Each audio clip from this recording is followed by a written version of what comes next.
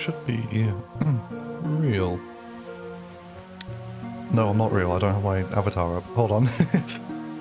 Just saw the Marina cosplay and you love it? Thank you! Yeah, it's one of my more recent ones that I've done. It's actually probably the most recent one that I've like fully done myself. Definitely need to do a lot more sewing than I actually do, because I enjoy it and it's fun to make little costumes and stuff. Alright, there we go.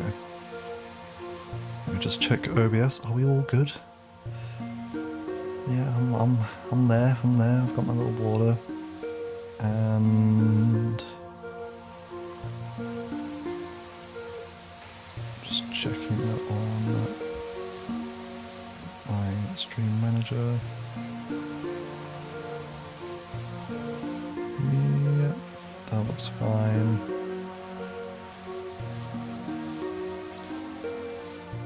Coolio.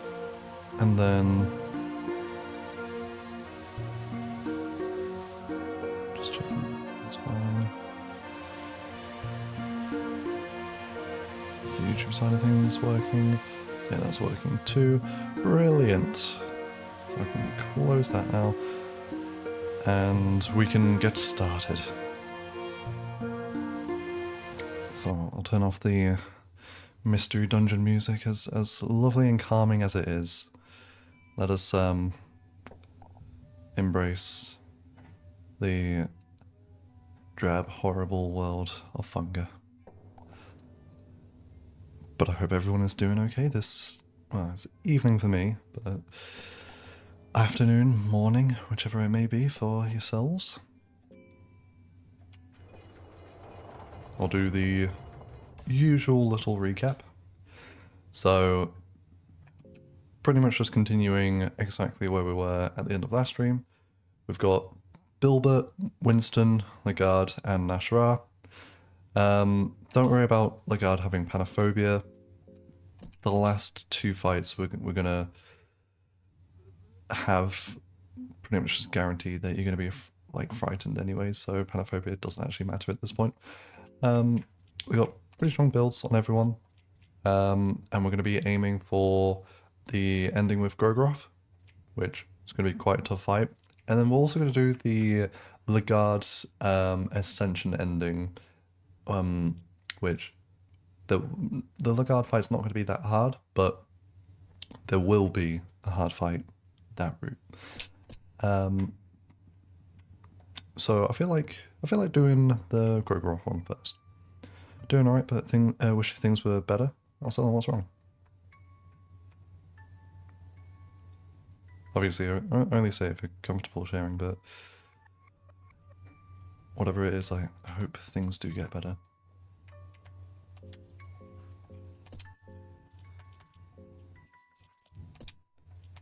I mean, you can only really hit rock bottom once.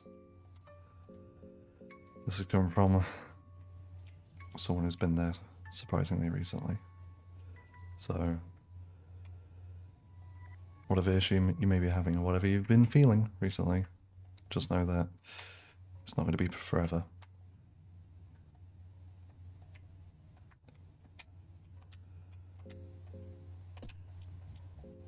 Okay, so let's just quickly do a bunch of transmutation. Just while we're here, may as well.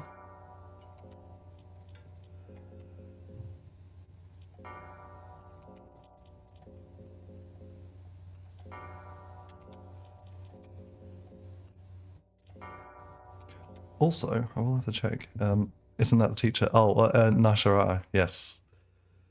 He's one of our very, very silly, unique party members that we've got. We should have some new emotes. Because of how crazy the last stream was, I got a whole bunch of slots. Oh, okay. Only one new one at the moment.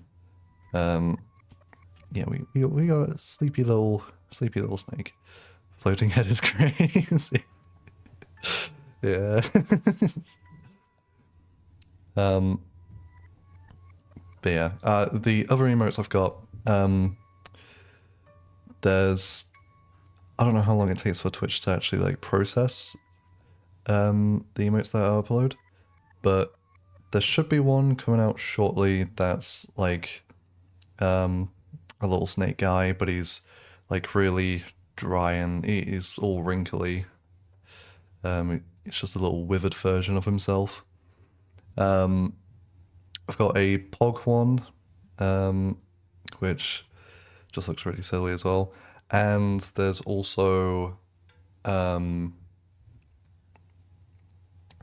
what was the last one? Oh yeah, just one where you get to pet him, a little animated one. You know, like the pet gifs where it's just the big realistic hand petting things. It's just one of those. So yeah, you guys can give me head pats if you really wanted to. So hopefully it won't be too long before those become real. Because I uploaded them a couple of hours ago. So they might be real at some point during the stream, or it might be like tomorrow that they get approved. Let's fully heal up everyone. And pretty sure we might be finished with both of our main goals for this stream pretty quickly. It may just take us like an hour or so. So if I do get it done quicker than I expected, then what I'll do is I might start a challenge run. My thoughts were doing a run on Termina with a character I haven't played yet on the hardest difficulty. Just to really punish myself for some godforsaken reason.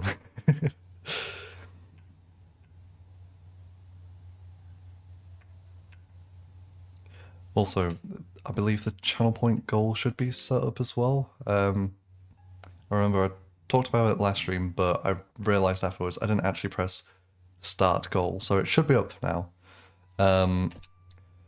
So yeah, just as you lot watch and get your little dream dust, your channel points, you should be able to essentially fund me doing a music stream, which will be fun, I think. Oh, and you've redeemed a bit of hydration. Okay, I'll do some gulps. I'll do some gulps. Oh, sorry, I was really thirsty. That was actually horrible.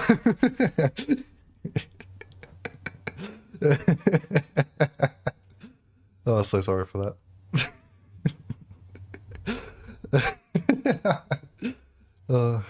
God, made me laugh. Can I do a push-up redeem? Well,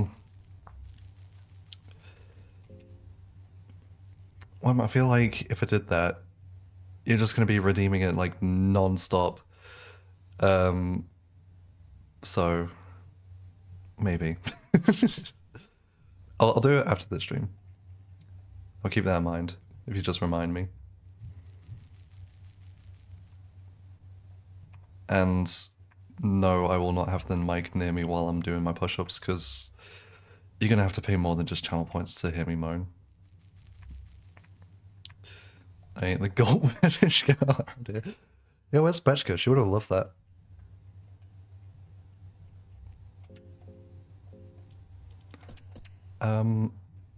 What am I doing? Oh yeah, let's make our way through the darkness to a bed to start with.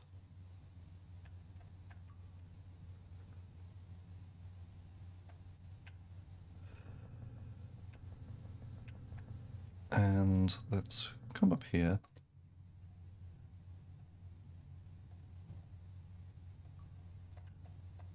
Where's the bed? Here it is. I don't know why I'm doing all this in darkness. It's way more authentic if you drink like you don't know if true. Alright, next time I'll just do like a nonchalant gulp. Because that very much was me exaggerating. Which is probably why it's sounding like I was drowning. I did drink like half a pint of water just with those like 3 gulps. So I might have to refill my water quicker than I thought. Winston's weak from hunger. Winston, well, let's not be weak, alright?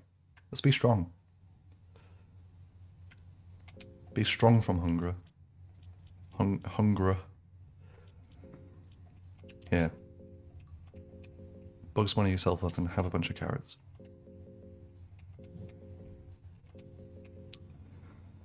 What time is it for me right now? It is 22:07. So 6:40 p.m. in the good old land of the Brits. And I've got some really good news. If you've been following with the fact that I've been complaining every single stream about how boiling hot I've been, you forgot that I'm British. I mean, are you listening to me? I think it's pretty obvious. But yeah, no. If you've been keeping up with the fact that I've been complaining about how hot it's been in the UK, you'll be very happy to know that today is still boiling hot, but tomorrow it should be like 20 degrees Celsius at most. And then on Monday, we are finally going back to like default settings weather, and we're just gonna have nothing but rain, and I'm so excited.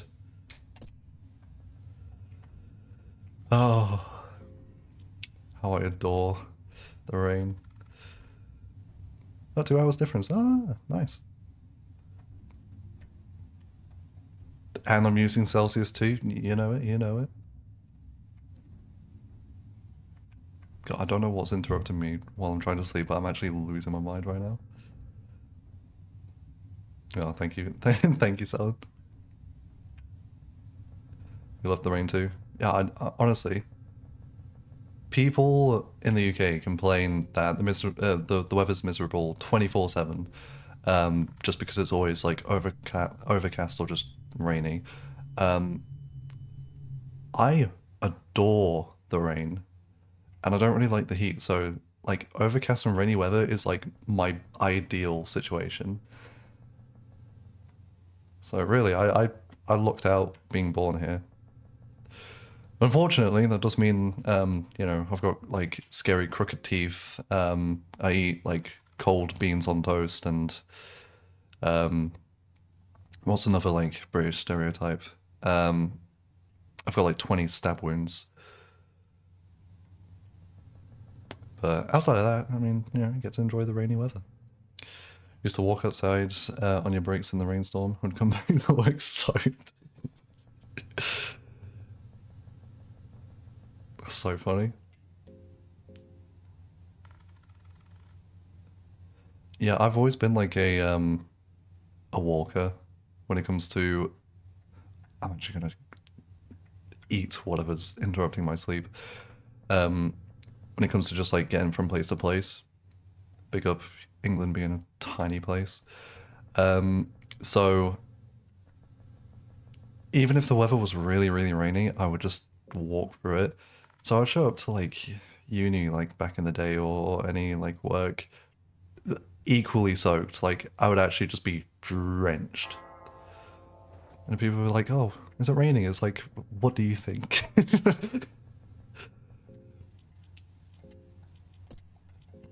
All right. Now that we've saved, that's just a very good save point for us because it means we can get to the gauntlet a lot quicker, and everyone's like pretty much healed up and stuff. So now we can venture forth. I'm a little bit disappointed that the new emotes haven't gone through yet, because I was excited for you lot to be able to use them. At least we got the sleepy one, which is a cute one.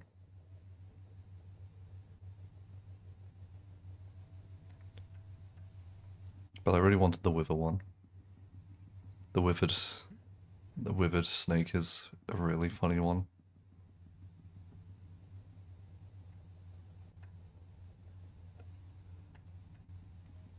I need to look into doing what Luca suggested, because I really like the idea of having like any sort of like bit donation or subscriptions. Am I going the right way? I am. Showing up just above my little avatar, like on his tail, just so it's like not intrusive. It's still like quite charming and you know, also shouts out the people who do sub, if I ever miss it, which I doubt I will. I don't know how I'm gonna set it up, because I'm still new to streaming. I don't know how technology works. I'm like 80 years old.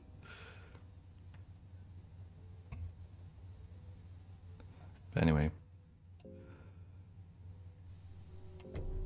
there's someone in my like building does nothing but practice guitar, and they're definitely a lead player, which is really good, because I don't know many people who play lead. I myself can only play rhythm, if you can even call it that, with my playing. So I might have to just like go door to door, putting a cup to their door just to find out who's actually playing and stalk them. You knew it. Well, about my age. I'm old. I'm not actually that old. I like how I've kept my age, you know, somewhat secret, to the point where like you're either gonna not be surprised at all when you find out my actual age, or you're gonna be like, "What? You're 19?" I'm not 19. I'm 16.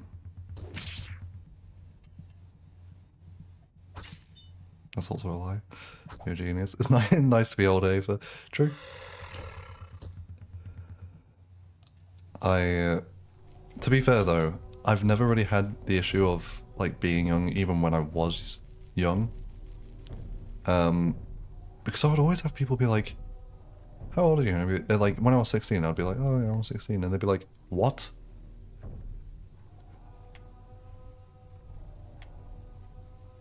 And I feel like just, you know, the way I talk and my mannerisms makes people think I'm older than I actually am. So it likes old men. I've been trying with a guy my age. He's stupid.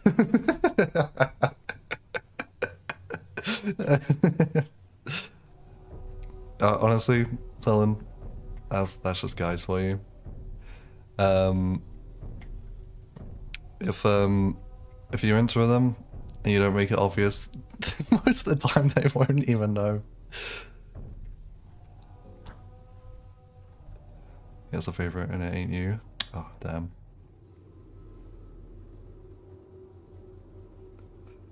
Look, I've been there. And it's tough, to say the least.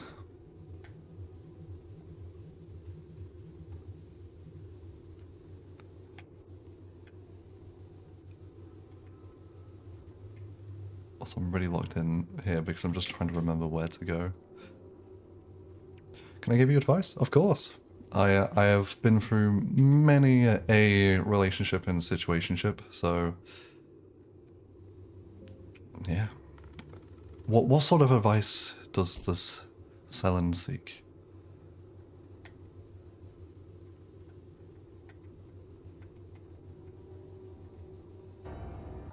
I can give you just general advice of you know, just be completely upfront about how you feel. Usually the best way to resolve things, because either you'll get a gentle dismissal of, oh, sorry, I don't feel the same way. In which case, okay, cool. Now you know not to put too much, you know, I guess, emotion into things. Or you'll get confirmation that they're interested. Scared of scaring him away. Well, that's the thing. Like, what I would do, Selen. I'm assuming he's single. Let's pause the game. Let's talk about this. I'm assuming he's single. That's probably rule number one. Let's hope he is. And I'm assuming you've known each other for a while. You're probably good friends, I would hazard. If that's the case, then literally just say to him, look, I have a... And if you don't want to be like too full on with him, you can be a little bit more subtle with your wording. You could say something like, you know, I've had a crush on you for a while. Do you think we could possibly like go out sometime? Don't immediately be like, I want to be in a relationship with you. Maybe just post like, put out there your feelings. Say, do you want to spend some time together? See how things go from there. If he rejects you, as tough as it is to say, that's fine too. If he rejects you, then you can just take that as a humbling experience and just say, okay, that's fine. I hope this doesn't jeopardize our friendship or anything. Because clearly, if you're into him, a friendship is also something that you would want to sort of keep. Like you say yourself, you know, you're worried about like scaring him away. So if you just be completely honest, say how you feel, see if he echoes your feelings, and take it from there. If he's the type of guy to get scared of you just being honest with yourself and him to the point where he's just gonna like go no contact with you, then he's just not worth your time to begin with. As harsh of a truth that may be, that is just the case. So that's my advice to you. From a guy's perspective, that's what I personally feel would be the most mature and easiest thing for both parties. And also, just last bit on that, I think also the fact that you would open up to him as honestly as you could sets a really good precedent for a potential relationship, because communication is the most important thing. That's something I personally always try and maintain and work on in relationships that I've had in the past. So, you know, if you feel comfortable enough being able to open up to him and he feels comfortable enough to do the same with you, then keep it that way. Like, and don't be afraid to just talk about how you both feel about each other. Words are the most powerful thing. So, there you go. That's my little bit of advice. And obviously, if you have any other issues, just ask away, because I'm happy to provide whatever sort of wisdom I may or may not have. What if you're too late? I don't think there's any such thing. I think if you pose the question and tell him how you feel and he doesn't feel the same way, then it simply is what it is. There's no too late about it. You shouldn't get like bogged down on, if I only did this sooner, or if I did this differently, things might be different, because then you're just setting yourself down a spiral. And nothing's worse than basically like catastrophizing your life over someone that you have feelings for. So, to sum up, I would say just engage that main conversation with him soonish. Like, just be completely upfront. Say how you feel. Say that, you know, you value the friendship as well, if you do. Because you also have to be honest with yourself. If... Obviously, you don't have to confirm, but if it's more of a, like, physical attraction rather than like a personality thing, then just be honest with yourself. Like, know that that is like the bones of your feelings. But if it's the full package, if it's just proper yearning, proper love, then yeah, just let him know. And the worst he can do is say no.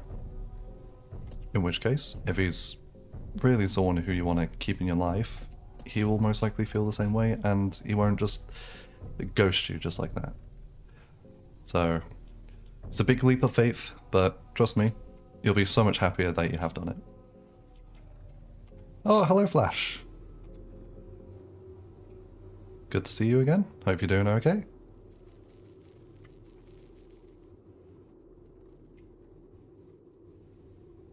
I hope my relationship advice and you know, ramblings made sense.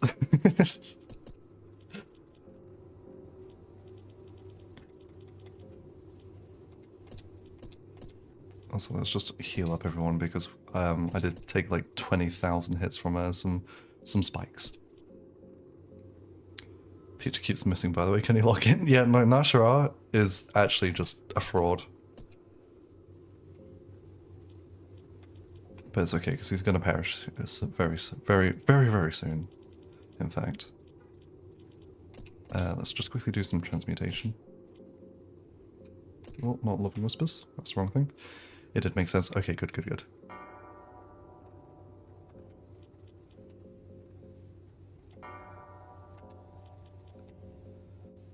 Yeah, I'm always happy to give anyone in the chat any sort of advice.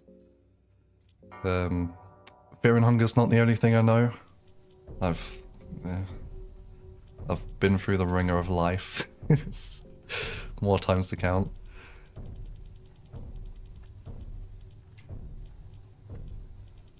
So I'm happy to help where I can.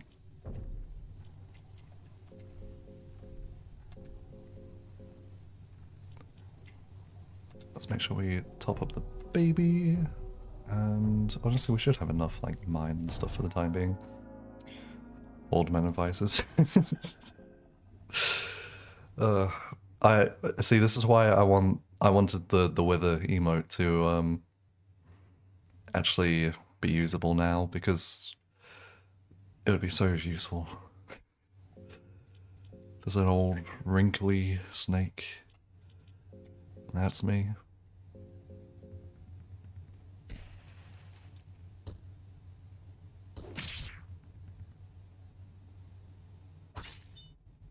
I barely even talked about the game today. Wow, the moonless guards are pretty cool. I'll tell you what, slightly changing topic. I've had a song stuck in my head all day. Do I like Funga 1 or 2 more? Ooh, I like them both for very different reasons, but I think I prefer 2. I think Termina is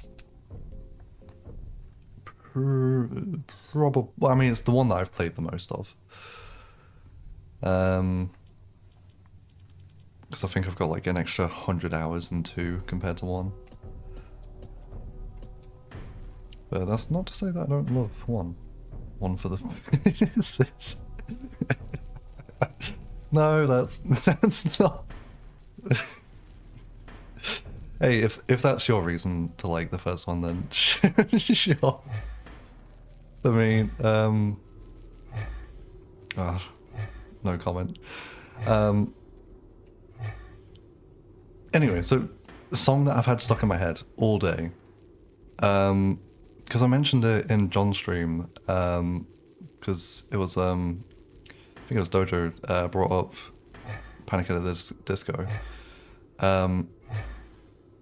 I've had Build God and Then We'll Talk stuck in my head all afternoon, and that is such a banger. God, I do really like early Panic at the Disco. Am I going the right way? What am I doing? No, I'm going the completely wrong way. No, I'm lost. We go left. We go up.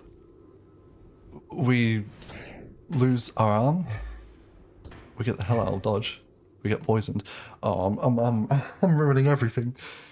Did I listen to it? I did have to because it was just stuck in my head. So I don't know if anyone else is like this. It may be the psychism in me. I listened to it like 20 times in a row because it was that stuck in my head. I do that with songs like all the time. Like it doesn't matter what it is. I would just be like, today my brain wants to listen to this, and then I'll just put it on a loop. And then I'll be like, okay, that's enough of that. I'll put on like another song. I'll be like, oh, I kind of miss like that first song though, and then I'll just put it on again for another like 10 times. Yeah, you do that too? Yeah, no. I'm glad I'm not alone, because I feel like it definitely must be a form of torture for some people. What's like that bit in The Walking Dead where like Daryl has to listen to like the Easy Street song on loop?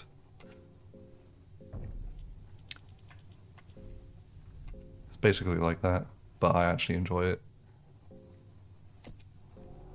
Oh, we've got a whole bunch of equipment to craft actually.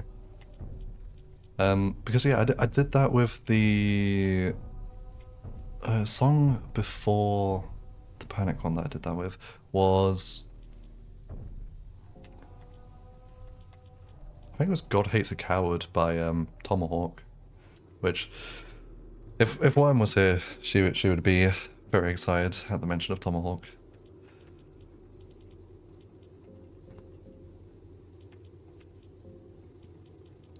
And I had a train journey where I just sat there and I just listened to God Hates a Coward on loop for like 70% of the journey.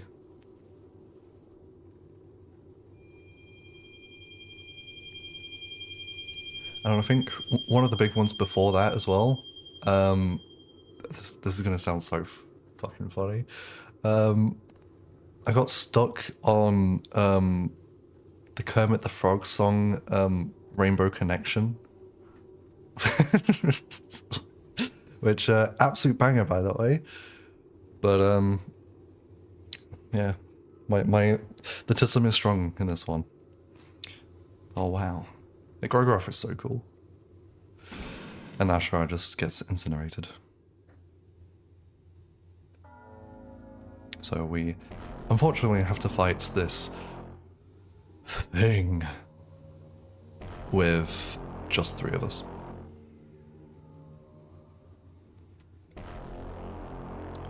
But we can manage, So, we've got quite a good start because we've only got 2 eyes open.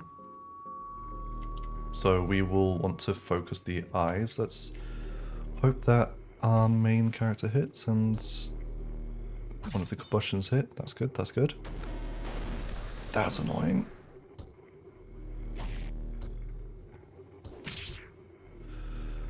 Okay.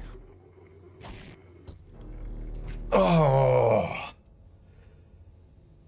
71 damage they can do to Bilbert himself. Gosh, darn it.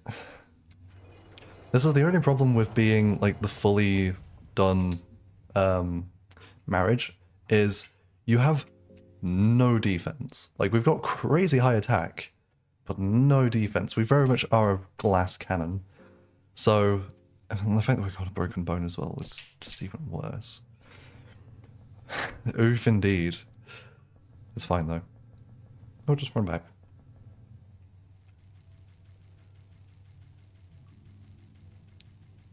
At the very least, this is a bit more practice for me navigating the gauntlet. Because I am not very good at the gauntlet.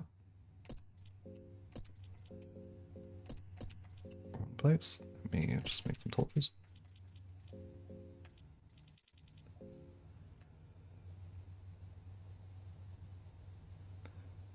So, depending on how many attempts this takes, we might be on this game all stream. Which, yeah, gives me something to do. Oh, I can hear my neighbour playing the guitar again. What song is he playing? Or she? I shouldn't assume. Or they. I shouldn't doubly assume.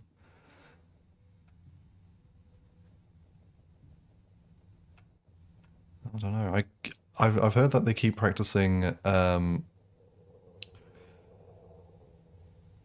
Layla by Derek and the Dominoes / Eric Clapton. But I can't actually tell what they're playing right now. I'm just gonna run for this person. Completely fine by you. Watched lots of practicing streams. Hell yeah. I do have an idea for a stream in the not so distant future.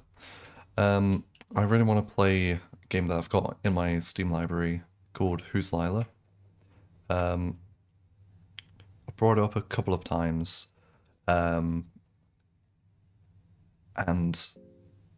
I've only played a little bit, just about an hour, and I think it would be such a fun stream game because it is completely bonkers. Concept's really cool, art style's really cool, and from the little bits of the story I've managed to glean from the tiny bit I've played, that's also just completely insane. So, yeah, I will most likely, I don't know if I'll do that like next stream or like sometime next week, but you know, look forward to that because I'll be playing through that game, and I think if you like Fear and Hunger, if you like this sort of vibe, then you'll most likely like that as well. Hope you can make it to that stream. I hope so too. Given what I know about your taste in media, Selen, I think you would find that game fascinating. I know for a fact I do.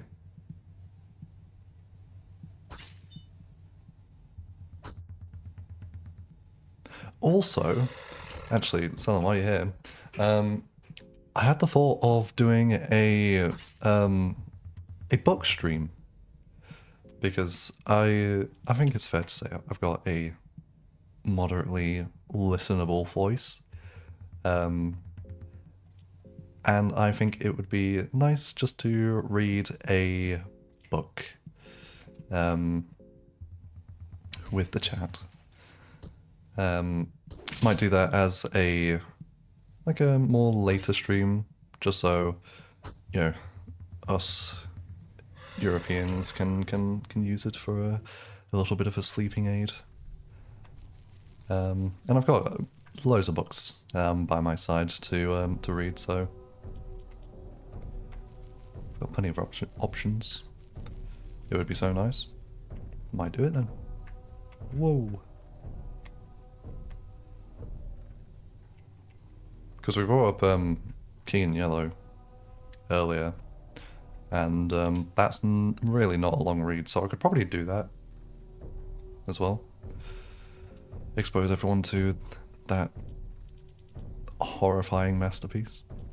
And another book I absolutely adore that I would be more than happy to read for the stream, but it would probably be a very long endeavor, is actually my favorite book of all time, House of Leaves. I adore House of Leaves. If anyone's not aware, it is one of the most insane books ever written. All you really need to do is just Google House of Leaves or House of Leaves pages, and you'll get an example of how genuinely insane the book is in its layout. And it's not even like it trying to be pretentious and be different. It genuinely is just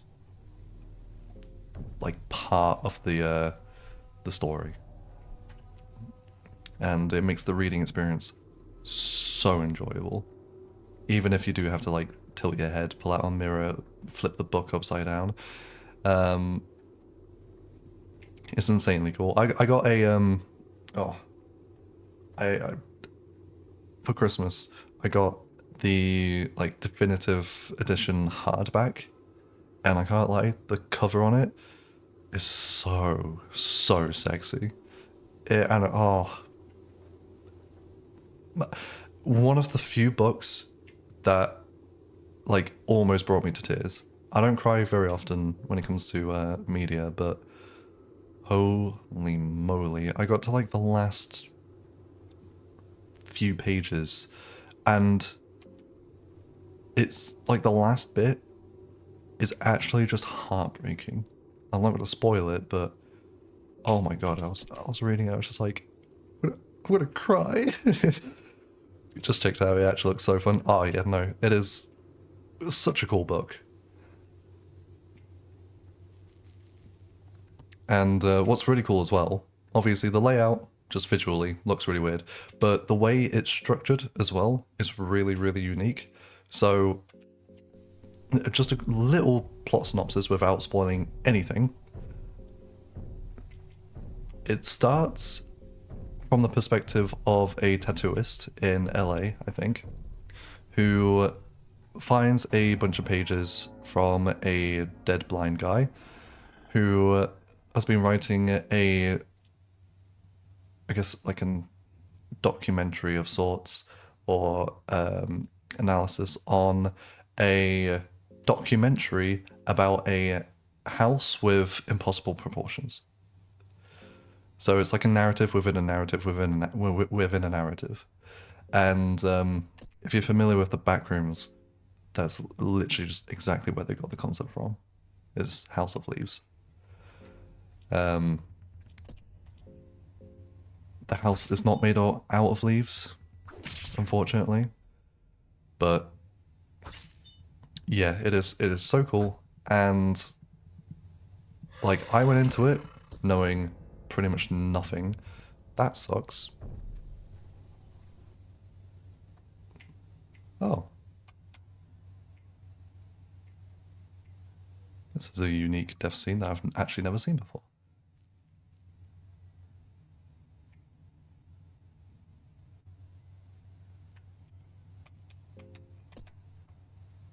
That's cool. Still going to reset, but sounds amazing. Yeah, you know, it is actually so cool. Easily my favorite book of all time. The only downside, I would say, is it's just a very long read, which it has to be. But it is like 6 or the number before 8 pages long. I don't want to say the cursed numbers. Like, yeah, it's like 600 pages long. So there's a lot to read. Yes, I don't want to say it.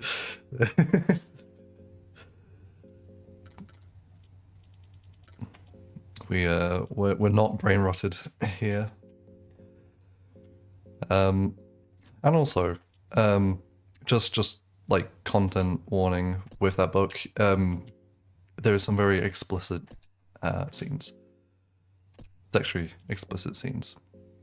So, if you're a minor, first of all, you shouldn't be in the stream. But also, yeah, don't read it.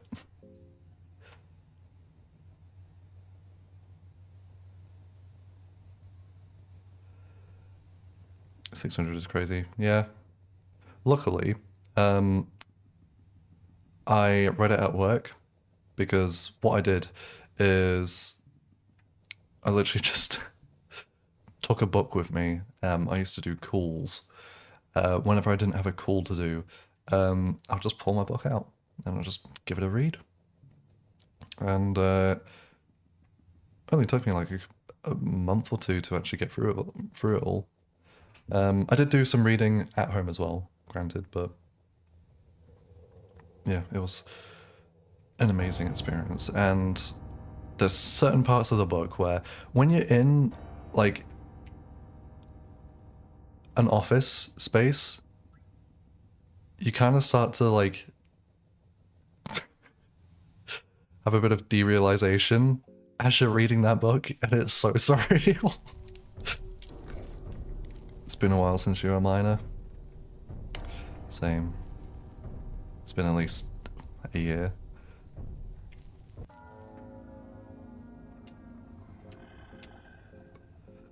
I like flip-flopping between the narrative that I'm either really, really old or extremely young.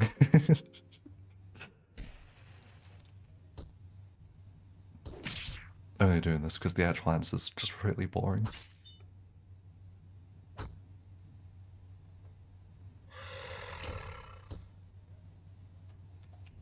I'm slap bang in the middle of 50. I'm not. Why am I even bothering like interacting with the corpses? Let's speed things up.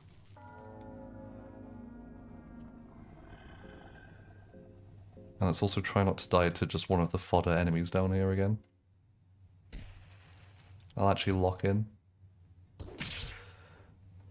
I'm also just going to take a quick sip. Just a normal one. I'm not going to drown myself this time.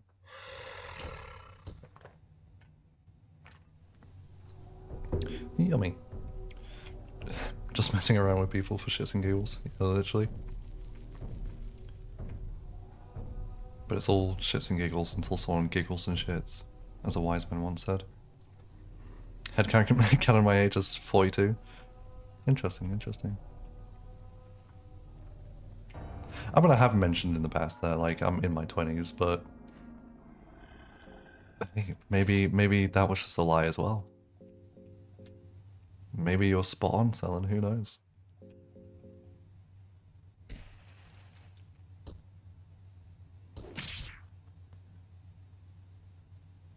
That would be awesome if I was 42.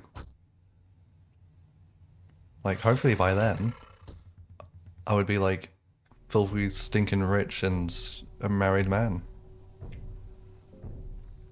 Or married woman. You never know what might happen to me in the future. Believe I'm 26. Interesting, interesting.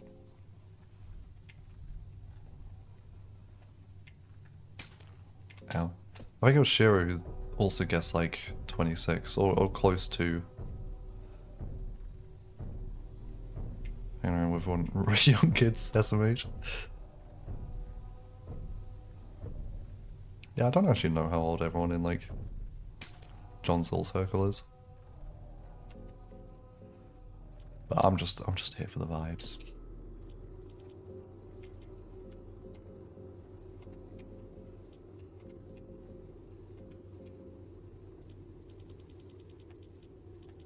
Plus, I used to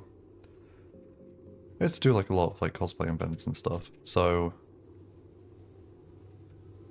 you know, you kind of just get used to having to, like, being forced to interact with minors.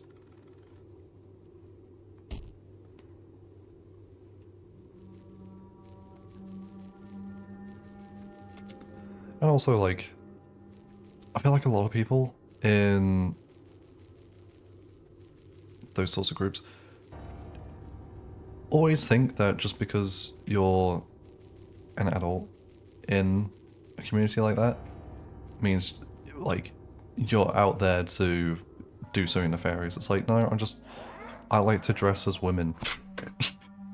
and RPG characters. Like, it's like, you guys are the weird ones for being allowed to come out here. It's good to have one adult in a circle, like a babysitter. Yeah, true, true, true.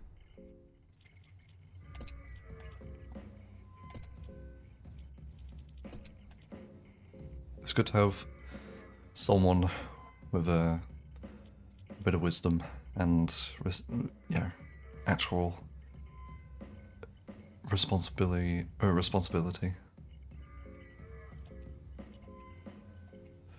Although it can really suck having to babysit people all the time. Because that's also not my job.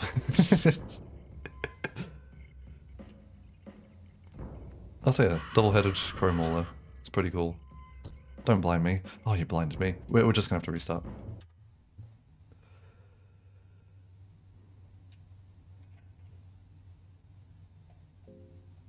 In case you didn't know, if you get blinded in this game, you literally cannot see full stop. Like, as soon as you finish the combat, everything is just completely black. So, yeah. Don't mean to put pressure on me. No, it's okay. I work well under pressure.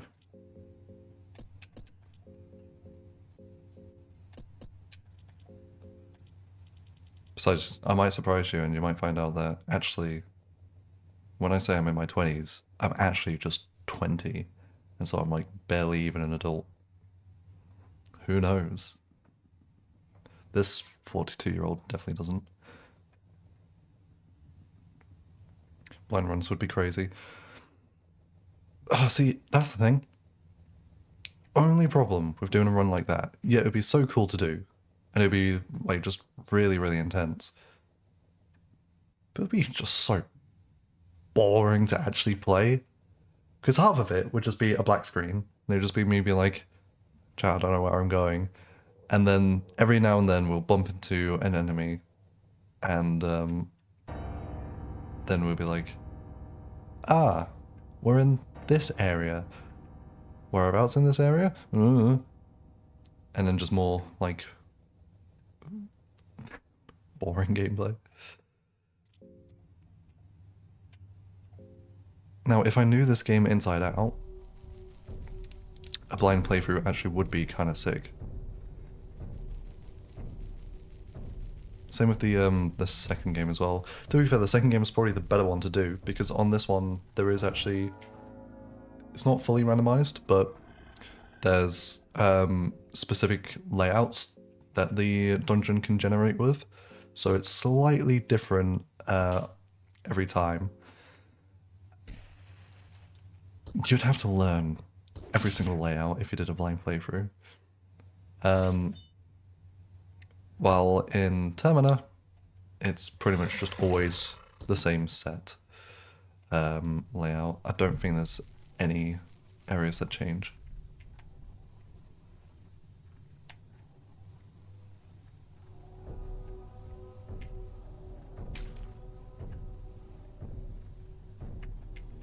Why do I even bother like coming down here and looting this chest? It really doesn't change anything.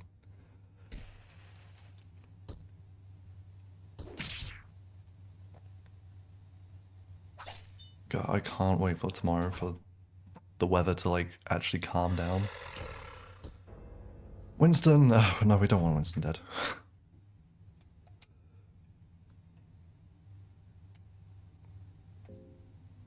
I like how this run we hadn't had like a single death, and then as soon as I start doing the final boss run is when we start dying like non-stop. Which, you know, is funga. That's kind of part of the game.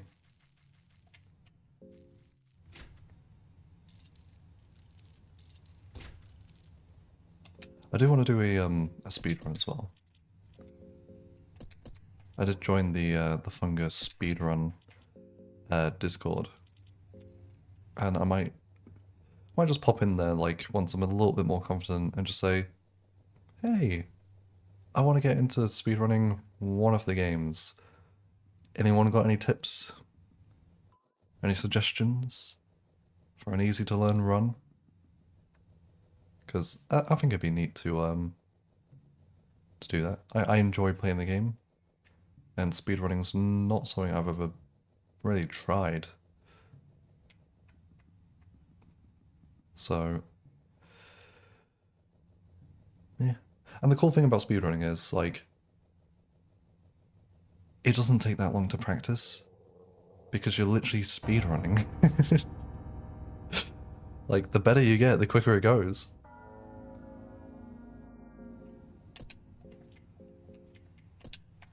Also, don't mind how this cave dweller has all of her like body parts slightly misaligned. I don't know why that is the case. I'll burn her boobs off. Ow.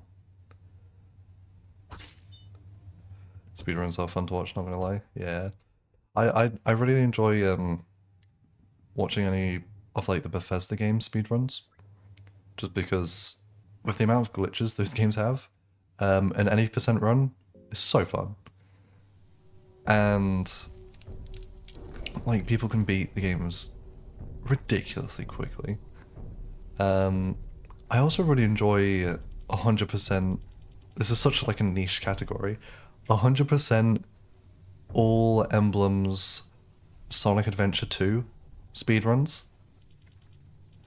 Because they're not short, they're long speedruns, but they're so sick. They are so cool.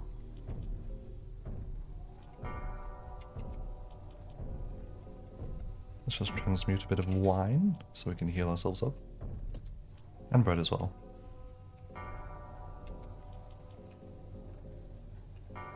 I also really like glitchless speedruns of just like very nostalgic games.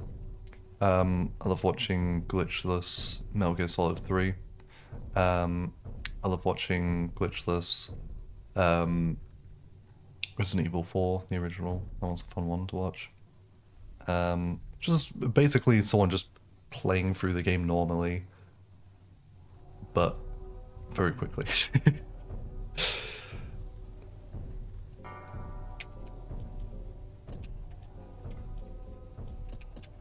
Okay, let's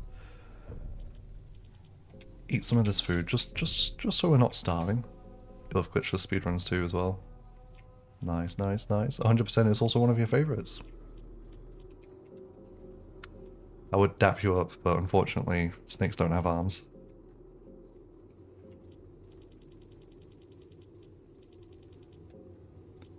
Yeah, speedrunning is just really cool. And it seems like a lot of the speedrunning communities are also just really, really nice.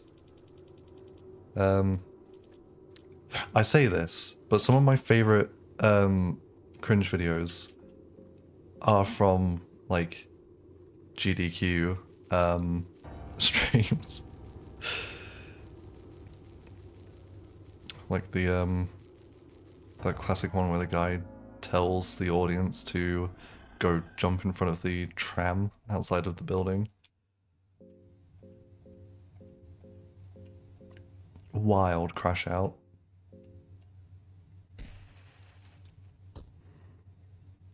It's one thing to say that to your chat. It's another thing to say that to a bunch of people right behind you.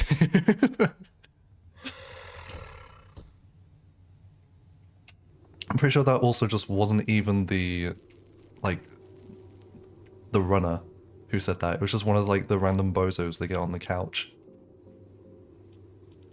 That's insane, yeah, literally. It's also the oh my god, it's so funny, but the guy who's just like, he says something like, hey, what's the deal with all these like video games and having pig enemies in them? And I think the streamer just turns around and he says, I'd really appreciate if you stopped talking.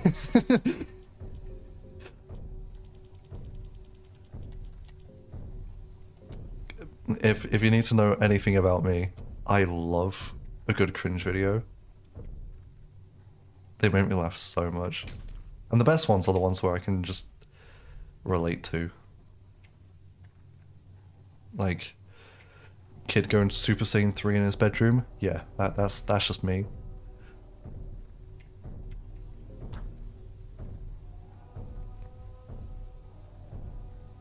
That's why I used to absolutely love keeping up with like Christian lore, but then unfortunately, you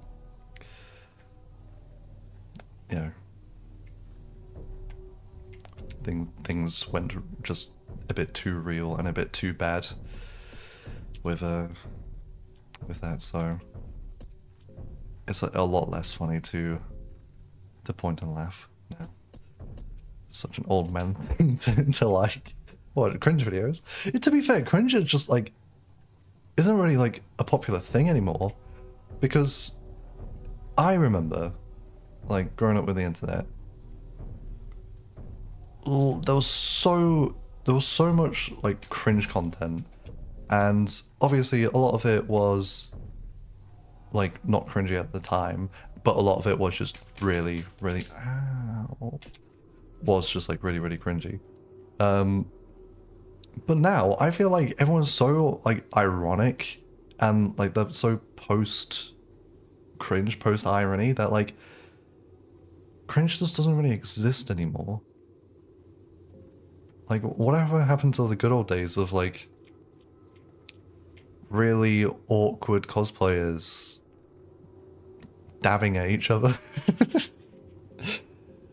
Now like everyone's an influencer, everyone's like really like conscious of like the way they behave, they're a lot more like well adjusted, and they're also just far too worried about seeming cringe that like they just don't allow themselves to be anymore, which I think is a real shame, because there's nothing wrong with being cringe. I mean, have you seen me?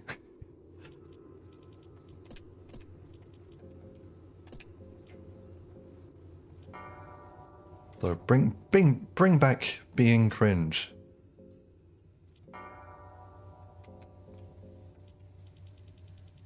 Mainly just so I can watch videos of you doing cringe stuff so I can laugh at you. I joke.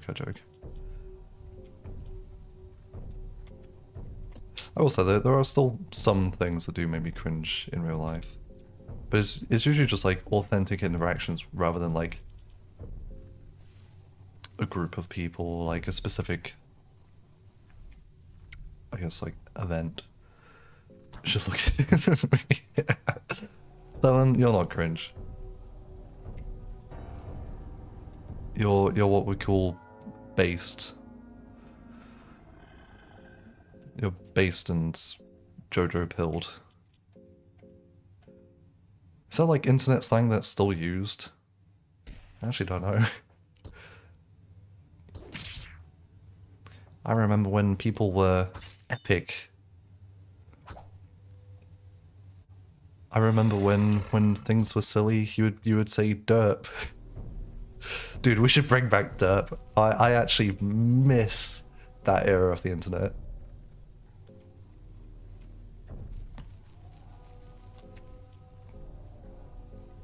Be hitting people with the Migusta.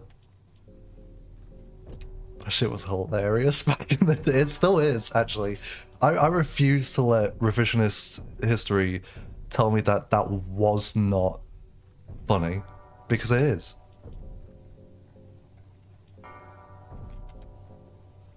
Not derp. You were a kid around that time?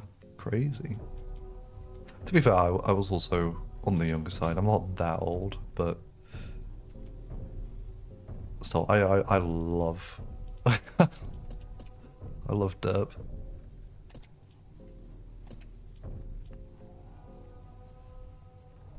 I've only had like one person in recent time that I've interacted with unironically use derp. And when they did, I just immediately was just like, oh my god. People still speak like this? In the big year of, well, it was like 2024 when I last heard it.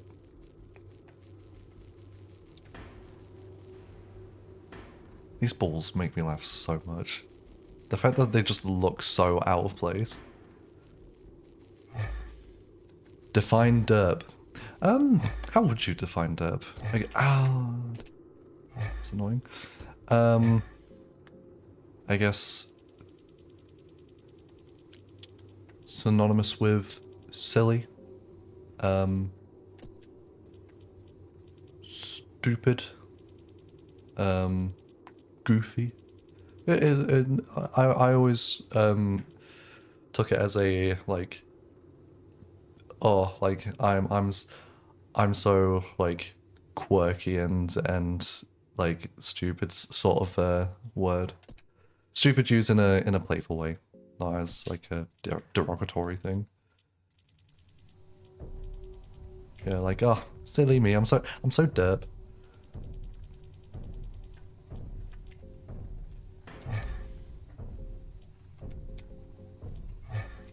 And then obviously, like, you got the rage comic face of the derp, which I don't even know what that face is supposed to be expressing because it, you know, it's basically just a pog.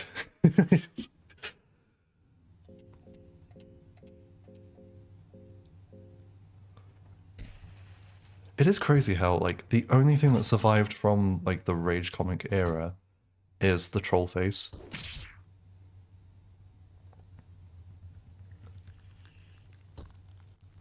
Uh-oh. Oh, we might be in a tough situation here. Okay, no, we're fine, we're fine, we're fine. Let's get rid of the other arm. Judging from my gameplay, do I like the older Final Fantasy games? So you would be completely right. Yes, I do. My favorite Final Fantasy is Final Fantasy 6. Not 7, although I do love 7. I absolutely adore Final Fantasy 6. I think it's one of the best JRPGs ever made. And I think Kefka is one of the best JRPG villains ever written. I adore that game. And also, big up Square Enix for being very progressive with that game, having, you know, Terra be a female main character. Yeah, back in the 90s. Back when, you know, all the main JRPG protags were just like, dude with sword. It's really cool. Haven't seen Trollface in a while. I also haven't seen him in a hot minute. I hope he's doing okay. But, you know, I absolutely adore Final Fantasy VI. I'll be so happy to play that on stream, by the way. I cherish that game with all my heart. Samus as a woman? Yeah, oh yeah, Metroid's another one. I love Metroidvanias as well. I've never played Castlevania though. Which I probably would like mess with quite a bit, but yeah, I've just never touched any of those. Blah. Okay, back to Grogroth. Let us not perish this time.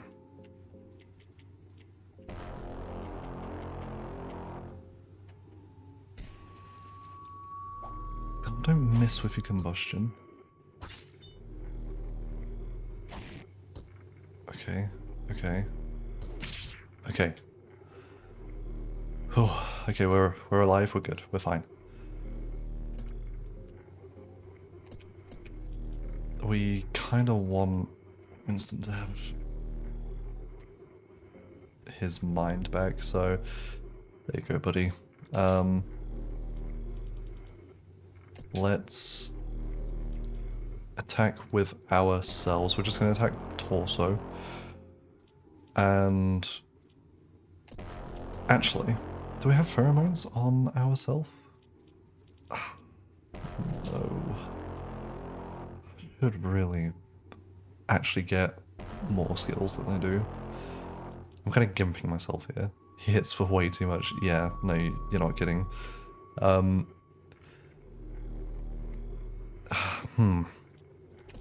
Okay, yeah, let's get Bilbert to attack, because he'll probably do the most damage. And let's get the guard...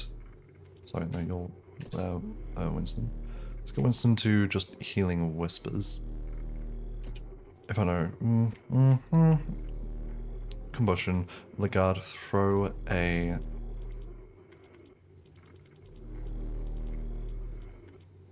Oh, I didn't craft the healing stuff. It's okay, we've got the mixed herbs, that'll be enough. Oh, one of those. Thank God both of those targeted to Legard.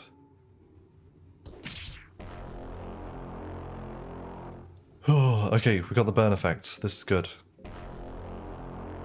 This is very good. Let's just heal everyone. Winston being our goat. Just combustion, and let's make sure Winston has God,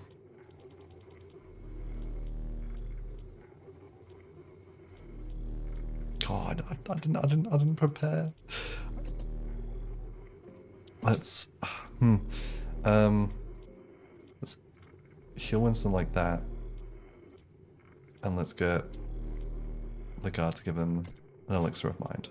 Just top off his mind so he can do the AoE heal. Don't double tap me. Okay, we're fine, we're fine, we're fine.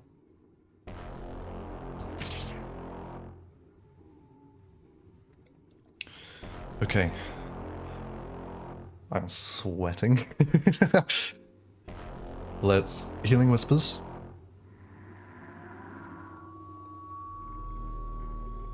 And just build it.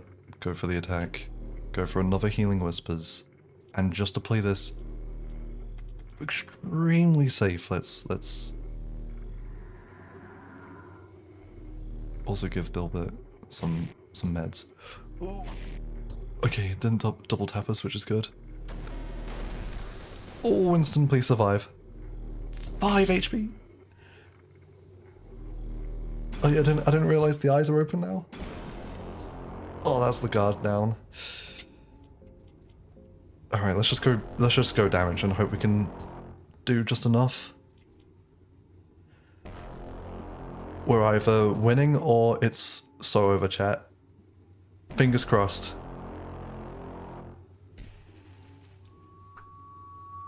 Don't miss. Is that enough? Oh! Oh!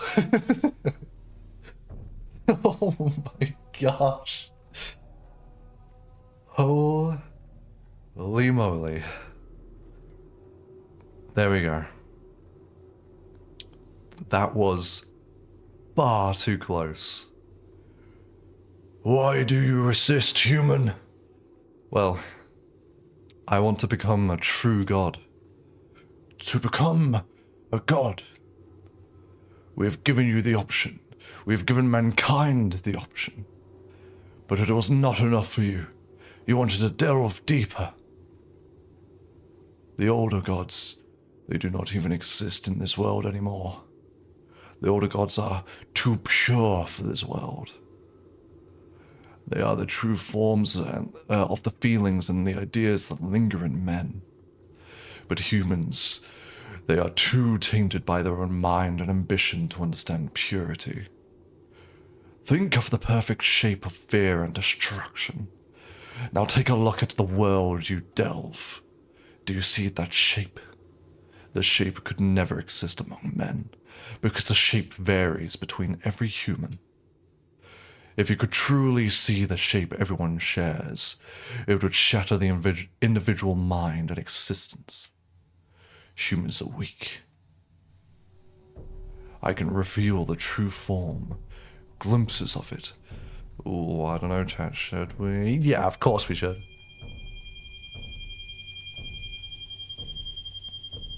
Your sanity declines at an alarming rate. You are gasping for breath desperately as the shock and horror shut down your bodily functions, one by one. You feel terror run wild inside of you. Despite being hardened by the horrors of the dungeon, nothing you witnessed so far could have readied you for this primal feeling. You cannot operate in a way. Reading everything wrong. You cannot operate in any way. Your body has to shut down, as it is the only escape it can come up with when facing this older being. Your life runs past your eyes in a heartbeat. The biggest regret you have was to ever set foot in these dungeons. You know. I feel like that should be you now realize, not you know realize. You know you know realize that the whole experience was predetermined since the very first second you laid your eyes on this ancient fortress. Book streams, he says. Yeah, that's the only problem. I think I've got like a slight speech impediment, or I'm just dreadful at reading, because I get tongue twisted so quickly. But hey ho, still, I think a book stream would be fun, despite the flubs.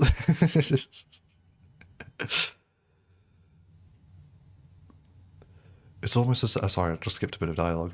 It's almost as if you fell out of the history books altogether. Your screams of terror never reached anyone. So yeah, this is like probably one of the worst endings. Like you just die. You get to the bottom and then you die. Hey, what's up, Luca? It's fun use of the emojis. But even that is more than what is meant for human ears. So there we go. Ending B. It's probably the hardest ending to get, especially because we only had 3 party members because we had Nashara on our team. If you've got 4, it's a lot more manageable, and there are some pretty easy strats to deal with it. With 4, you can easily take out the eyes without having to worry too much. You can also, if you're not a full marriage, you can have yourself be pretty armored. You can put pheromones on a party member with a lot of armor, and overall, the fight can be Kevin McLeod. Sorry, what? Interesting. Yeah, overall, that fight's not that bad. In this playthrough, yes, it was pretty bad. And, ooh, we're having some gulps. I'm not going to exaggerate the gulps. I did that early in the stream, and it sounded like I was drowning. So, normal gulps. Yummy. Oh, I do love my big gulps. I'm gonna have to refill my water in a minute. But you're gonna be using it every time you can. Matt, go ahead. I also I'm pretty sure I set it so you should be able to unlock the emojis for pretty cheap. In case anyone isn't subscribed. Because I don't like the idea of putting things behind a paywall. So just putting them behind like a little bit of channel points is fine. Because I want everyone to be able to enjoy the emotes that I've made. And I think it just doesn't make any sense that sub emotes are a thing. I'm sure there's some like Twitch analysis expert who's like, actually, if you have all your best emotes behind the subscription, then that will actually increase the amount of subscriptions you get per month by a percentage of 7.2. And like, yeah, I just don't care. That's lame. So there we go. We'll do another ending as well. This one has a very cool boss in it. So they the one. Oh, yeah. So I have made a few more. Um, at the moment, the only one that got approved right away was the sleepy one. But there should be a Pog animated emote, as well as a petting animated emote, and a withered emote. Just one of little old me looking dry as a raisin. So hopefully that those will get approved soon. I don't see why they wouldn't, but shouldn't be too long. Anyway, let's get the next ending. And this will be the only other ending I'll get, because we're unable to get one of them, and then the others are just sort of like more lore heavy endings rather than like fight heavy endings. So I'm just going for like the two difficult ones.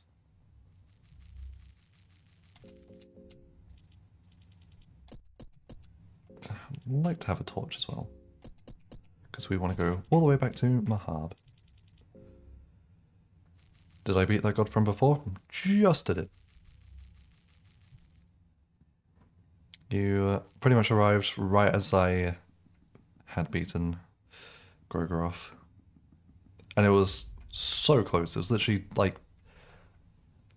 a difference of like 5 HP.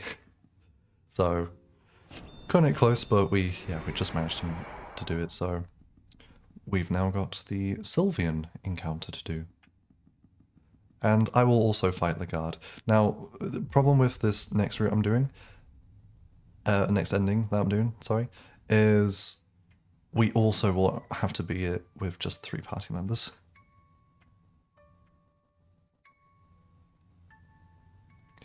Did I do this deliberately to make these 2 endings harder? Yes. Because it's all well and good doing a run where you're just showing off like a bunch of rarely used stuff, but let's throw in a bit of challenge as well. And so, you know, we're gonna suffer on this next boss as well. Not being pushy, but parts of the snake would be awesome. Oh, Luca, yeah, no, I did mention that early in the stream today, actually, that that idea has actually stuck with me, and I do really, really want to do it. Definitely just having like the tail come out just to display like a little message being like, thanks for the follow, or thanks for the sub. So I most likely will get that sorted within the week coming up.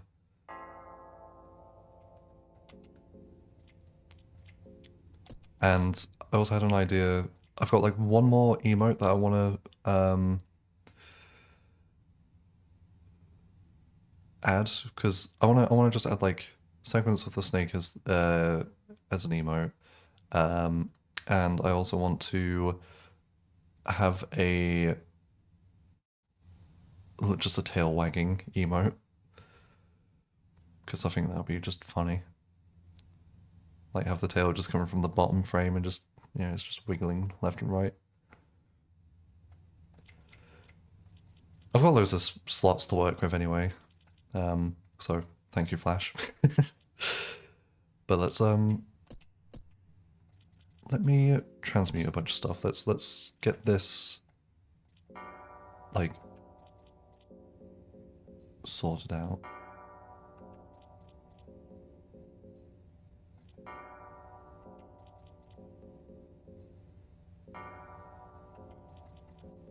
Yeah, honestly, I'm really excited with like the whole streaming stuff, because I definitely have a lot of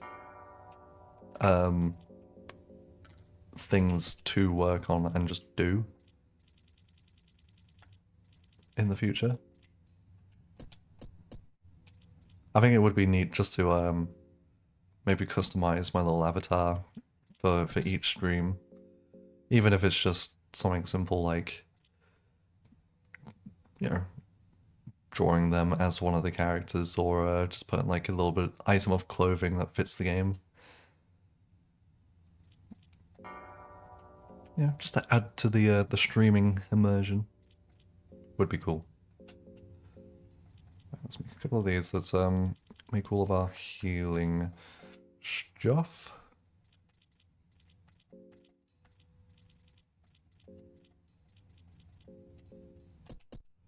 Okay, that's good. We can do a bit more transmutation, and let's not neglect the fact that we are going a little bit insane.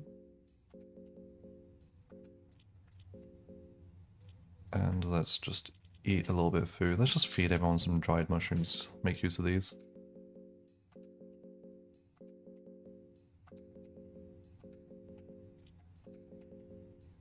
The guard can stay starving because he's going to leave our party shortly. Unfortunately. Okay, now we're safe. This should be good.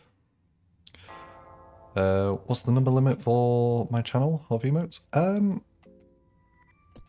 Good question. I think it's... So you get 5 free ones just for the followers, and then I've gotten, thanks to like the subs and everything, I've gotten 5 extra slots of like tier 1 subs, 5 animated slots, and then 2 additional ones, like 1 for tier 2 and 1 for tier 3. So what is that in total? That's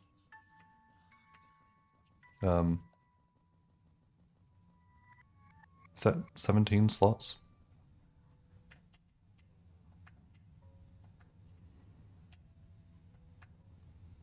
It's kind of crazy. Probably not going to fill out all of them right away. We can we can save a few of them.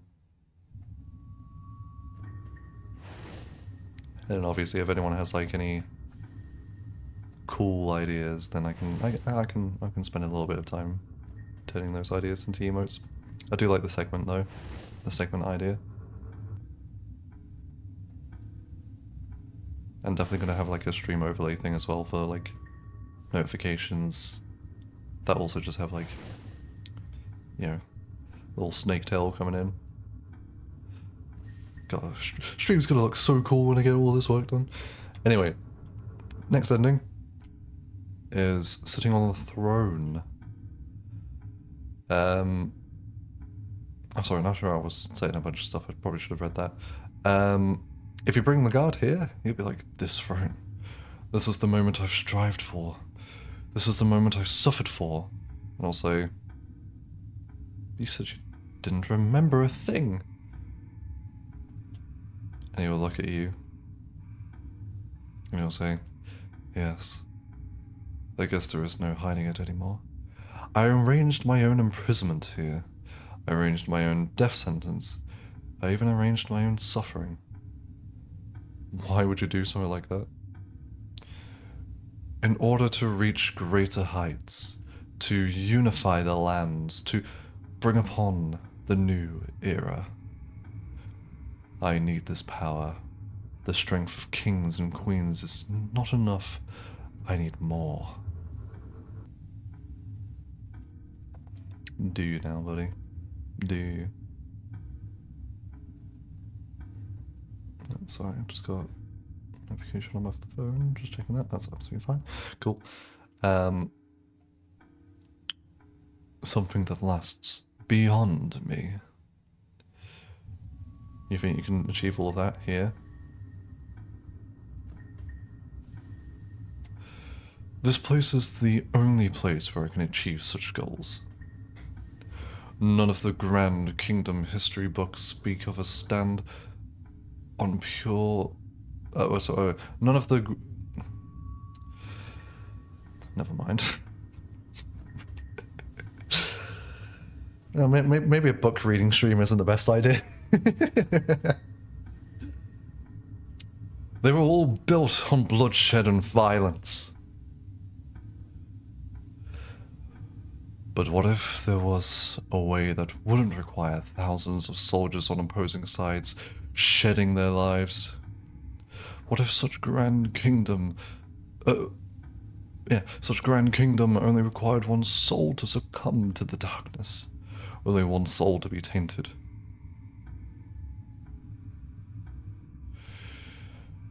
You ridiculous, self-indulging maggot.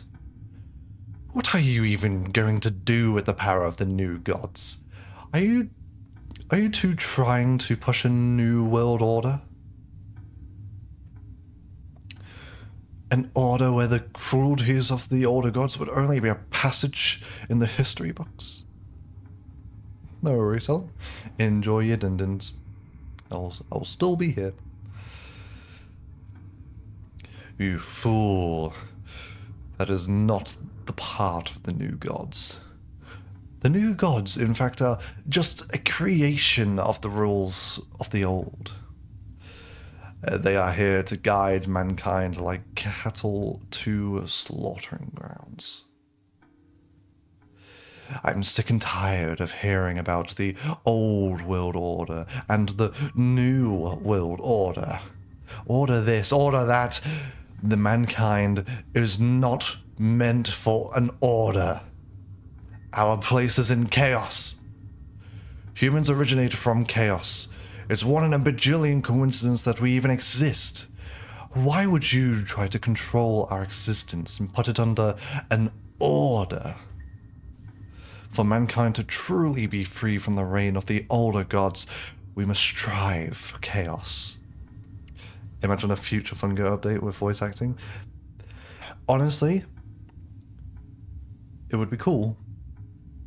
But I actually really like it when RPGs don't have voice acting. Because, you know, it's fun to do the voice yourself. Obviously in like cutscenes, sure. But I do like it when it is just reading. Although I will say, one game that I'm so glad eventually was fully voiced is Disco Elysium, one of my favorite games of all time. I will happily play that on stream, by the way, at some point. When the director's edition came out, and they had like literally everything be narrated. Oh my god, like this is so good. Yeah, this limit must be new. Oh. Yeah, again, new to Twitch, so I don't know what's like new and what's old and stuff. And I did check as well for like my ad thing.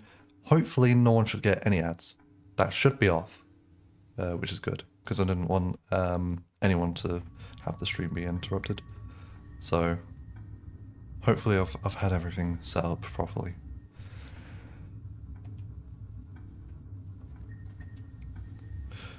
What's the matter, little bastard baby? Did I just crush your miserable worldview and beliefs? Just shut up. Just shut up. Just shut up! The guard crashes out.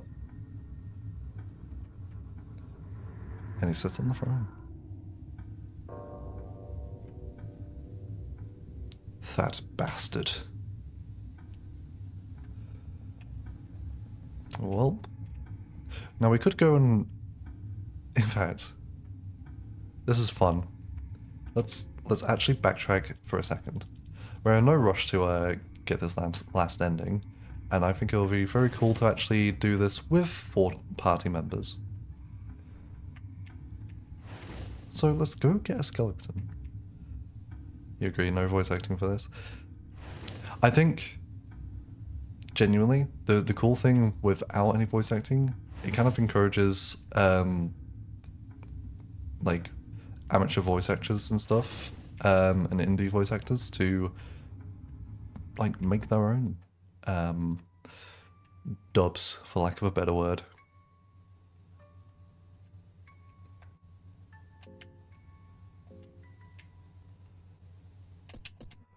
So we should. Do we have of course we have necromancy. We had to have had necromancy for our marriage. So we want to go to the closest skeleton, which I think it's just out on floor 7, near the thicket bit. It's just a guaranteed skeleton spawn there. Checking why you only did one emote 8 years ago. Yeah, I don't. Like I say, don't know what Twitch was like in the past. Not up here. But it is nice that they do just give you like a good amount of slots for follow emotes, because I would argue they're probably like the most valuable ones. So being able to make 5 entire ones of those, really neat. Really depends on the game. Yeah, I would agree. I'm a big fan of good voice acting. That's like one of my many fixations. And so I'm all for a game having good voice acting. By the way, this guy looks like he looks like a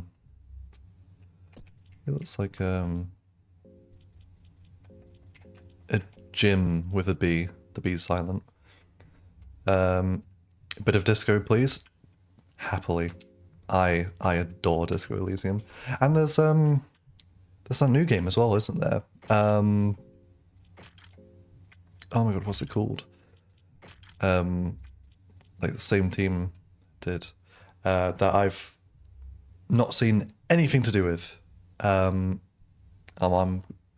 doing my best to just completely avoid any spoilers for that, because I went into Disco Elysium completely blind, and oh my god, it was life-changing. It was crazy good. And I'm expecting big things from their second game.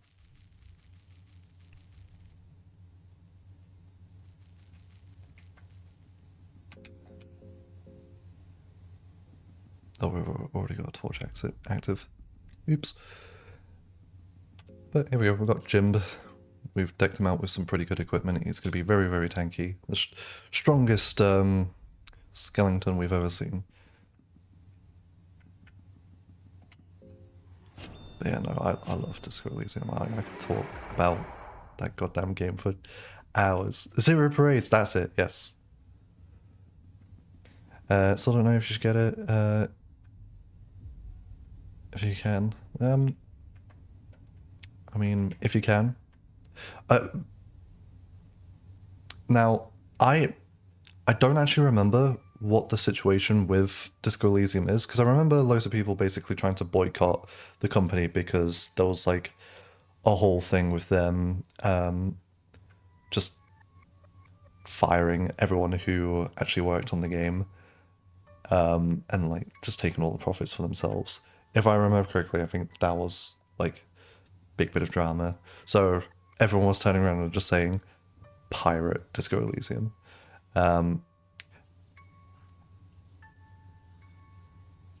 So you could maybe do that. I'm not endorsing it. I personally bought the game. Because at the end of the day,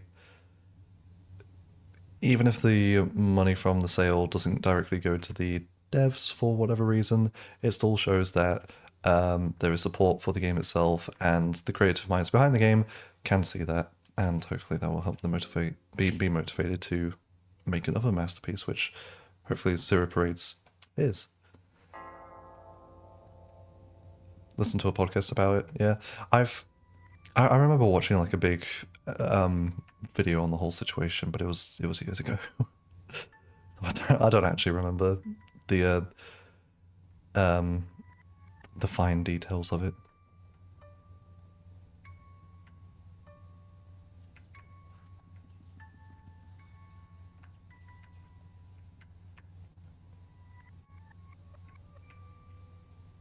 But I'm excited to play through Zero Parades. I haven't bought it yet. I'm pretty sure it's fully out. Maybe. See, I don't even know that. But, you know, I absolutely will very happily do probably, what number playthrough would it be? Like my 4th playthrough of Disco Elysium on stream. Because I know for a fact there's probably just so much stuff that I just haven't experienced in that game. Don't want to risk spoiling anything for you. For Syria Praise, yeah, no. I want to know nothing.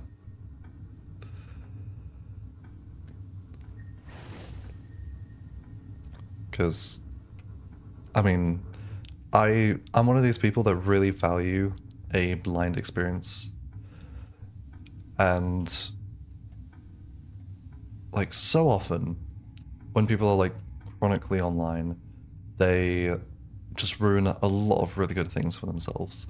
They'll see spoilers for movies, they'll read spoilers for books, they'll watch like analysis videos on like pieces of media without actually consuming it authentically themselves, which for me personally, like it's absolutely fine if that's what you enjoy doing. I mean, I'm a streamer for God's sake. But for me personally, I just love that like real like first-hand experience. Now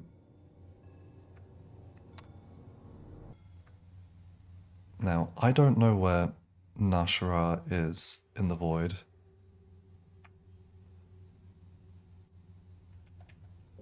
I'm gonna Google it. I'm just gonna hide in this hole for a minute. Because you can spend literally an hour here just trying to find your fire members. The void, fear and hunger.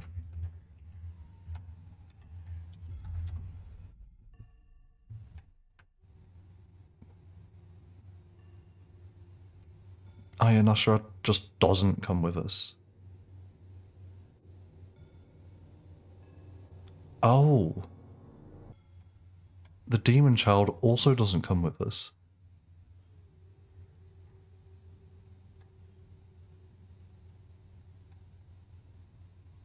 Oh god, it's just gonna be us and Jim. Oh wait, this is way worse. Oh, this is actually terrible.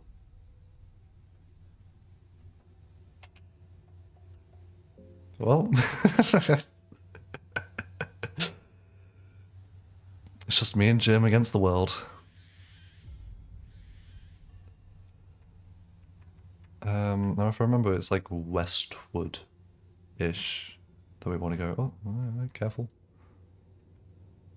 And by the way, I'm gonna just avoid fighting the Greater Blight. I know, boo, boring, but we don't want to put ourselves at risk. This close to an already really tough fight. Try and get into things as soon as you're interested. Yeah, honestly, like I do think, especially these days, people just don't value an authentic experience of stuff anymore. Which is a little bit of a shame. Tag team of God. One podcast got you into half of it. Nice. I'll have to if I do a disco, also haha do. If I do a Disco Elysium stream, I think right on the back of that I'll probably do a Parades playthrough as well, because that'll be like a nice game to follow through onto. All right, let's top off our mind. Bilbert and Jim. Yeah, I know, Wiki Gaming, but yeah. If I want to know something, It's the quickest way of doing it.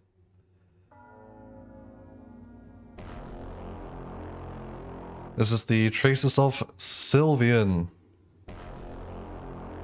We are pretty screwed. I'm just going to be completely honest. People argue whether or not Sylvian or Grogroth are the harder of the two Traces bosses. I personally think Grogroth is harder, but Sylvian is still pretty much on par. She's got a lot of really annoying abilities, and you know, if you got a party of 4, you're absolutely fine.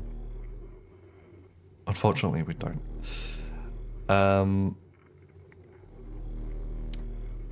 I'll go through like each. I'll go through like each part of her and sort of explain what each limb does. So the tentacles are pretty simple. They just can hit you, if I remember correctly. There is an entangle thing that she can also do. I think it's a few turns in, and that basically just completely gets rid of a party member. It doesn't kill them; it just prevents them from like taking any actions. So each tentacle does a bunch of damage. She can do that entangle after a few turns. The like, what does the game even call it? Can I even target it right now? The torso has like a little bit. Let me get my mouse. You can see this little nub on the bottom of the spine. That will grow into one of the 4 main characters. I believe it's just random which one you get. But each one have a basic attack and a special attack, essentially.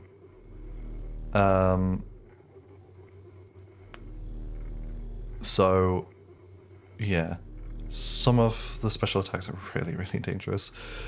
So all in all, this fight can be just dreadful. And she's got a lot of health as well. So your best bet is to actually take down, at the very least, like the main 2 tentacles. And then just go for the torso. In our case, we might actually want to take out all of the tentacles and then go for the torso. Just to minimize the amount of damage we do and stall. Honestly, chat, I don't know what the best strategy here is in our circumstance. Not to be doom and gloom, but now you can't watch videos. It's me going blind into things way more easy. True, you know what? That's a good way to look at it. Another game I went into blind that I really enjoyed was Darkwood. And Darkwood 2 is coming out. So I think in the lead up to that coming out, I might do a stream of Darkwood 1. And then once the second game drops, we can play through Darkwood 2 together. That'll be cool. Anyway, enough yapping. Let's try and take out Sylvian. So I am going to target the main tentacles first.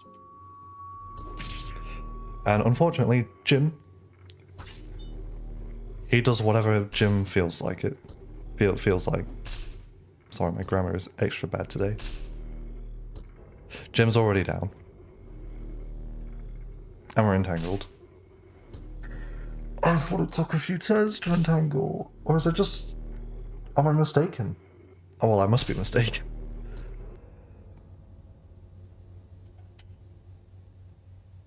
So, can you see why?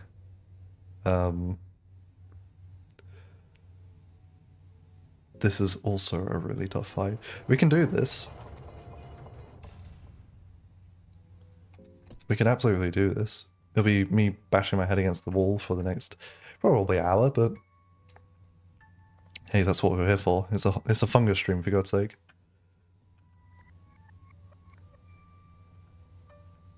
Yeah, Luca. Darkwood is so good. I've done a few playthroughs of it, and if I did do a stream playthrough, I might do one on the hardest difficulty, just because I think that would be really, really interesting to do. Miss Darkwood for Switch, still checking the store once in a while. They ported it to the Switch? That's really cool. Yeah, no, I absolutely adore that game. Also, I won't spoil anything, but I'm just going to say, big up games that just have a really bittersweet ending. Because if you know, you know.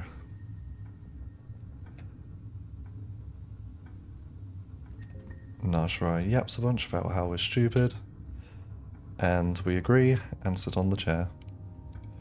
Oh my god, we got the sit in the chair ending. It's just like Dark Souls 2. The best one.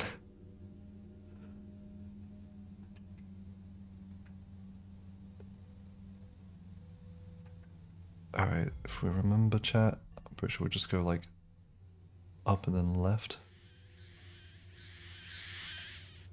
Shush.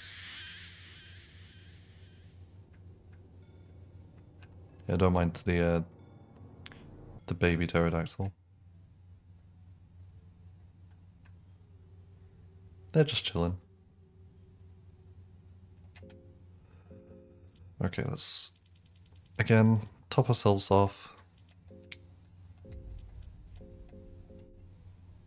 Jim, even with all that armor, you still took so much damage. Does she... Are her tentacle attacks otherworldly damage? God, I don't know. Let's...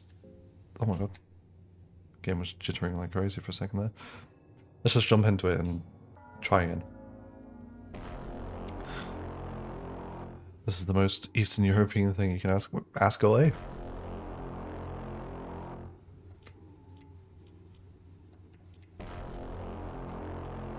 Again, let's just go for one of the main tentacles. What about Stalker? Never played the Stalker. That was a huge crit! But I've actually never played any of the Stalker games. Or the Metro games, for that. I don't know, I'm missing out because I should. But I just haven't. One of the many games that is on my list. Okay, honestly, Jim, you did everything that you needed to. You tanked some hits. Oh my god.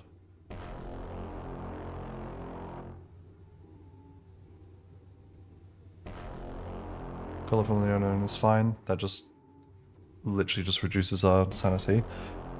Oh, those crits. What on earth is happening today? Okay, okay. Oh, my heart's literally just like boom, boom, boom, boom, boom. Okay, okay. Let's take a deep breath. Let's have some water.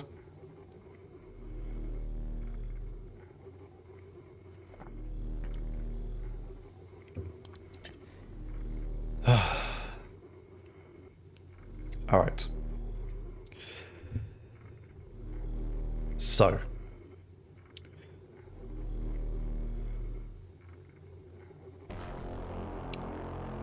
I believe probably the best thing we can do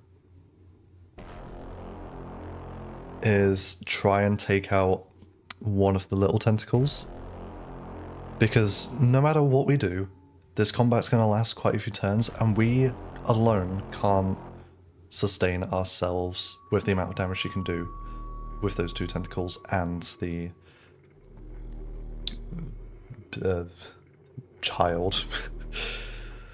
So I think this is the best thing to do.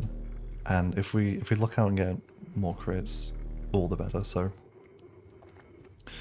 let's do it.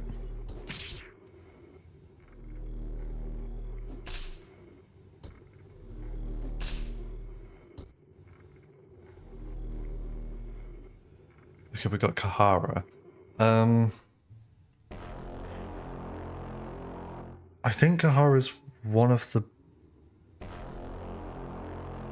really bad ones for us, actually.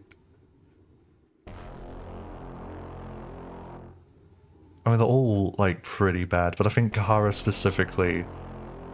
I think we low-key wanted to get Ragnvalder. Because I remember him being on the easier side. Kahara, I think he just attacks a bunch. Which is really, really not what we want. But we need to full heal, no matter what.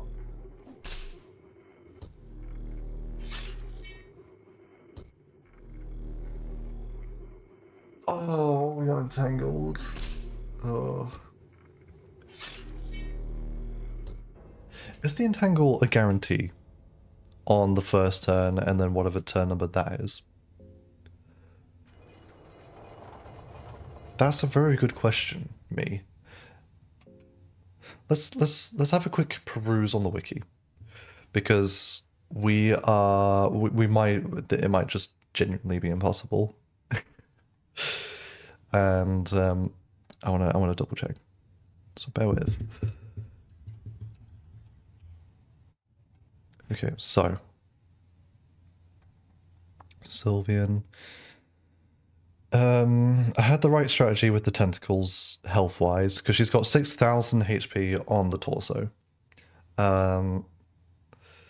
We would need to, if we don't take crits into it, even if we take crits into account, doing 2,000 damage a turn, we would need to survive 3 entire turns with 4 damage sources, which, you know, just ain't happening. Not on Bilbert. And let's have a look. So it's the torso. It's not any of the tentacles. It's the torso that entangles. And it's 100%. It's 100% chance every 4 turns, starting on turn 1. So we need to kill her in 4 turns. So we would just have to attack torso and crit every single hit.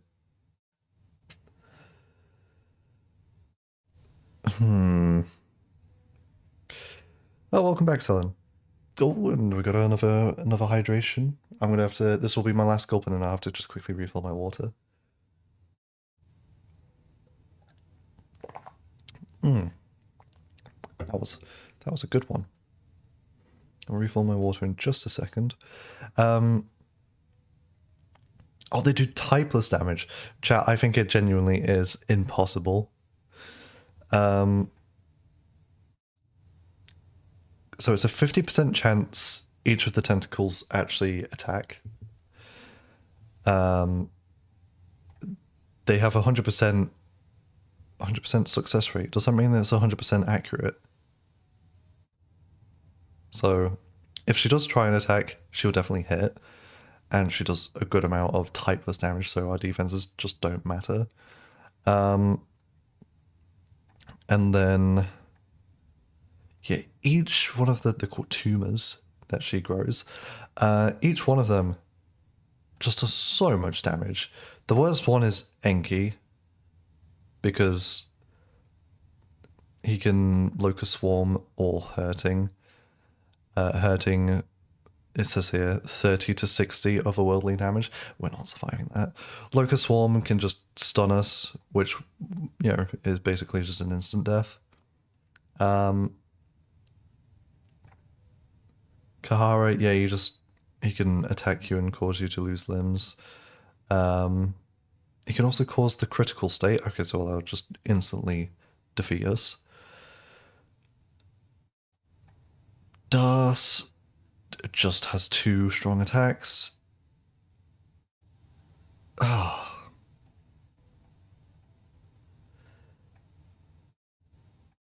God, there's just no... I don't think there's any way to win this, chat. But what are we to do? It's a great question, Luca. I'm not sure. Because we also can't recruit anyone else. We could maybe get... Well, no. How are we gonna, like... Okay, the ideal thing to do would be get 2 more skeletons in our party. But I don't know how we're going to get rid of Nashara in our party before we go to the Void. I don't think it's possible. And Winston, like maybe we could find an encounter to kill off Winston in, but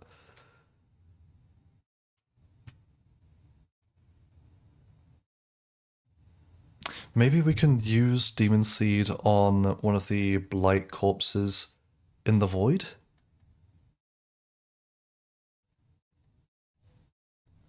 Hold on, does the wiki tell me whether or not enemies can be demon seeded?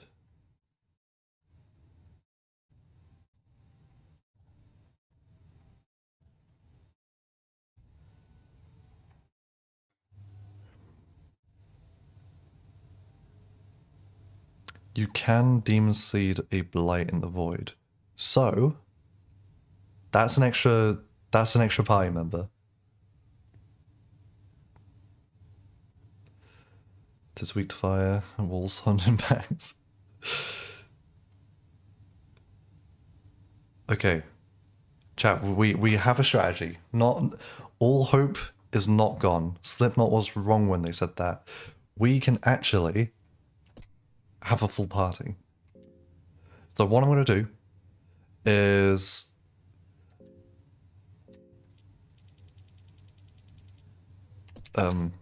kill Winston. Best way to do that, I guess, is here, have some worm juice and get poisoned. We will go into an encounter with just like any enemy, I guess. For the Dragon's Dogma Enjoyer. Chad, you'll be very disappointed to know I actually have never played any of the Dragon's Dogma games. Which I know, crazy given the type of game I like. I have no excuse, I just haven't played them. I would probably very much enjoy them. Same with the Dragon Age games. Never played any of them. I like, oh my god, what's her name? Morrigan? Pretty sure she's Dragon Age. Like black-haired witch lady. I think she's cool.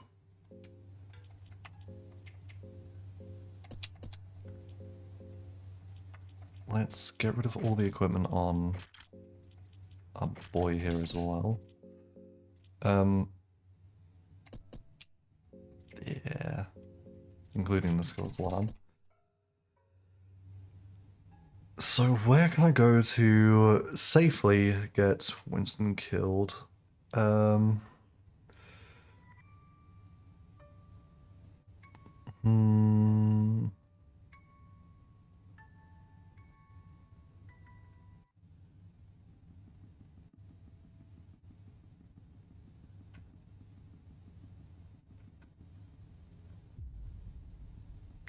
got an idea. If we go to the past in here, there should be like a ghoul or 2. Unfortunately, Jim's going to be slightly annoying and he's going to try and like take down the ghoul. I remember the last minute that there was a bad trap right there.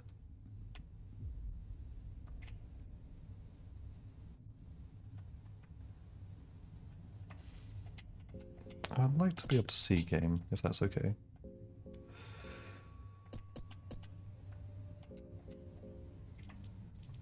Don't play many games, even though you look forward to some, like Disco Elysium.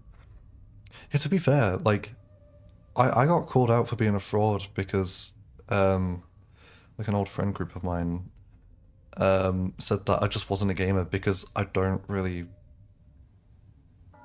like, play a lot of games, or at least like a lot of like multiplayer games. Um, it's like just because I don't hop on like Fortnite Marvel Rivals doesn't mean I'm not a gamer. I'm just vibe and play my own like single player stuff. They did the same with anime. They were like trying to gatekeep me. They were like, "You're not a real weeb because you know how many anime do you watch? You haven't even watched Solo Leveling." It's like, well, no, I'm just reading manga instead. Expedition 33. Yeah, You know what's weird about Expedition 33? I like the cast. I think I would probably enjoy it, but it looks low-key kind of janky. Am I crazy for thinking that? You're not missing out. That's such nonsense, yeah. Ball and gun gamer logic. Oh, that's funny.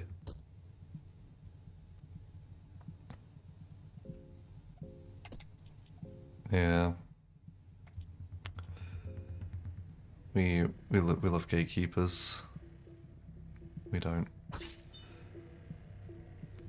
Jim, don't be attacking the ghoul. We want the ghoul to be attacking Winston.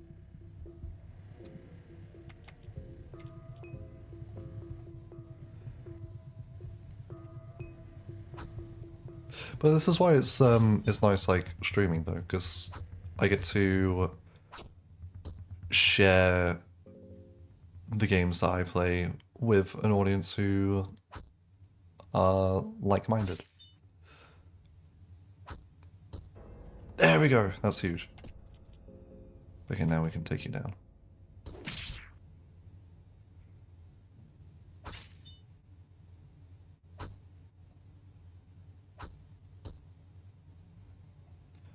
Huzzah!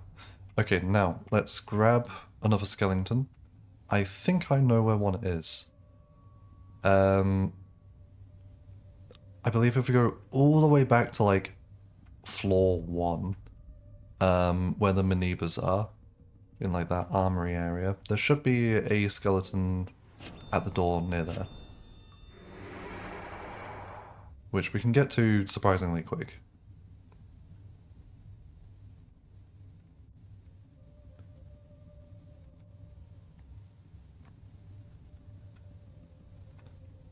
By the way, since we're all up like anime and manga, I want to rant about something because this has been an issue in my life for far too long. One of my favorite manga series ever is Goodnight Pun Pun. It is genuinely life-changing. It is amazing. It is horrible. It is everything that I love in a series. The artwork is absolutely gorgeous. It's got one of the most heartbreaking stories ever. And if you haven't read it, I can't recommend it because of how genuinely depressing it is. But just know it is a 10 out of 10. I will quickly save as well, since we managed to kill Winston. And I've been collecting the manga recently. I can't find... Which volume is it? I can't find volume 3 anywhere. Anywhere. And, like, I've been to a lot of, like, bookstores. I've been to a lot of like nerd stores that have like comics and mangas and stuff, and like it's at these places that I've managed to pick up volumes one through, is it seven or eight? One, two, three, four, five, six, seven. Yeah, volumes one through seven. Um, but there's no volume three. And I have been searching for years. I feel like I've gone crazy trying to find that one volume. And I went to, we're going wrong place. Oh, we got a wound. Good thing we just saved. I went to a convention and there was a guy with this huge collection of manga that he was selling. And he had like an app for like manga traders and sellers. And why did I just feed myself berries? Um, and he even like went onto that to see if anyone was stocking Volume 3, and it's just not really in circulation anymore. The other volumes are, most of them have been like stopped printing, but like there's still like stock around to sell. But Volume 3, no. And I don't know if it's because of like the contents of Volume 3, because I know some really fucked up stuff happens in Pun Pun. Um, and if you're familiar, then you might know exactly what I'm referring to, but Volume 3 might be when a certain thing happens. And I wouldn't be surprised if it turns out, like, because of that, like, just the amount of copies that got printed and, like, published, it's just far fewer than the other volumes, but yeah, I just don't have Volume 3. Cowards would never print that here. It was one of the last ones we read for free. Yeah, Pun Pun is so good. I am.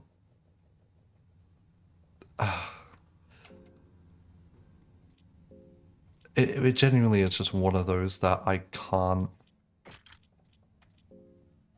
in good conscience tell people you should read this because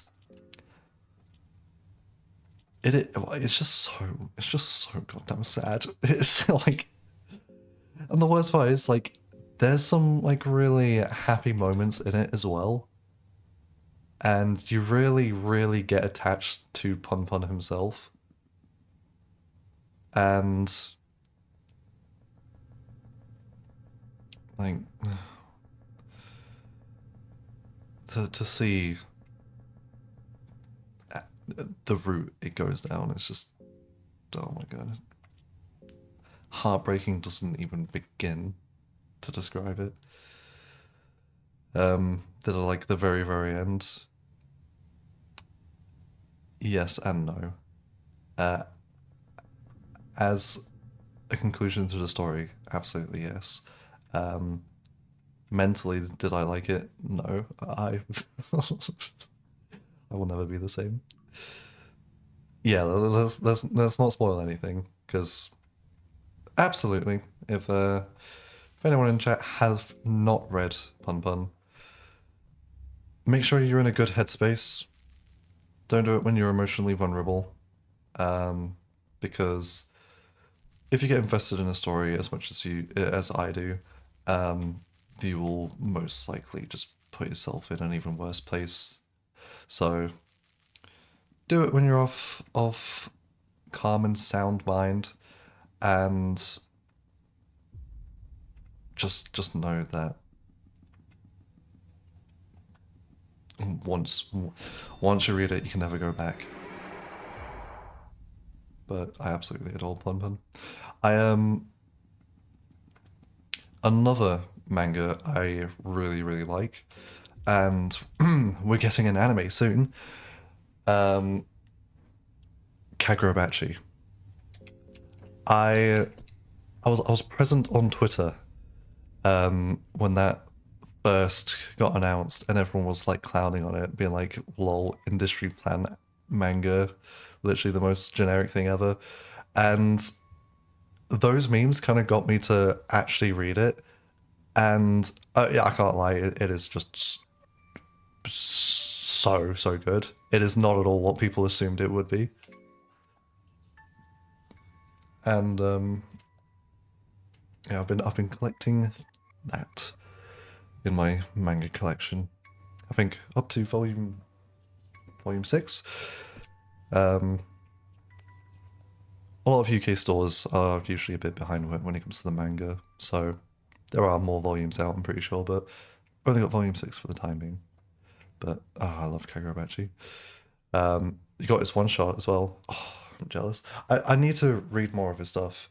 Another like similar manga I need to read um is it 20th Century Boy? Because I mean, loads of people have recommended me that one. And from the little like bits I know from just the genres and stuff is absolutely up my alley. Imagine start off with game and manga. Don't worry, Flash. There is just so much of it, so like you're not gonna know everything, unfortunately. If only we had infinite time, eh?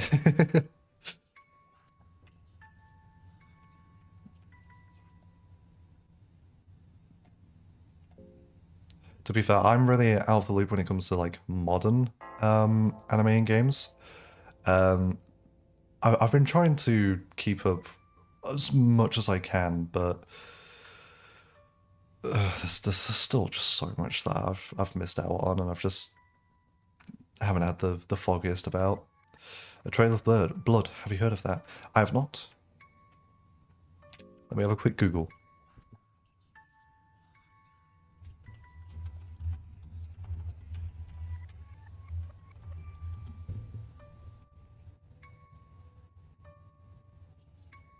Mm,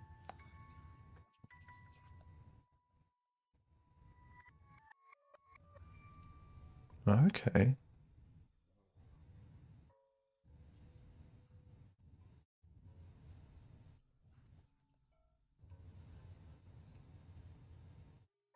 Okay, before I delve too deep into that and find any spoilers, that does look like something I would really enjoy. So I'll most likely give that a read as well.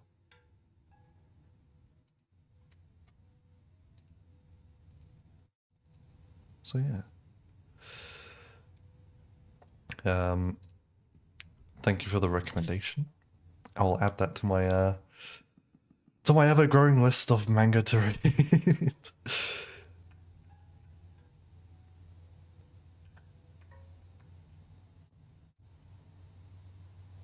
I also recently, I'll say recently, it was within the past few years, I read Junji Ito's version of No Longer Human. Because I had read the original story, which, again, extremely depressing. An incredible read. The Junji Ito version, oh my god. Like, kind of nuts as well. And a very different experience. I think I prefer reading the original story, but I do like what Junji Ito did with his interpretation. And of course, I'm a big Junji Ito guy. I mean, I love indie horror games and manga, so.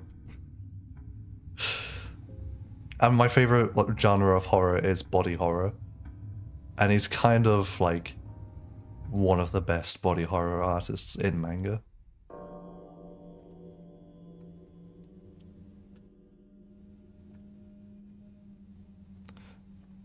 Okay, we've got 2 skeletons now, and we can pick up Winston down here. We don't have any torches. We're gonna have to navigate in the dark. Oh, this actually sucks so much. Why did I do this to myself? Why did I not check beforehand? Wait, can I... look at this. There's really just nothing I can do. I just need a single bit of cloth.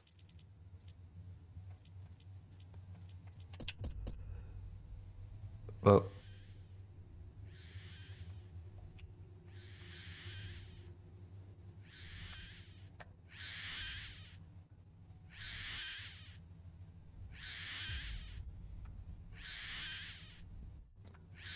yeah, I hear you, I hear you.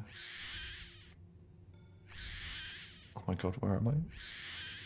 That bit of light is taunting me. Where am I? I'm losing my mind. It's cool, but you don't like covers of stories, personally. I mean, that's fair. I think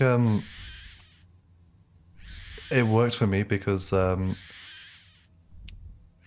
just a big Junji Ito fan, and I thoroughly enjoyed the original No Longer Human.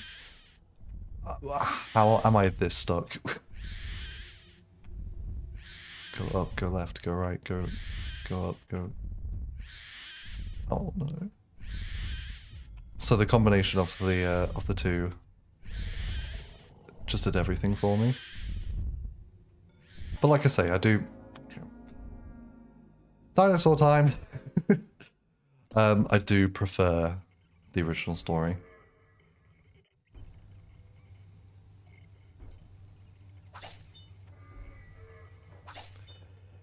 You know what's a Junji Ito story that like no one ever talks about? That I actually really like is one of his more like modern ones. Oh my god, what's it called? It's like the one with the village with like the golden hair and the like proper cosmic entity. That one is so cool. I love that one. I love the reveal of the creature in that. It's honestly one of my favorite designs of Junji Ito's. Because it's just so different to everything else he's done. Oh yeah, you can't run. Well, it's not like we can do anything else. Because we can't attack him until he's right in front of us. It's going... Alright. Skeleton, Jim, Bilbert. You've got this. You know, maybe we don't.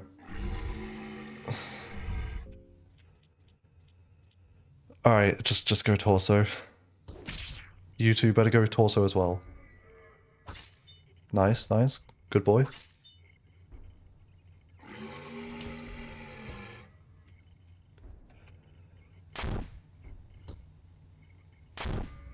The stomp sound effect is so meaty. Ooh, that was quick.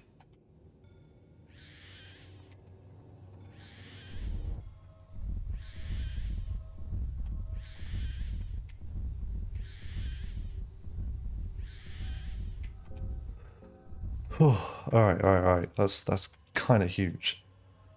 So let's heal up. Just use one of these and let's max out our mind. So I'm just gonna hide in the hole.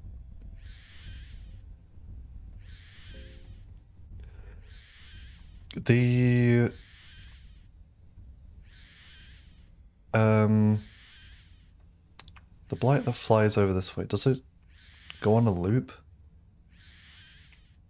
Or is it just like it flies over once and then never again? Because we kind of need to kill one.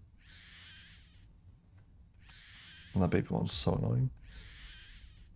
Another Nashra like translation. You know what? I completely forgot about the Greater Blight.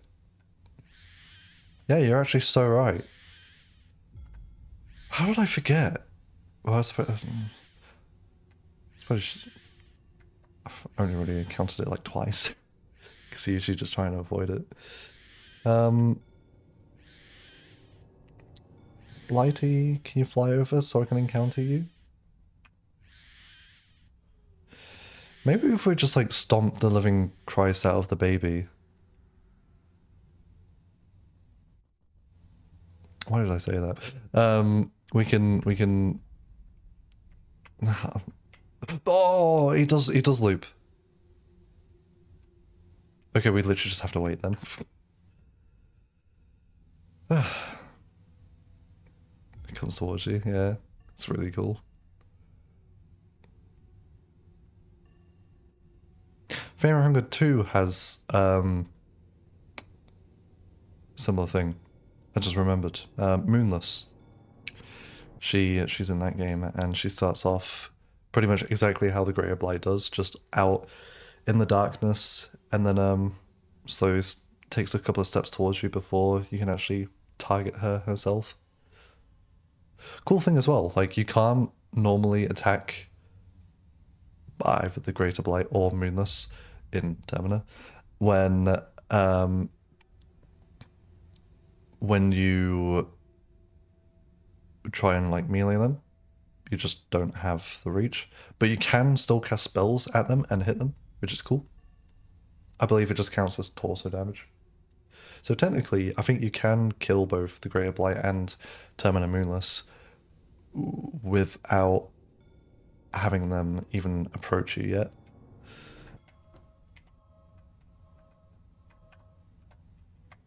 No longer human is great, but it's like Smother down for you. Yeah. That's a shame. Like, it really is. But I fully get it. Hard when you have certain memories and feelings tied with pieces of media you like, especially really good ones.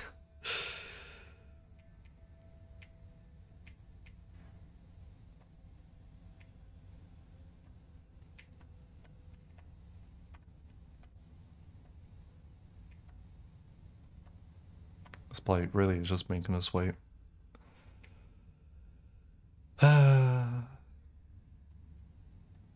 So lovely weather we're having.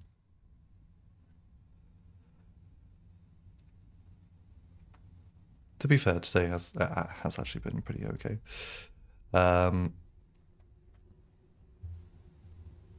What's the temperature right now for myself? It is okay. We've gone down. It's cooled down, and to be fair, I am feeling it. It's only 21 degrees Celsius, which can't really complain at. Did see Moonless and Termina? Yeah. So cool, isn't it? That's easily one of my favorite fights, and it's also easily my favorite. Well, has my favorite song from Termina in it.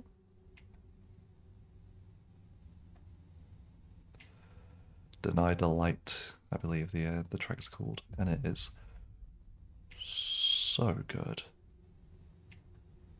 So good. I heard a call. Are you gonna fly over?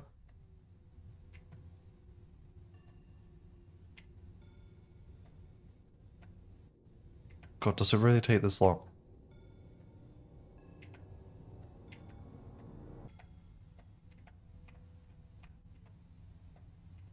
Do we dance now? Yeah. Something to do.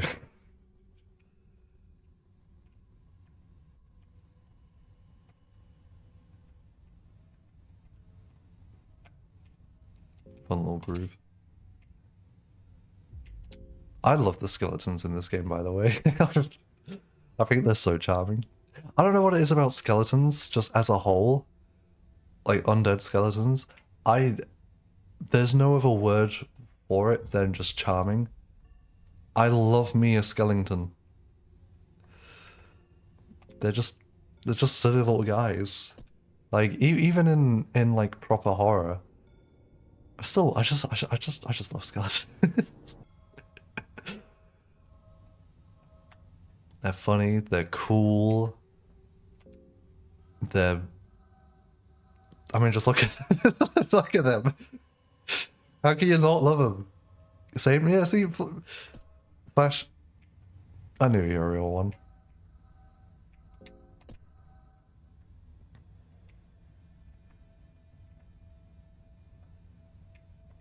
Also, one of my favorite Marvel characters is Ghost Rider, and I'm gonna be honest, it is partly because I love the Nicolas Cage movie, um, but also, I mean, he's just a skeleton. So, what's not to love?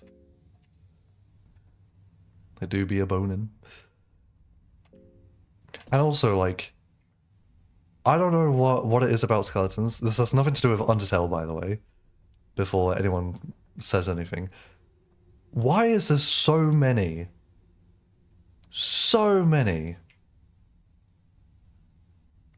skeleton-related puns?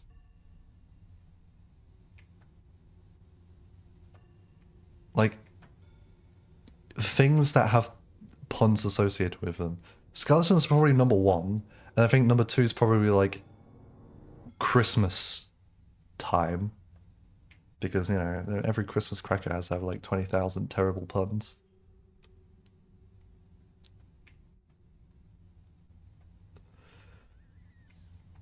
Are we just never going to have this bite fly over? I feel like the game's messing with us. We're wasting so much time here. Let's just try and find this baby and kill it, I guess, maybe. Or let's just try and navigate. You feel dizzy. Oh, we're going the right way. Yes, yes. Yes. No, yes. I'm stuck.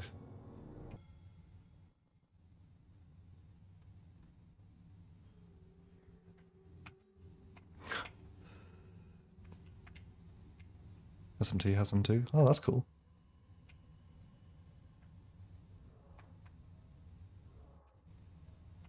Chat, I am so lost. Again, we're being taunted by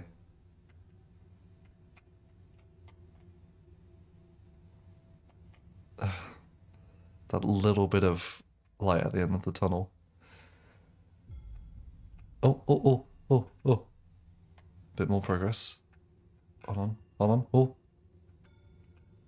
Aha!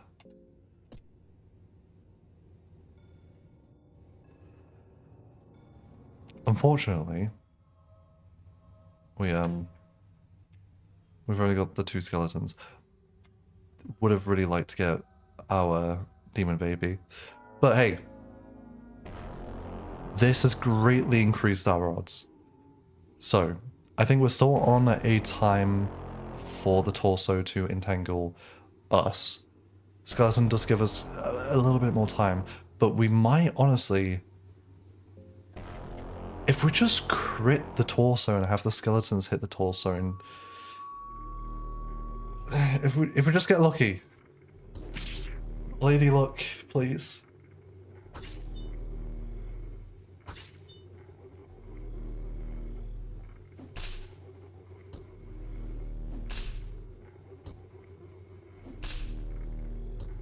Okay, that's fine. That's fine. And you've entangled Jim. I think that's fine as well. Honestly, skeleton might just be the bigger damage source anyway.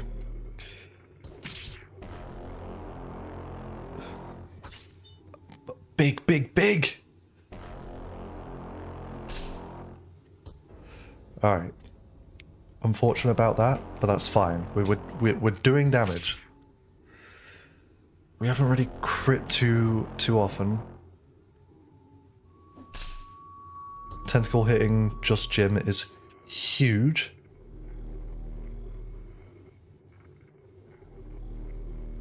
Tumor's gonna grow in a moment. Another 700.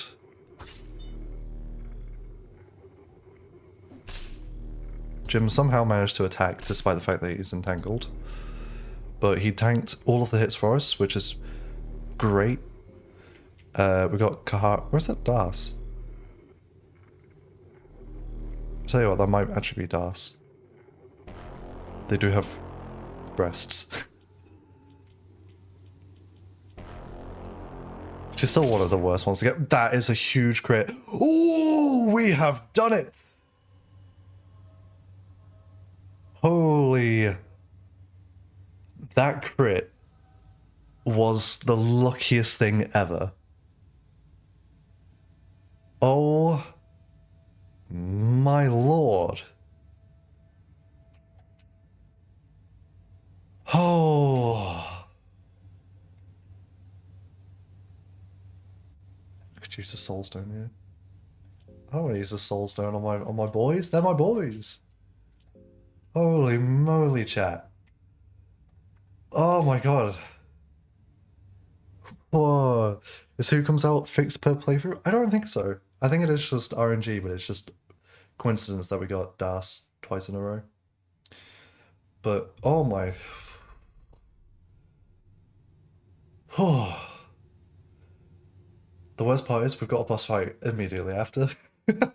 And doing it solo might be a bit tough.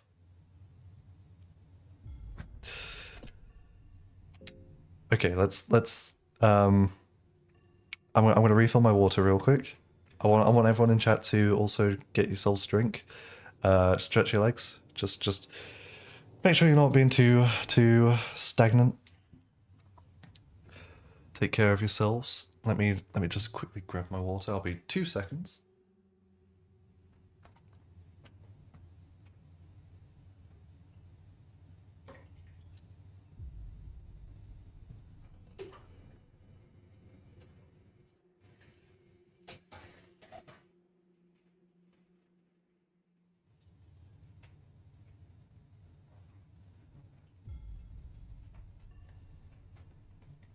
All right, there we go. Water has been acquired. Oh, let me sit down on my extremely comfortable chair. It's not comfortable. I need to get myself like an actual sittable chair. You would be so ashamed of me if you found out what my gaming setup looked like.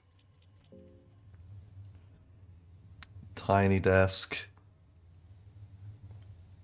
Literally the worst chair imaginable.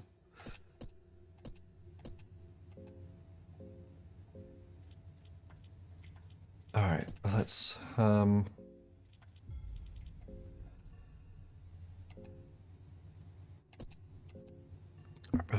before I continue, the last boss we'll have is Ascended Lagarde.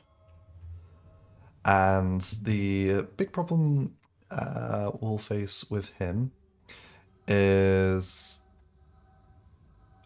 he's kind of annoying. He doesn't honestly he doesn't take that much to take down, but he can very quickly do a lot of damage. And because we don't have like a full party, if he stacks up enough asterisks, we are just gonna have an issue. But honestly, let's just go. Let's just do it. Cozy in bed. Honestly, the way you should be. I can't share that turns off your PC. No, like, so in the flat that I'm in, obviously it was like partly furnished when I moved in, and the chairs that were at like the dining table, they're just like these like faux suede chairs that are just really hard. There's not like a single bit of comfort to them. And I kind of got rid of my old gaming chair because it was just really big, clunky, and it wasn't really that comfortable.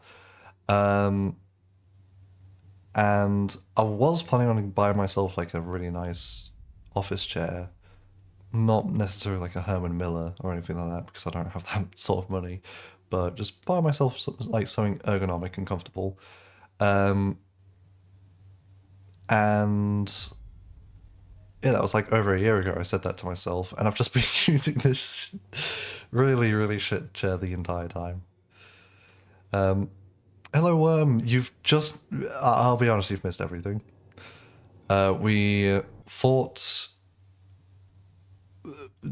basically the two hardest bosses, and we got extremely lucky just a moment ago fighting one of them, but it's okay, we've got one last boss to do, so you haven't actually missed everything.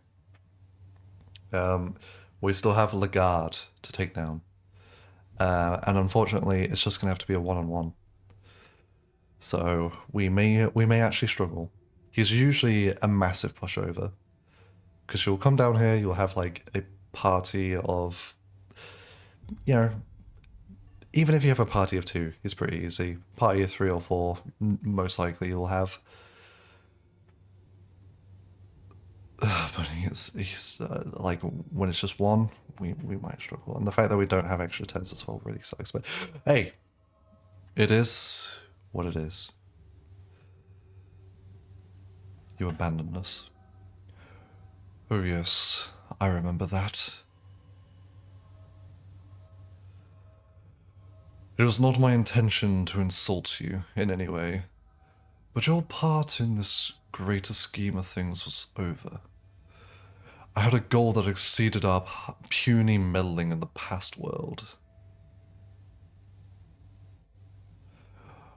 I don't know if you can ever understand my motivations truly, but this is something only I can go through with. I was always meant to go through this. I did try to live my life otherwise, but it was all with no avail. To live is the same as to suffer. To survive, we need to find some meaning from all of the suffering. The truth behind it all is the contrast.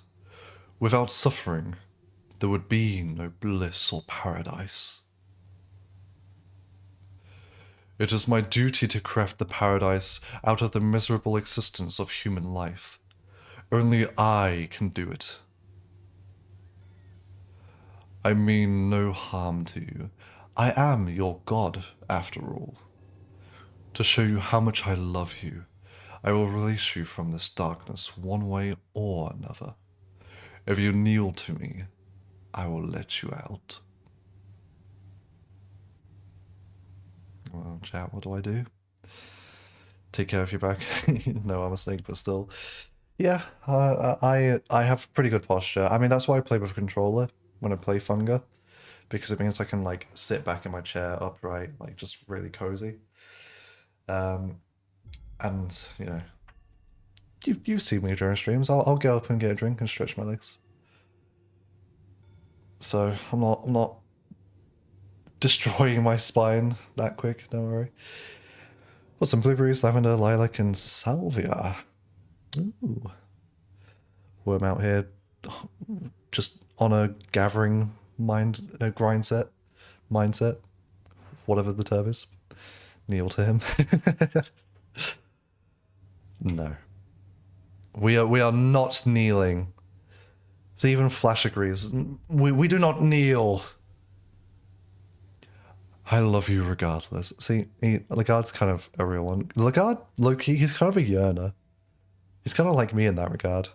In that Lagarde, ha ha ha. I'll see myself out. It is unconditional.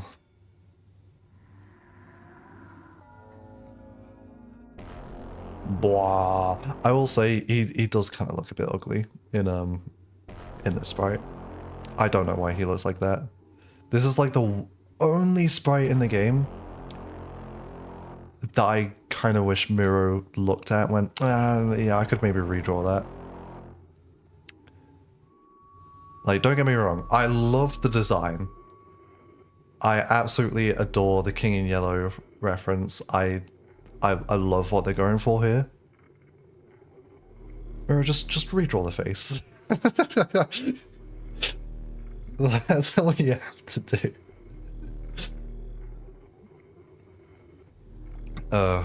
But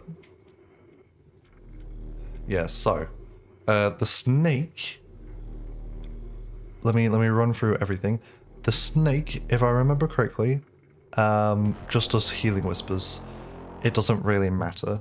The healing whispers only heals him for like less than 100. So spending the time to kill a snake is just going to be like a net loss for us. Oh, sorry, pardon me. The torso doesn't have that much health, and the head, I think, is literally impossible to hit and also has a lot of health. I seem to remember going for the head just never is worth it against him, so we're just torso spamming. Every other turn he will start to summon an asterisk as well, which will just have like compounding damage against us. So let us hope that we just get another insanely lucky crit. Not a crit there, but still 700 damage. That's good. And he summoned an asterisk. I'm honestly fine with that. We're going to ignore the asterisks. We're just going to have to tank the fact that they are just going to be a nuisance. 650, that's not great. Another asterisk, probably the better thing. I'm pretty sure he can just black orb as well. Now, a lot of the time the asterisks will just do nothing. So if we get really lucky... Oh, black orb. Oh! Oh!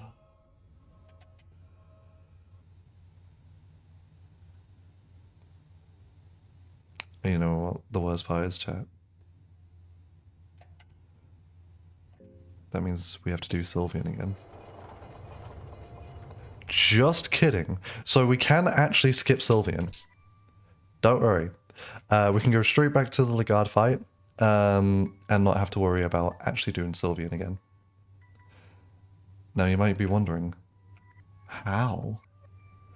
And, well, how foolish you are. Have you forgotten? We can teleport. So we can just teleport past the trigger point. I've also just clipped myself into this building. Yeah. Get myself out of it. There we go. So yeah, not doing not doing the Sylvian fight again, because we already defied the odds in that first attempt, and I feel like if I wanted to get that lucky again, I would have better chances of getting struck by lightning right now than I would being able to beat it normally. So we can skip Sylvian and we can do the guard fight again.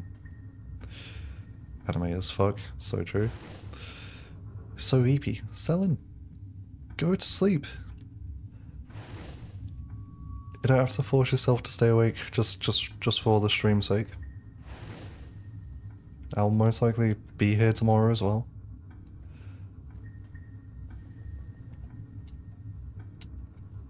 Or just let my lovely dulcet tones put you to sleep.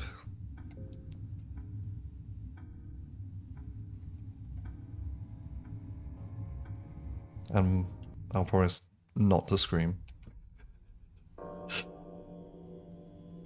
But I can't promise I won't gulp really loudly next time someone redeems a hydration. How many points did I set that to, by the way? Was it like just 300?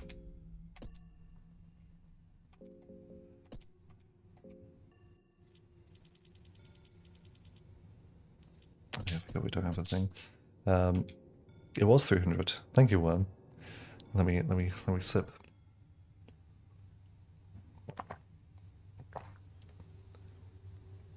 That wasn't exaggerated, by the way.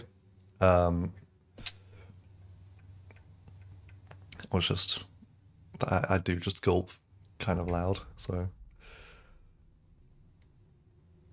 that's why it's a redeem, because you're just gonna be hearing it Regardless, this isn't a right way to go.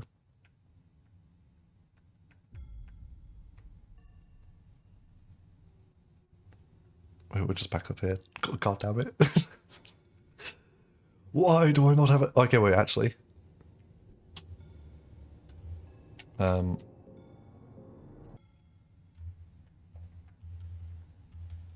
Wait. Oh my god, chat, you can't face step in the void.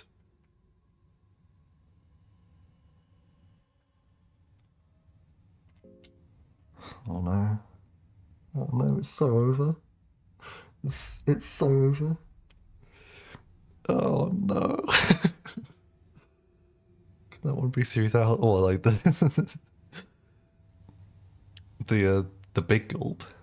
I can make a big gulp 3,000. Gotta head to bed too. Thanks for the stream. Oh, no worries, Flash. It's always a pleasure having you here, so I do appreciate it. You get your sleep though.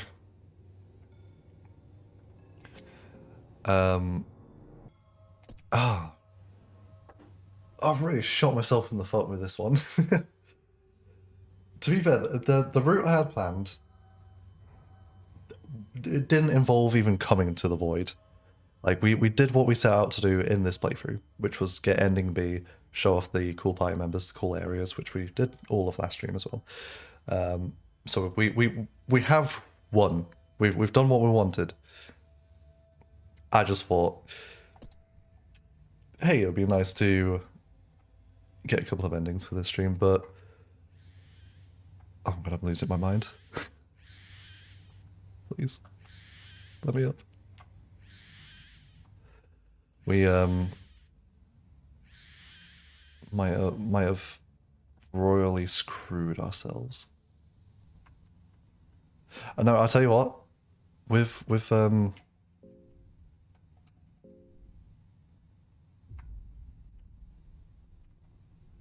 the blight, if it loops around again,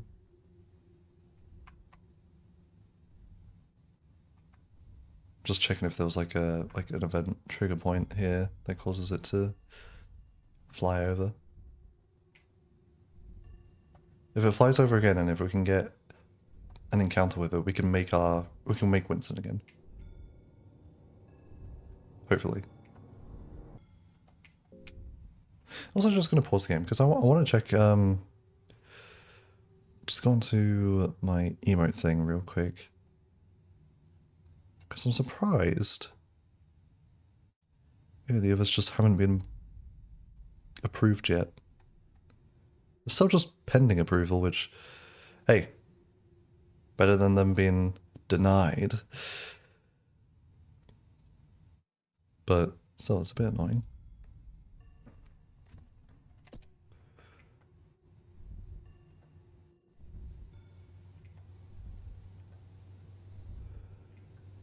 Come on, come on, come on.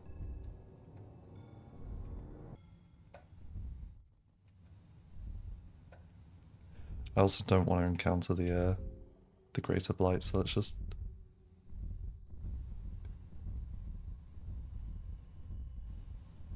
hide in the hole for a second.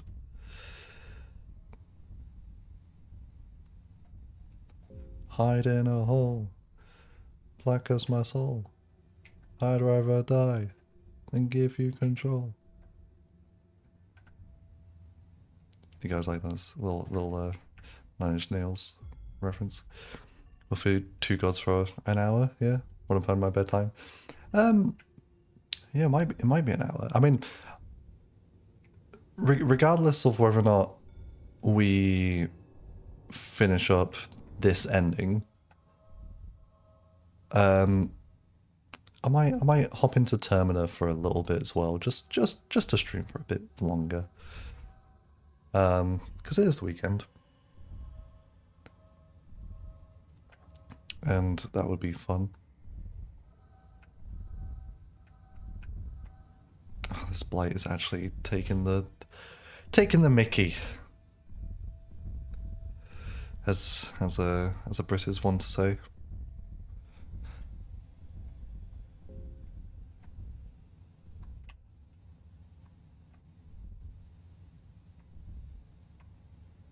I'm just gonna walk in a straight line here.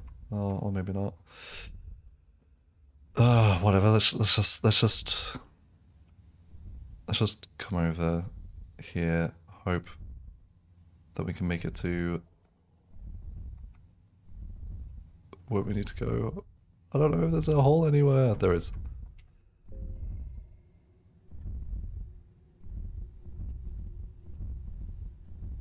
Get out of here, Greater Blight. We don't want to deal with you. I don't know what Mirror was cooking when he was like, yes, the land of the gods. Put dinosaurs in it.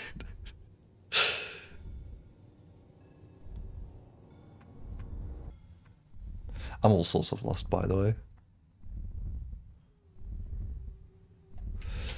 Alright, let me sit in the hole and find my feet, find exactly where I want to go. I'm pretty sure I want to go like top right.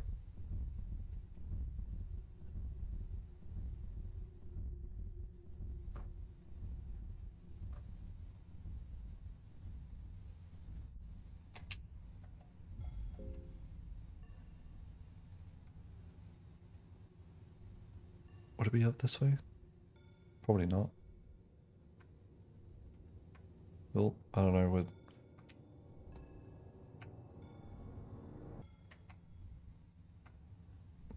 okay, no, maybe not. Let's go this way.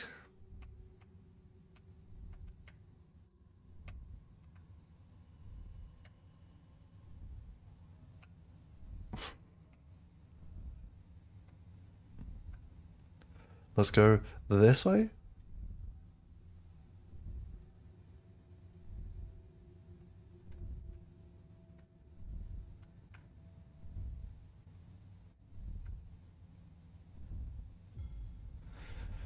Chat. How am I supposed to know where the hell I'm going? Jim, Skeleton, can either of you two assist?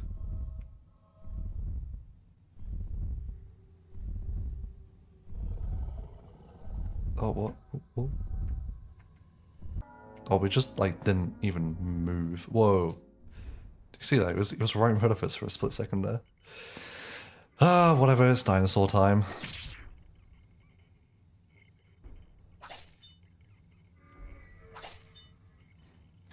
Doing this emo in game. Literally. Oh, I really wish the wither emote that I made was approved already, because oh my god, it would be very useful in this stream.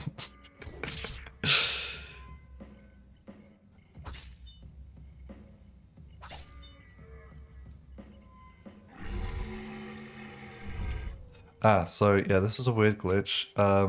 If the Greater Blight dies as it sort of like comes over, it just doesn't have a body.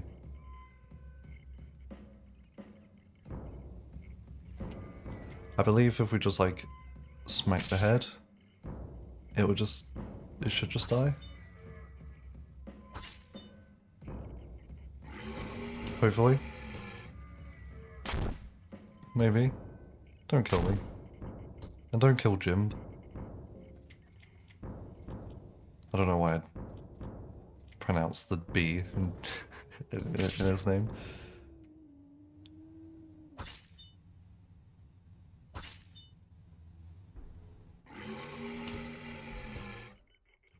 Oh. Don't kill me, don't kill me. Don't kill me.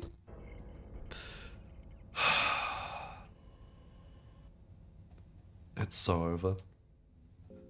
It is so over. Okay, so we can't face it, and we also are gonna very much struggle navigating without any torches. We got the ending that we wanted, which was ending B, which I would say I'm happy with. Just to not waste everyone's time, we can say, boom, Funga 1, done. So now I do have something quite exciting. Let me try that one again. I do have something quite exciting to pivot to. Um, so we can close Funga 1 and open an equally amazing game that, chat, you're going to very much appreciate. Because we are going to Funga 2. We're going to Termina. And here, I've kind of decided on something that is going to be actual suffering in an enjoyable way for both you and me. So we're going to start a new game. And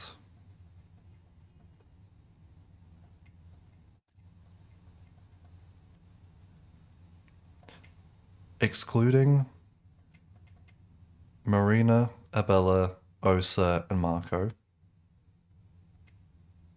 who should we do a masochist mode playthrough of?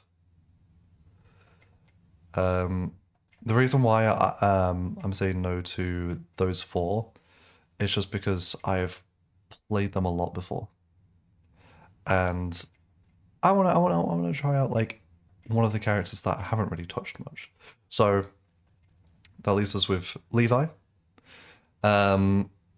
He's probably my least favorite character, so I would happily be able to be wanting to play in this run.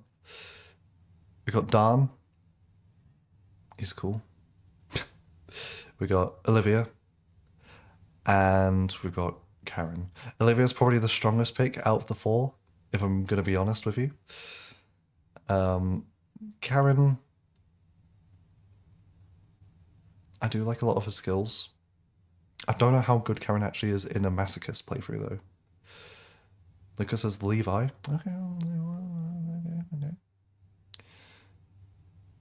I might be down for this actually, because like I just never play Levi, and that's mainly because I don't particularly like him as a character. Um, Not to say that there's anything wrong with him. It's just I like everyone else way more. So honestly, I think I'm convincing myself to do Levi. And let me change the stream name as well to like reflect this as well. Big Fatty Fat, hello. You're biased to Osa. I've played Osa so much. I really need to stop just defaulting to him. I mean, the last playthrough we did on stream was with Osa. And actually, the only other time I've beaten Masochist mode was on Osa. So, definitely don't want to do that again. I think doing another Masochist mode on Levi is actually going to be quite fun. It's going to be horrible for me. So, yeah, let me change the title.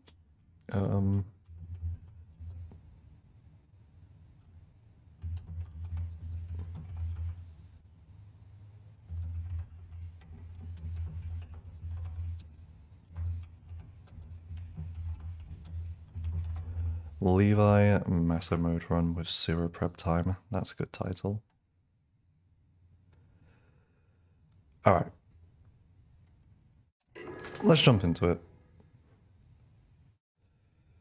And yeah, I like keeping just the character name.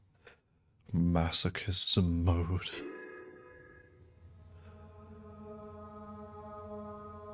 Oh, fun stuff. Olivia has downsides, but unironically, she's completely fine without legs. Yeah, no, genuinely. I would argue Olivia is probably one of the strongest characters in the game. Like, she is so good.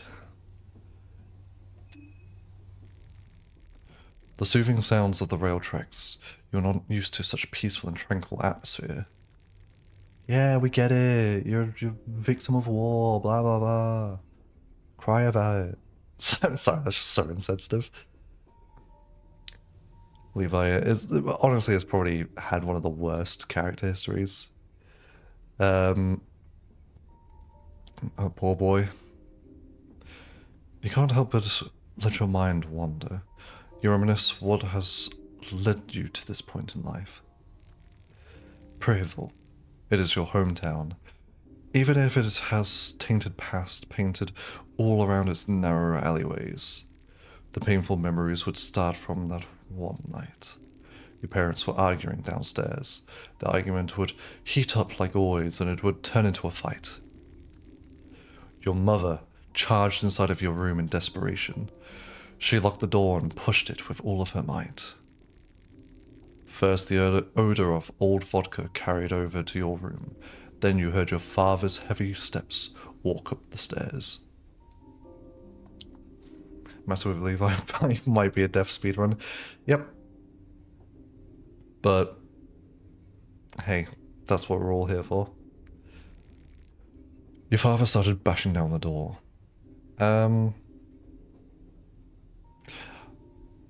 Okay, I actually don't fully remember Levi's history choices. I know you can get an affinity with God. That was pretty obvious. Standing up against your father. What does that give you?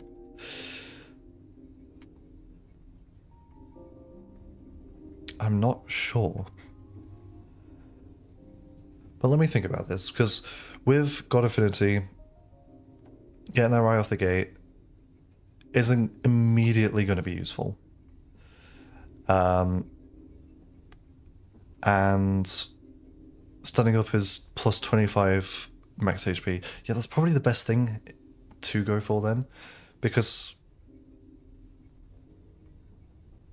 like getting early affinity is really nice, and we can just sort of like speed run to like the orphanage to level up as well. But max HP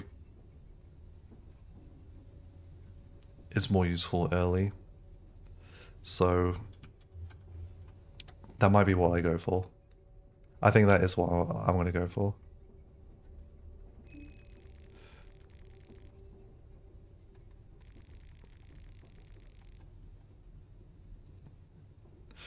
With your mother gone and your father drinking in the gutter, you were taken to the Prairieville orphanage. A lovely place. The place treated children awfully, with all kinds of rumors circulated on why kids would disappear occasionally without a trace. You couldn't wait to get out of there as soon as possible. Unfortunately, your wishes were answered sooner than you could have guessed. When the Second Great War started, the Eastern Union recruited every able-bodied person, no matter the age, to fight for the motherland. You were only 13 at the time, but still they dragged you with them. What kind of weaponry did you specialize?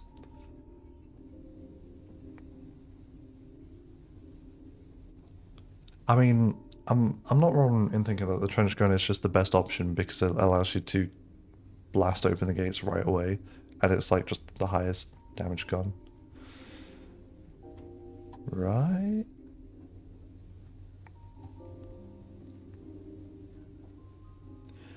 If you do God, recommend Venushka. I mean, yeah, Venushka would be just useful, because we could also like Plank and Pig max. Whether or not I would actually do that on stream, that's a different story. But yeah, let's go with trench guns. You excelled on the battlefield, despite your age. However, you grew bitter as you saw younger and younger kids being recruited and killed as the war dragged on. But, bollocks. Oh, we missed a bit. You're already growing tired of the haphazard way of distributing troops, and general morale of the Eastern Union Army was starting to show its cracks. Um, isn't this like where you get your heroin addiction? Right? We abandoned? I don't want to make the wrong mistake. Um, oh, we have two fungonoidals. Success rate went up. Yeah. A lot of ammo and shotguns can do a lot more damage. You can also break the gates with a regular rifle. Ah, good to know. Well, I've already taken the shotgun.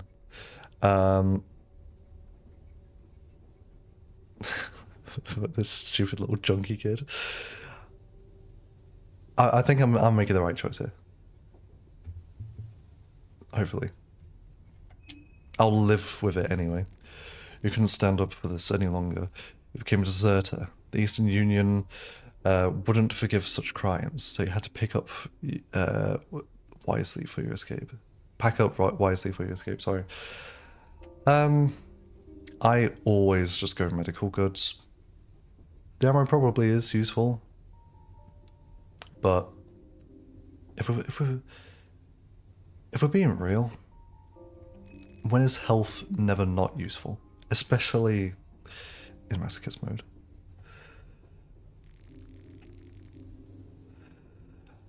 How long has it been? Feels like a lifetime since you left that town.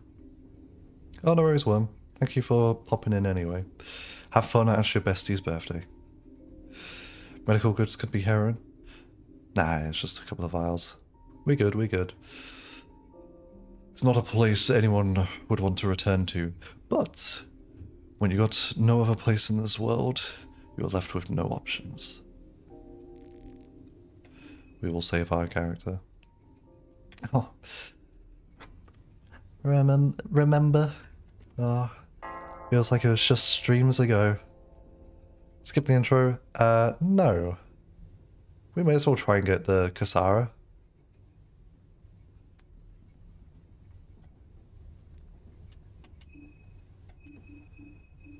So, yeah, we have the shotgun and just the knife. No extra stuff. Man, it is crazy how lacking a character like Levi is in their start compared to Osa. Wow, pet pills right off the gate.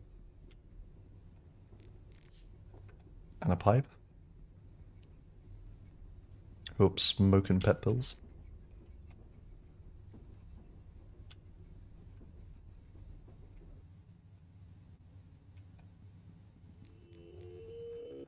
Get your hands off me. Alright, let's see if we can actually take down the janitor. I forget we do like no damage in this mode.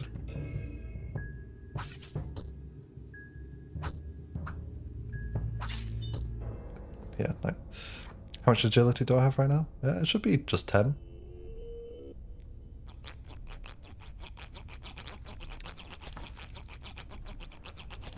Unless there's a weird quirk to Levi specifically. I will check. It's here. Yeah, just 10.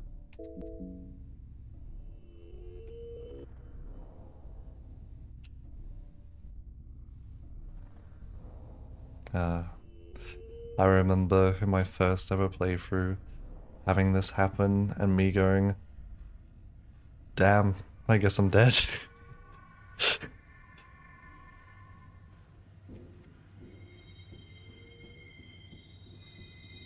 My head hurts. It feels like I'm losing my mind. I'm all crazy. I know I've said it before, but I do love some of these old, not old god, new god designs. I think they're really unique and really cool.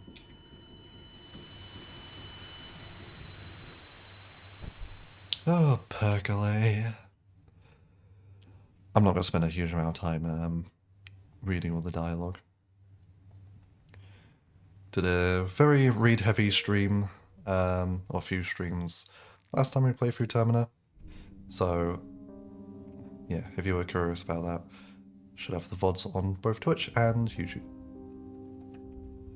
But we are just going to just wall percolate, not even talk to him.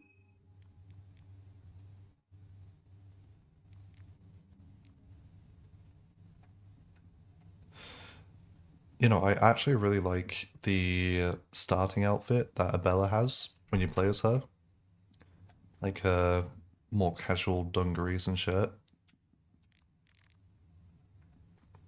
I think very, very cute outfit. We got Nossophobia. That's what is Nossophobia?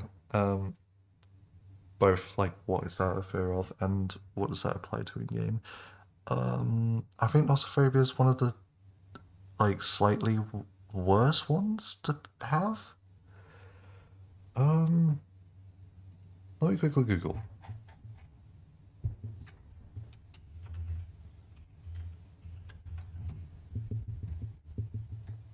Uh,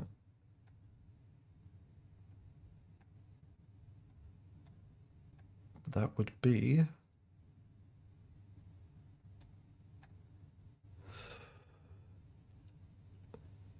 Oh yeah, it's one of the worst ones.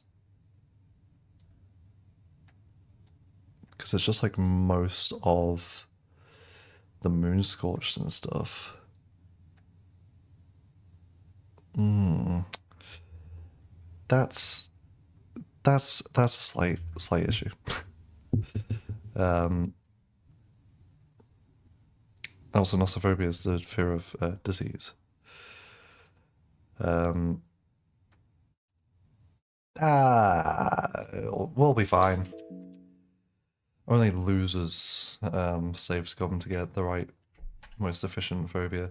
Okay, we run, run, run, run, run, run, run, run, run, run, run, run, run, run, run, run. In case you don't know, the way masochism mode works, I will just shorten it to maso mode from this point onwards. Basically, every single time you step outside, a timer starts, and well, that timer is not long. It's about a minute. It might be a little bit over a minute. I want to say it's like 68 seconds or something like that. If you're outside when the timer runs out, you just instantly die. Saving isn't as easy because you start on day 3 night. So as soon as you try and sleep, you instantly moon scorch, which is a game over. And on top of those 2 points,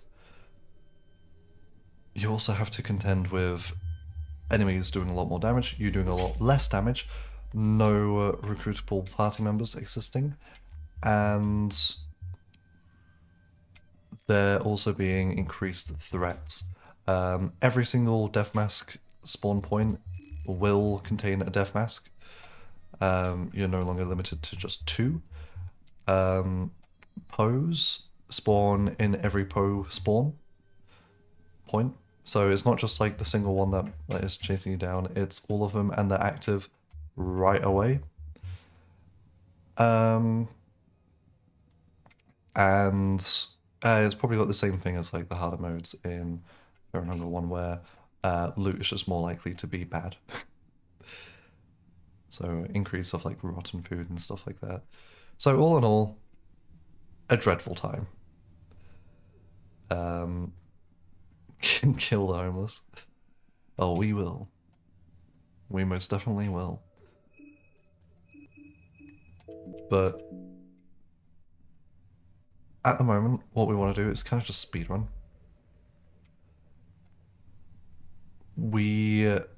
Similar to the way you should really play the first game, you do not want to get into any fights. Getting into fights in Maso mode is basically asking for trouble. So you need to get good at avoiding enemies. I'm showing you exactly how not to avoid enemies.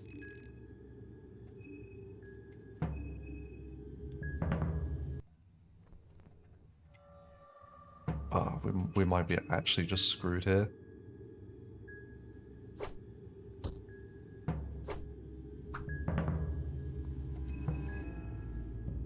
Please, please, please. Thank you. Okay, no, we're fine, we're fine. We are bleeding, but we can remedy that. In fact, what I'll do. So when the screen starts doing that, that's when the timer is like coming to a close.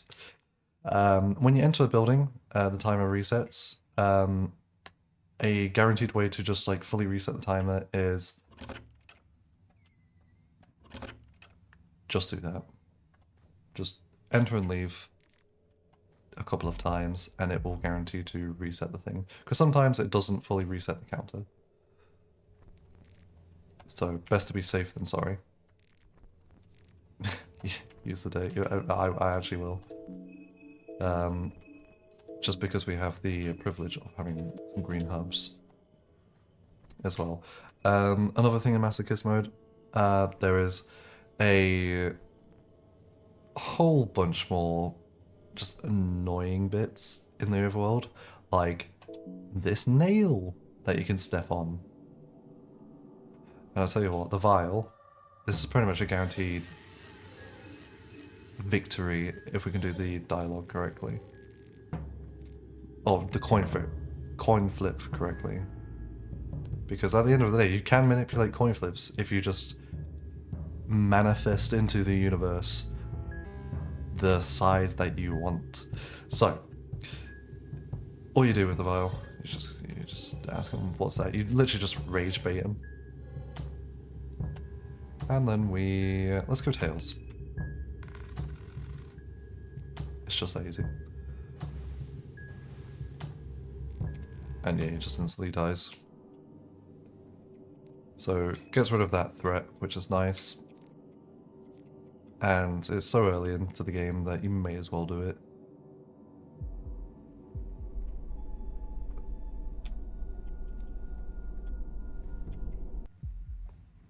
We do have access to the shopkeeper as well, which is quite nice. Does mean that you can pick up some pretty early equipment. Picking up a piece of chalk's really nice. The blue vial, and green herbs. I wouldn't recommend spending it on food. Food's pretty abundant, and you're not going to be using the food on other party members, just yourself, so you should be fine in that regard, but getting an early chalk, getting some healing stuff is really useful. I'm going to save my shillings for the time being, though. But it's just good to keep in mind this guy, and the cloth fragment is also useful. But that's a bug, right? About the timer not resetting. Yeah, I believe it is.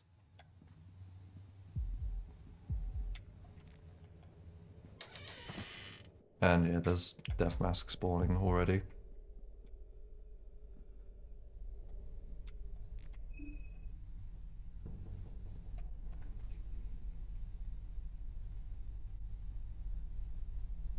And I do know that another thing with the timer, there's some like encounters and like bits of dialogue where it doesn't actually pause the timer. So you will just find me blasting through dialogue if we're ever outside. There's not many instances of it, but in the ones that are, I'm not even going to try and risk it. Scrap metal, it's useful. I'm not going to pull any punches in this playthrough as well, by the way. We are going to try and get as stupidly strong as possible.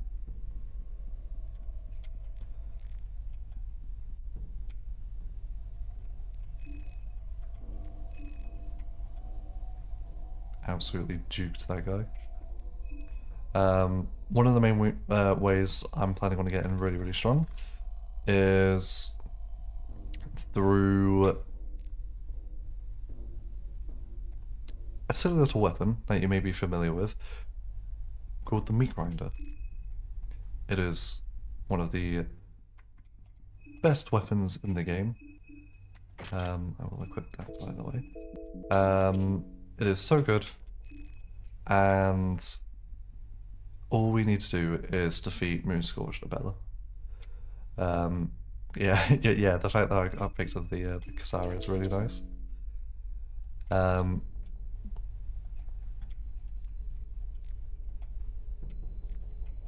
Another really nice early game enemy to defeat is the Mayor. Because people sleep on the buffs that his food can give once you get that skill. It is genuinely, like, great. It is so good. Just having, like, mushroom stew for the evasion is really, really, really nice. Because with enough luck, that can basically make it so you are, like, free to just defeat any other Moonscorch that you want. Sylvian Book's nice, just in case we need it. So I always like to come to the mayor's place early on because this is where you get a lot of Ulmir. It's not super useful.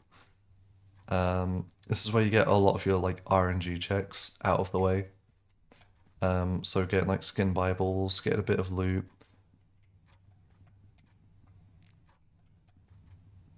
Which is really nice. There's also a few glass spots here, which, of course, like one of the best items you can get.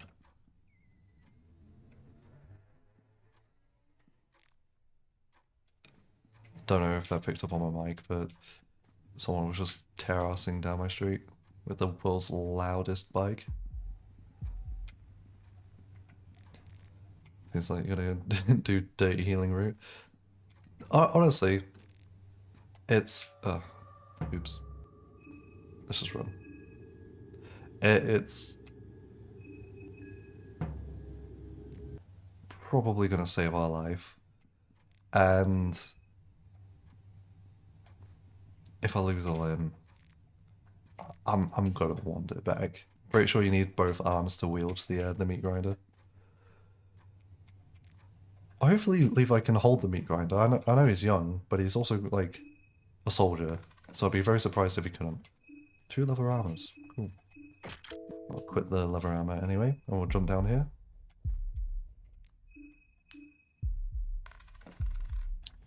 Nothing. Looted fold. Can't make sense of the writing.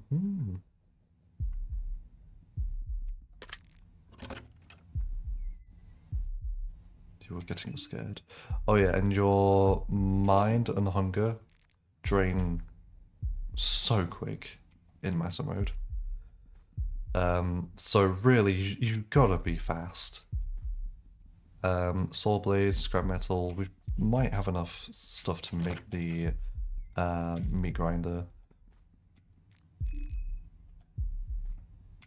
But obviously we just need the skill and then the bench grinder itself. Which there's a guaranteed drop in one of the tunnels near where you activate one of the tele-electroscopes. I believe is tunnel 1, the one with Osa in it.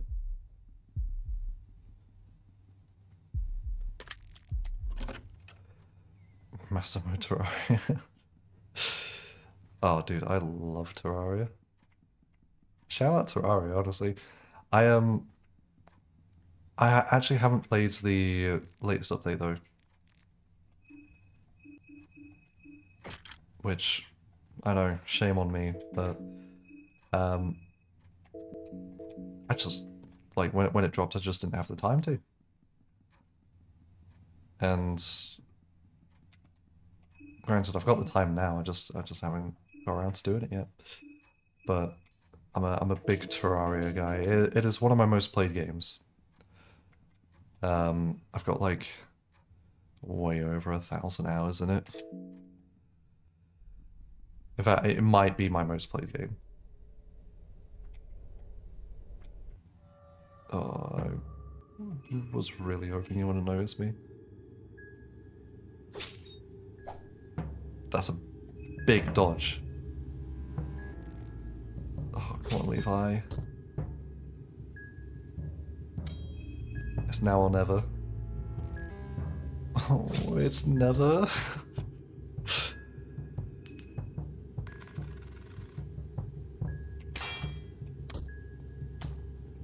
Screw me then, I guess. Let's just restart.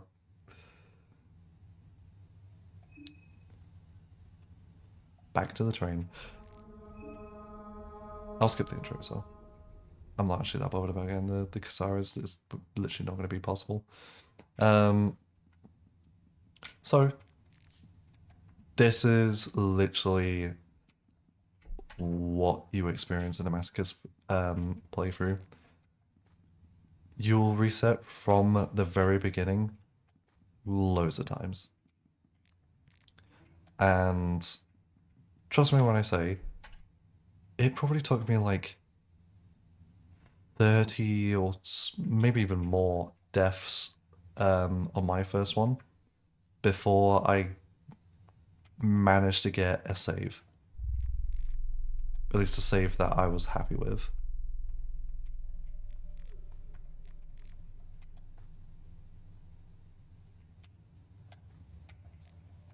So, yeah.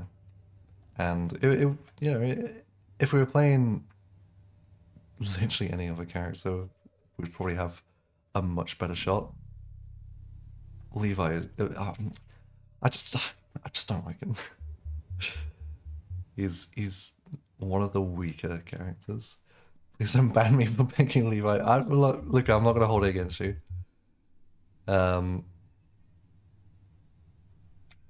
I was wanting to play Levi anyway. Because I remember when Dark Raccoon was in here, he mentioned doing a like a gun-only Levi run, which I might do at some point. But that idea really interested me because, like I say, I just never play Levi. So being able to play him a bit more is nice. And, I'm just doing this Maso mode playthrough just as a treat for you guys, because, I appreciate you being around, and I wanted to stream for a good little while this evening. So the pivot just made sense.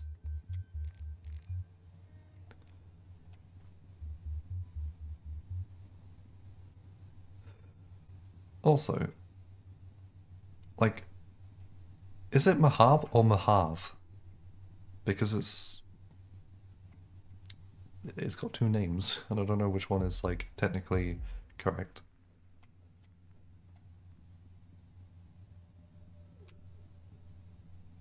Is the B pronounced as a V? This, this language is an interesting thing.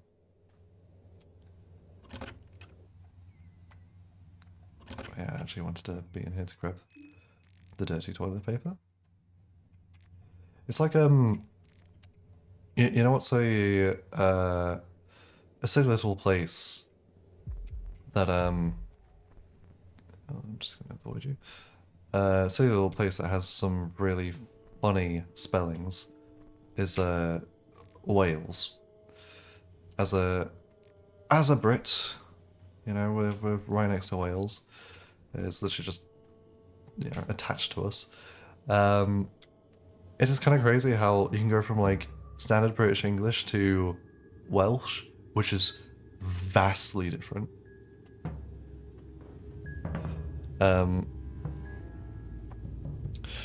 Yes, we have a sensor mod for Termina as well. I picked up a immersive one. I believe it's by Needles Productions that does the Termina one. Really, really, really good mod. But yeah, it's like when Elden Ring came out, a lot of the words used in that game are like Celtic origin, Um, and you know, there's a lot of Welsh in Elden Ring, and so when um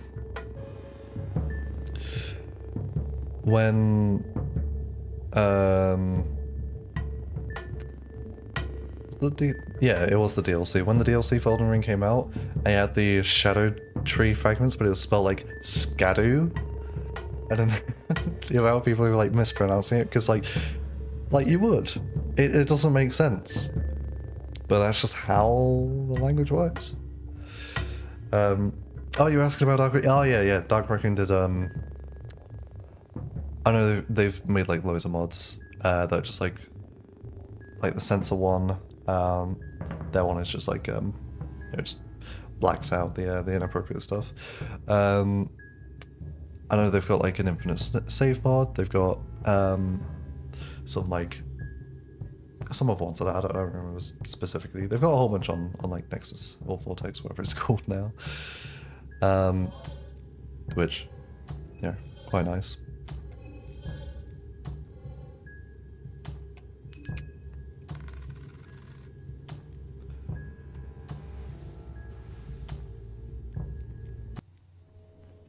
Yeah, that's the vial taken down.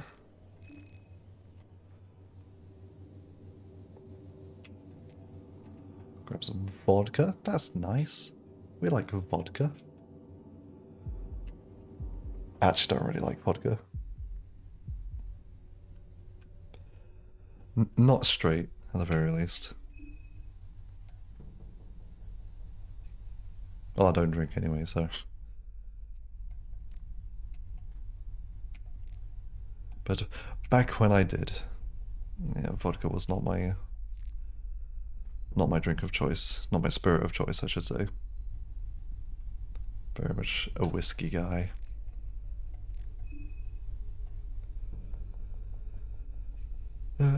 Let's not use a coin. Pet pills. Nice. So, yeah, like my route and plan is just to basically try and get the meat grinder as soon as possible. So the way I will achieve that is most likely running around and looting what I can for the moment, hoping to get some pretty good equipment early on. And then once I've got a good amount of equipment, I'll be able to take out the mayor. Then we just beeline to, honestly, probably the orphanage is the best place to go to get one of the like the Sneech tables, whatever they're called, the Hexens, and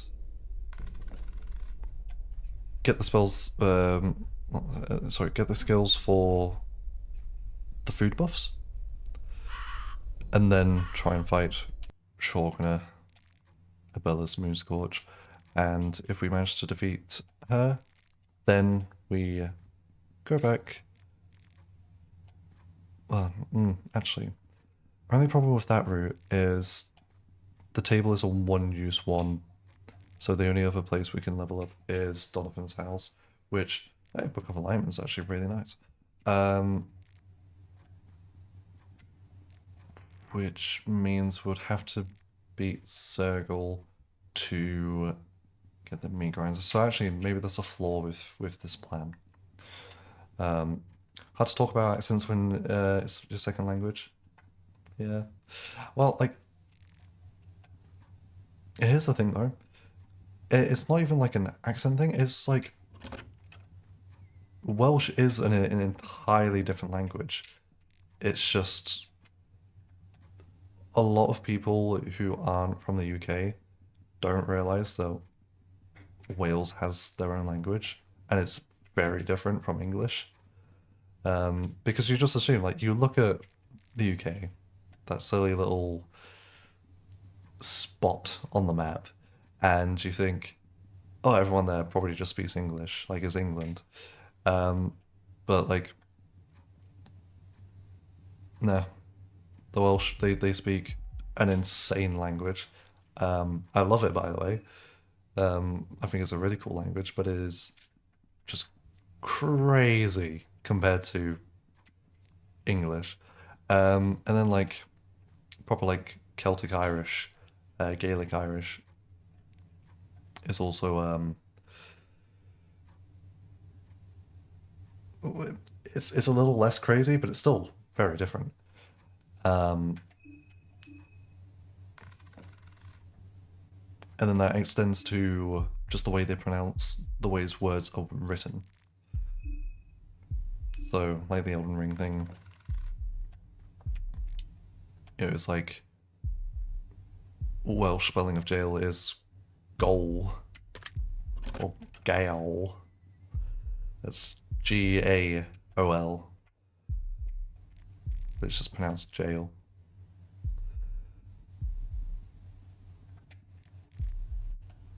It's a very interesting language. The accent, if we want to get onto the accents actually, the Welsh accent, I I like a soft Welsh accent. I think it's extremely pleasant to listen to. But a harsh one, oh my god. I can tolerate it, but it's definitely not one of my favorites. And if you don't know what a Welsh accent sounds like, maybe do yourself a favor and keep it that way.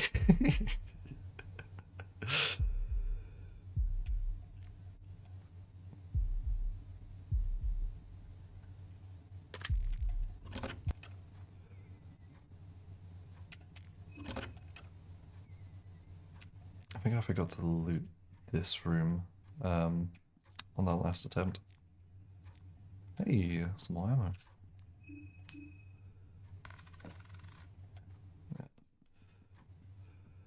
Um, sure, it's in some of the classic literature books. Yeah, most likely. I mean, I say Welsh is crazy, but like, I believe it is still rooted in Old English. Old English, by the way, and Middle English as well. A lot of fun. Um, I wish we still spoke like that. So, yeah, it would make sense if there was like classic literature that had that sort of spelling, and people still like to use that in like certain situations, like that type of spelling and wording. Oh, sweet, some heroin.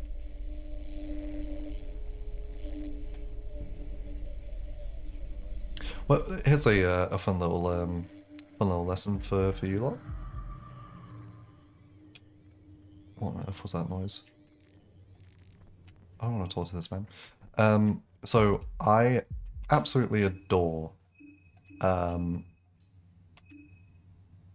etymology. Is it etymology? The like history of words. Um, I'm second guessing myself right now. I have to Google it just to make sure I'm right.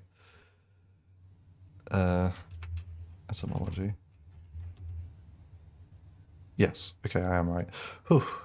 Yeah, I absolutely adore etymology, and um, one of my favorite things is finding out the origins of like just really commonly used words and phrases. So one that I found out this year was the origin of lukewarm, because I mean people use it all the time. Like, oh, that water's like, nice and lukewarm, or oh, my tea's gone a bit lukewarm. Even use it to like describe your feelings, like, oh, I'm a bit lukewarm about that thing. Um, you know, pretty sure that's like just a general English thing, not just a British English word or phrase. I just want to make sure I've reset the timer before we venture. Um, but who's Luke and why are they warm? Right? So I had a little bit of Googling, and it turns out um, there's... Oh, misclicked.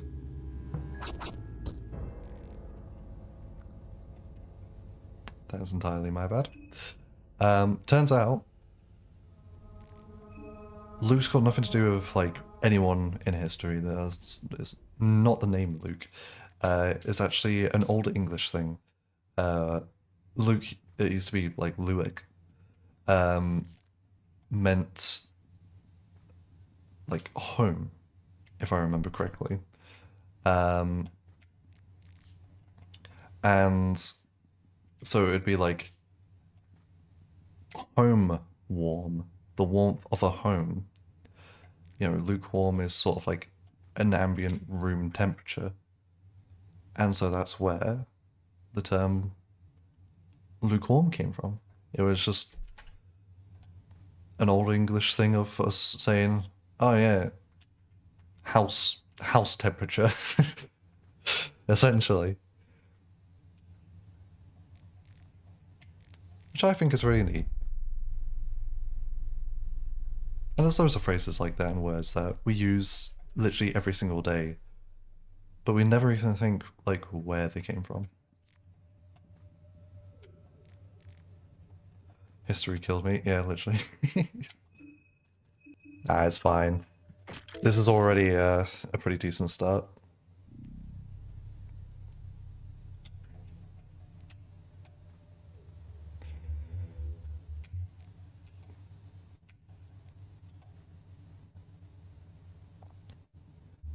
You know, it's quite funny.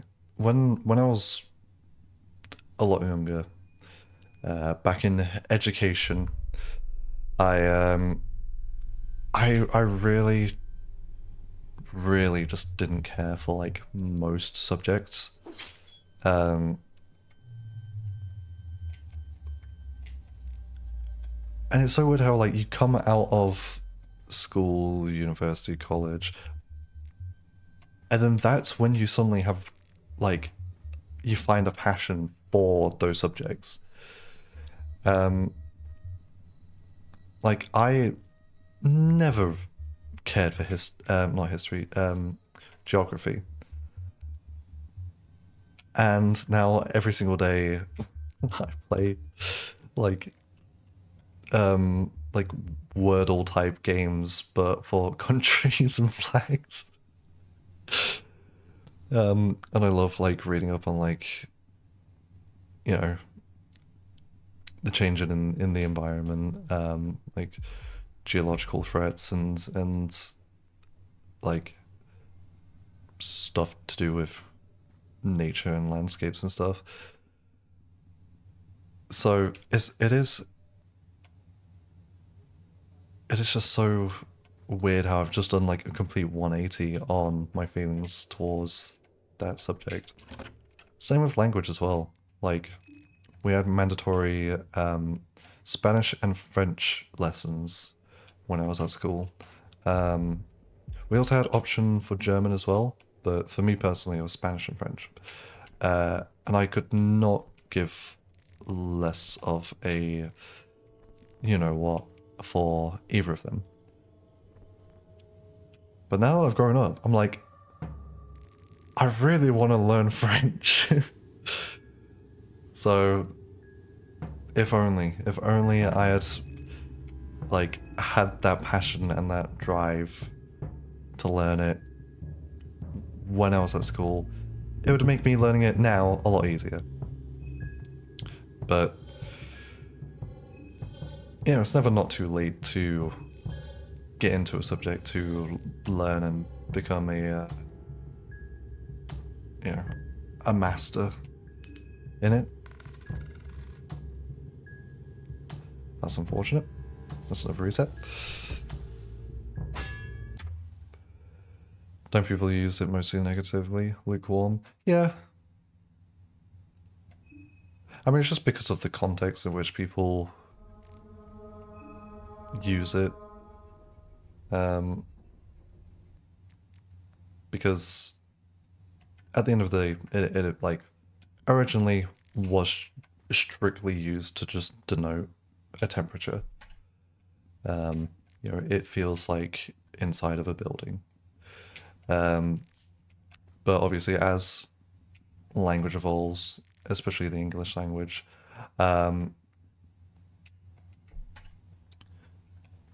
you know, we just find like new uses for words all the time. So taking something like lukewarm, using it to describe something that's just mid,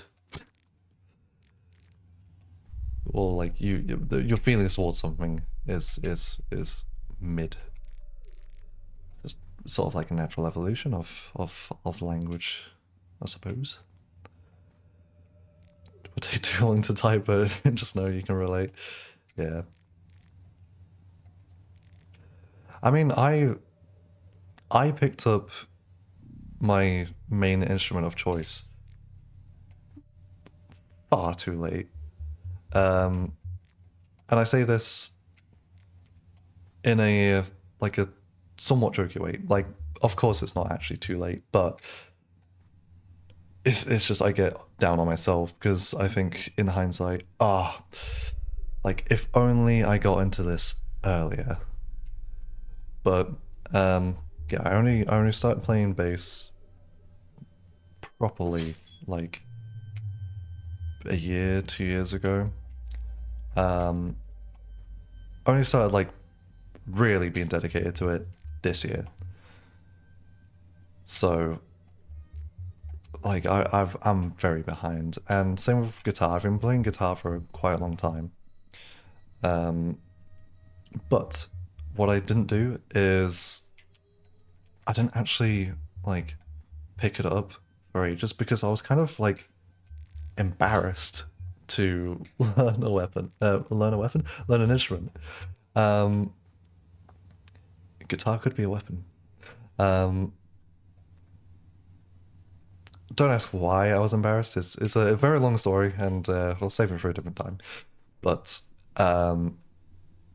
yeah, I just didn't pick up guitar until I was like 16, which is, you know, that's still plenty early enough to pick up an instrument.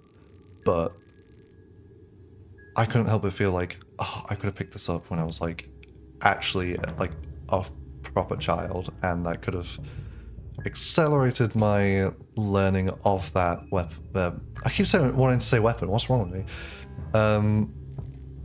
I promise I don't kill people with my guitar. Yeah, like I constantly get on myself about that. And then now, like, you know, I'm a bit older. My brain's like, you know, it's done its growing, and picking up an instrument, it's like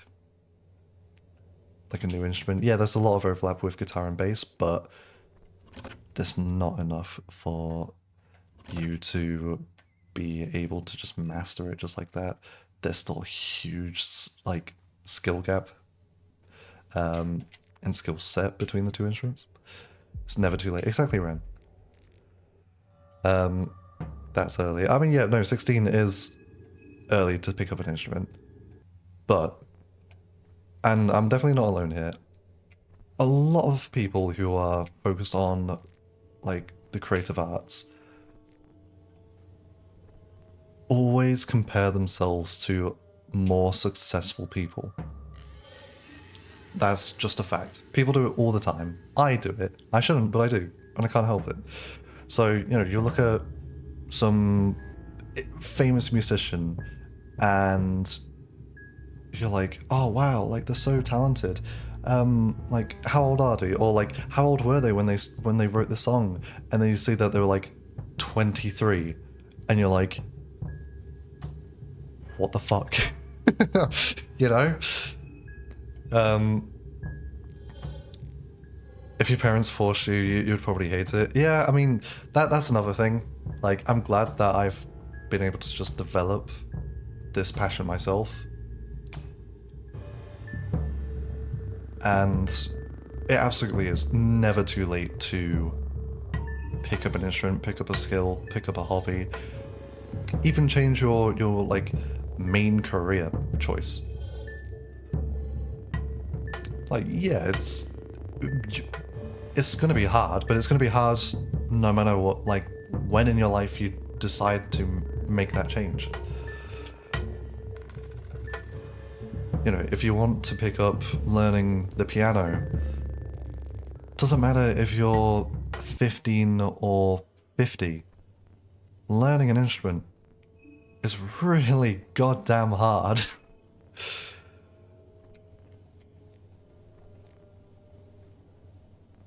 And you shouldn't, like, beat up yourself because, you know, you've got it in your head that, oh, I could have done this earlier. It's like, who cares?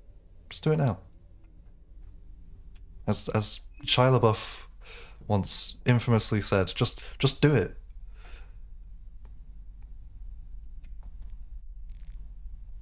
And honestly, say what you will about the guy. He was kind of real for just screaming at people to just,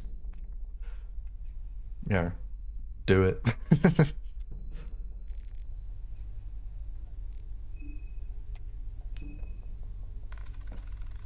Dragoon helmet. Hello.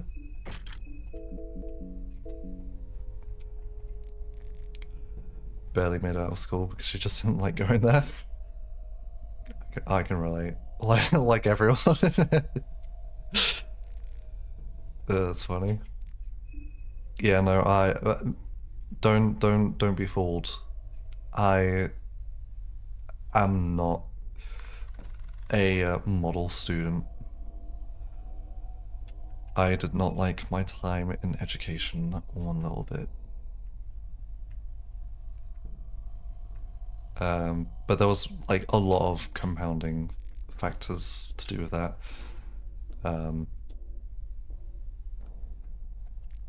And, you know, not something I need to get into. Do I type like like someone like that? No. Well, I'm gonna be honest, like,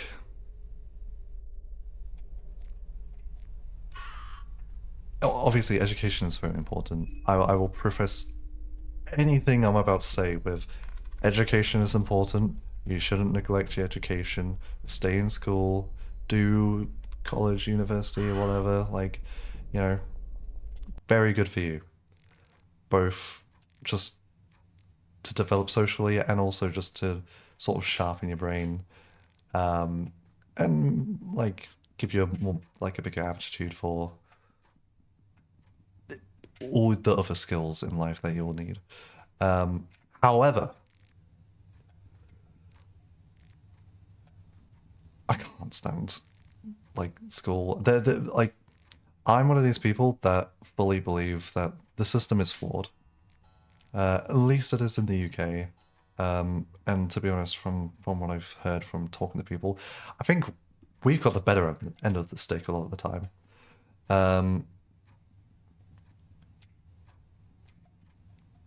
There are just so many issues with like you know what? No, this conversation, it's just going to end up with me basically just ranting about like so many issues with schools that I would rather not. Just know, I think education is important. I just think the way it's handled in a lot of countries is poor. And case in point there is my, also Roman gas mask is huge, my university education. That was honestly dreadful. And the fact that, you know, my lecturers were being paid the ridiculous amount of money they were, and they were putting in as little effort as they were. You know, it kind of radicalized me. Didn't think it was stupid, by the way. But, people just didn't let teachers do anything. Yeah, no, I fully get it. Like, just disruptive classrooms, just completely making it so teachers can't actually do what they want. And then like the school itself also like can be strict on what's educated and what's not. Um, Depends on what you consider education. I would usually just consider literally anything learning from like I guess an establishment, like a school, a college, a university, that is just like I would consider that a formal education. And then just like literally any reading that you do or like even media consumption, just anything like that outside of it, still educating yourself. I mean, there's never like a day that goes by where you don't learn something, I feel.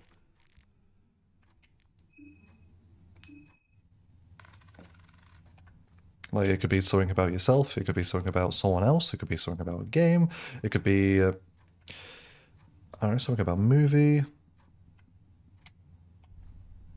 Like there's always something that your brain's ticking over, which I think is kind of nuts actually. So it's a waste of time. It's better learning English playing WoW. That's funny.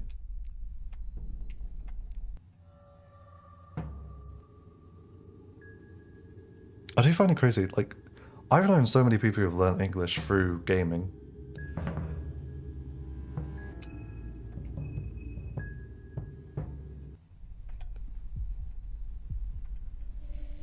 And then you got me over here who, what, I can speak a few phrases of Polish, and that's it.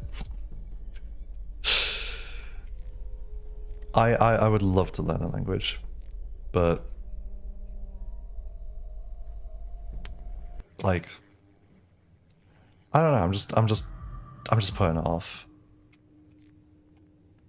For no apparent reason. I am just being a bit lazy. I would love to learn French. That is one of my top languages. Um, I really wanted to learn Norwegian for a while as well. And then this is going to come as no surprise to anyone. Of course, Japanese. It's one of the probably most yearned for languages for people to learn. Because everyone's a weeb these days. But I also would love to learn Chinese, like specifically. I don't know what it is about Cantonese that kind of speaks to me, but I think Cantonese would be cool. Of course, Mandarin's probably the better one to do, because I believe it's the more widely spoken. Or I could just like go completely nuts and learn like Fusanese.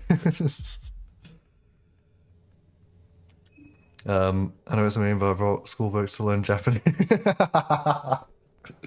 See?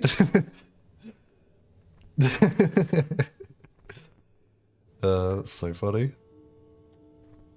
Yeah, the timing.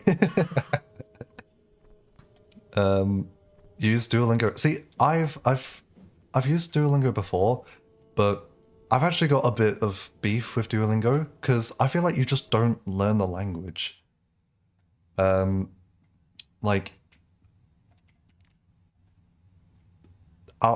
this is what I believe the best way to learn a language is. This is coming from someone who isn't multilingual, so take this with a grain of salt. But I genuinely think stuff like Duolingo, Rosetta Stone, and stuff are fine. Like, it's okay because it is sort of like dipping your toe into the language, helping you with your like pronunciation, spelling, and just familiarizing yourself with random common words. But for like actually learning, um, my advice, just this is anecdotal. Expose yourself to the language as much as possible through media, other people like talking. Even if you're just like putting on like I don't know, like let's say with Japanese, putting on like a Japanese podcast. Even if you don't really understand a lick of what they're saying, that is going to be like still subconsciously like helping you understand the language. Because think about it, babies, they don't go onto Duolingo and go, today I'm going to learn English. Now, as a baby, you just sort of like hear the language and you just sort of pick it up. You just figure that out because your brain's crazy like that. As a adult, yeah, it's a little bit slower, but you can still do the same. So, um, yeah, like exposure, learning, and then getting just like a pen pal or like a friend who knows the language, and then just being able to practice actual like conversation with them. They're probably like the two biggest things you can do. And then obviously using something like Duolingo as a way to support that is probably the best way. That's my understanding of how to min-max learning a language as quick as possible. Unfortunately, that's also a lot of work, so that's why like no one ever does it. And that's also why I haven't done it. But hey, give me a month and I might just like join stream speaking Chinese. You never know. I drew a katana and a hiragana piece of paper in it. Oh, look at it when games load. That's cool. Honestly, big up Japan for being like the most loved country by anyone who doesn't live there. Also play like a dragon. I need to play the Yakuza games. I haven't played any of them.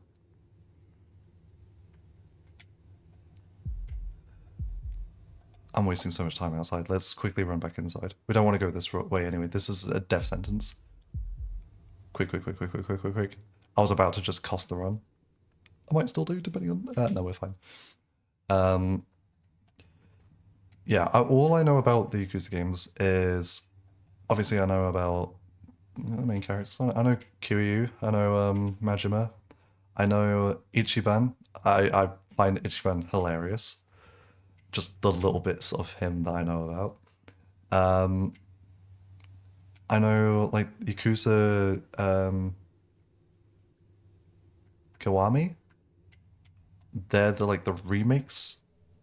The Kiwami games are the remakes. I think that's the right word. And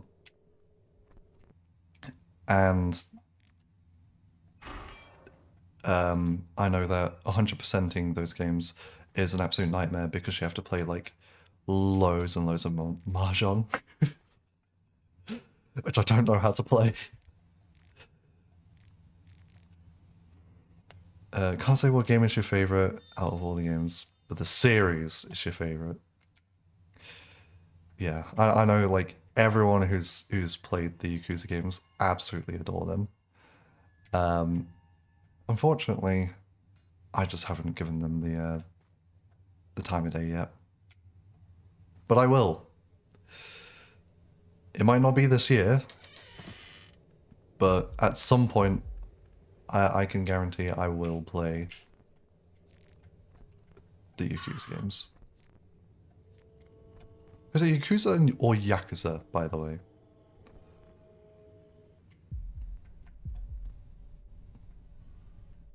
Because I always flip-flop between the two pronunciations.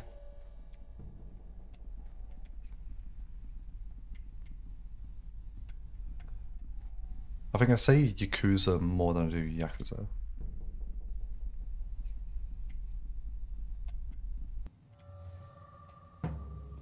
Also, we're in a really tricky situation here. Let's quickly run. Unable. That sucks. Okay, it's fine. It's fine. Let's try and just destroy his arms.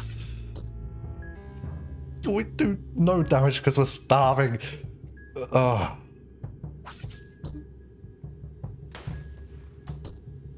Chat, we might be cooked. In both spellings.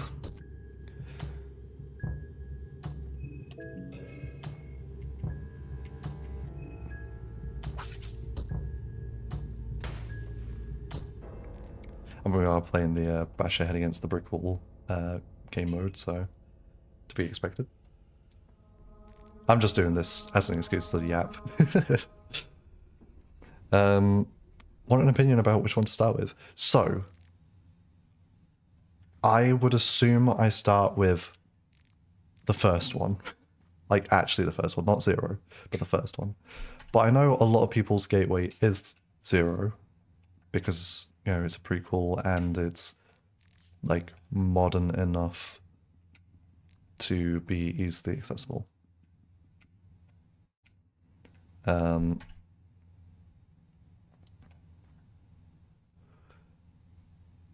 That's what I would assume to do. Because at the end of the day, if I'm going to enjoy the series, I would like to do the series in order of release. That would make the most sense to me. And I feel like I would like the games, which is why I'm willing to just do them in order. Yakuza. I would say. Go for like. See, with like a Dragon, is it still like a continuation from the last game, or is it just like completely separate? Like there's no overlap whatsoever. And do I mean the PS2 versions? No, I'd probably play the remake or remaster. As long as like they are good. I assume they are, because I've never heard anyone say like the Kiwami games are bad.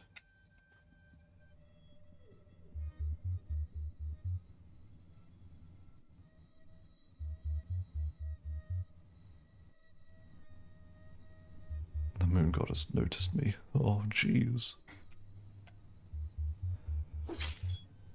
But I will say, big issue with the Yakuza games, which is why I haven't actually like delved into the series as a whole yet. It's just because there is a lot of games, and I know they're not short. Especially if like you want to be thorough and like properly like do a lot of the content, which of course I do. So I know as soon as I start playing them, that's going to be like a month of my life just gone, dedicated to those games. Which, hey, not necessarily a bad thing if I do enjoy them. If anything, that's a great thing, because that means I could just sit around and play a game series start to finish and enjoy every second of it. But it's just a big time commitment. So, and also a money commitment.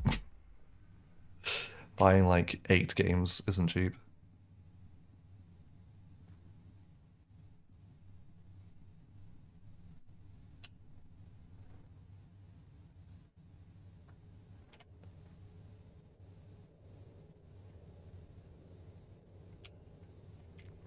Zero is a prequel. Yeah.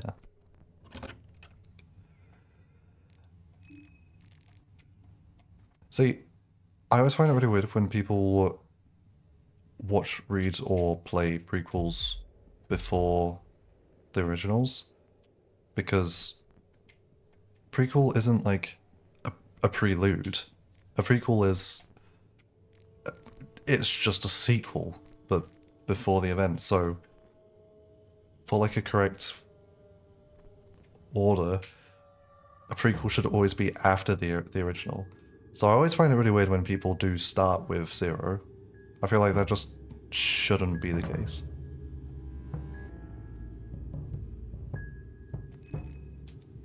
I mean, if you recommend that I start with 0, I can do.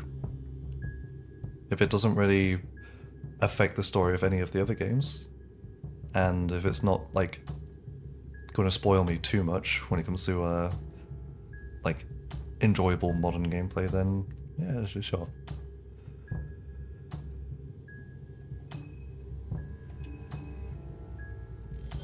But it's like when people watch, or tell other people to watch the Star Wars movies in like order of prequels, originals, sequels is like, are you insane?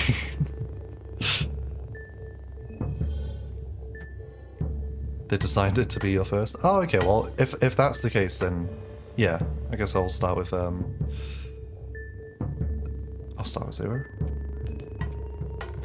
When I eventually get around to the Yakuza games.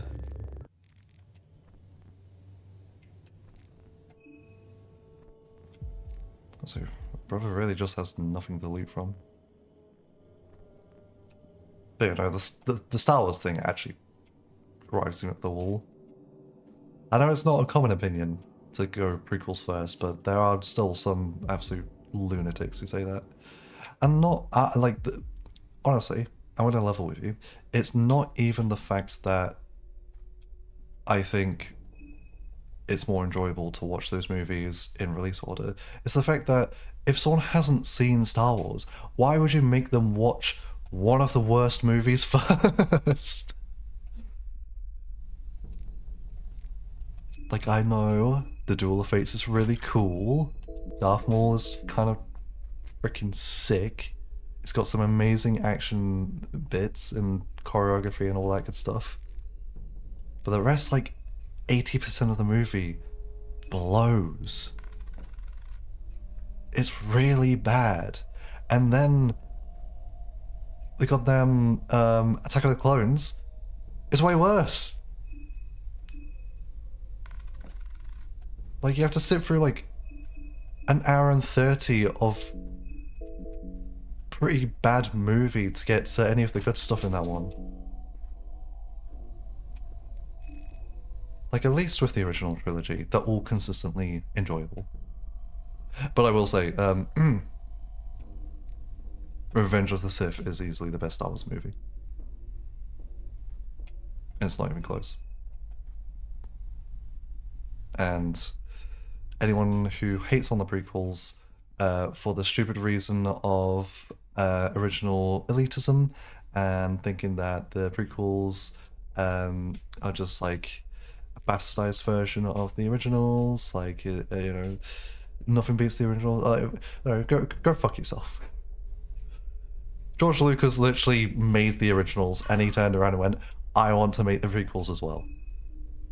If you like the original so much, respect the actual creator's artistic intent. Now, you're fully justified in hating the prequels because they're bad movies.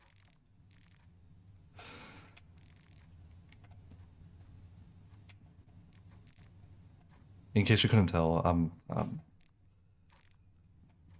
I'm quite heated when it comes to Star Wars.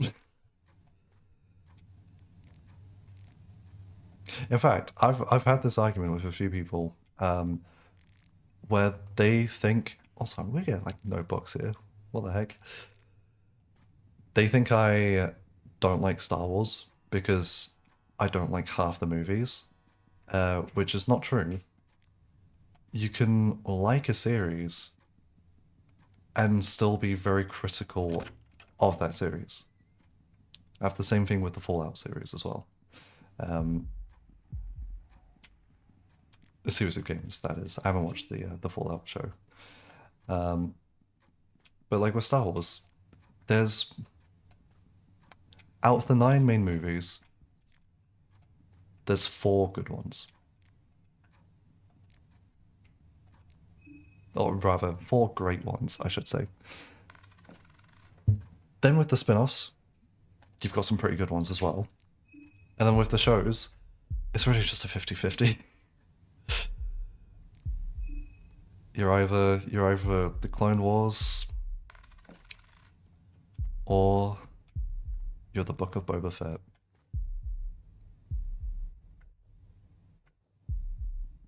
That's all I'm gonna say.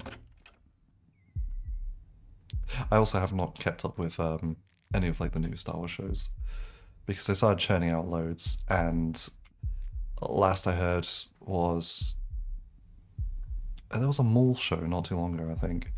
But the last one I heard people talk about a lot was obviously the Kenobi show, which apparently wasn't very good. And the, you know, the Mandalorian kind of got bad. The Mandalorian started off so strong. And the Book of Boba Fett I just didn't like. Which is crazy because it had Boba Fett in it. Who I do really like. And also had Cad Bane in it, who's like one of my favorite Star Wars characters. But oh my god, that show was just... It had like one good episode, and then the rest was just kind of okay. And then it just became Mandalorian season 12.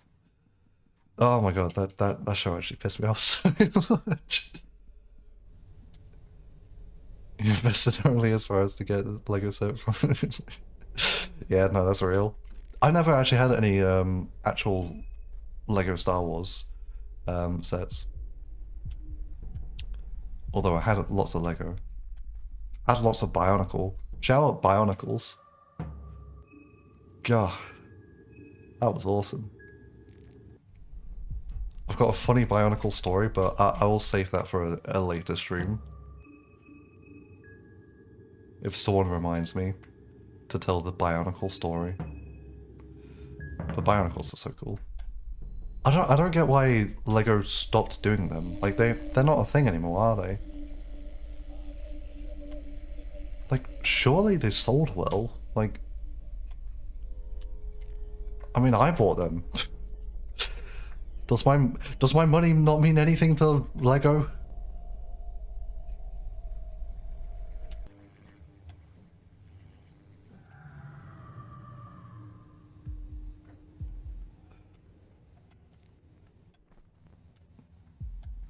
Yeah, no, Bionicle were really cool.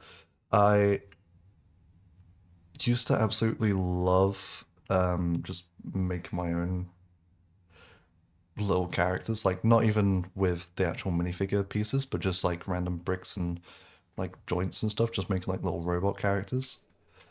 Ah, that that was my jam. Also, does anyone remember the Bionicle movie? In fact, I think there was a few, but of course I'm talking about The Mask of Light. Absolute banger movie. I haven't watched it since I was like a child. So as far as I'm aware, that movie might actually be absolutely horrible. Um, Also, we better not die here. Hey, what's good, John? Currently just doing the world's worst run. Doing a masochist playthrough as Levi. Mainly just using it as an excuse to yap. We finished Fungo 1 as well earlier in the stream. We had some crazy luck during that run as well, which is really, really cool. And now we're just yapping as I try and get a good run started about like Bionicles and stuff. John, did you ever have Bionicles?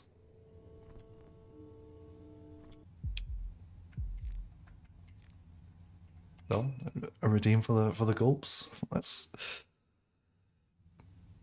have some water.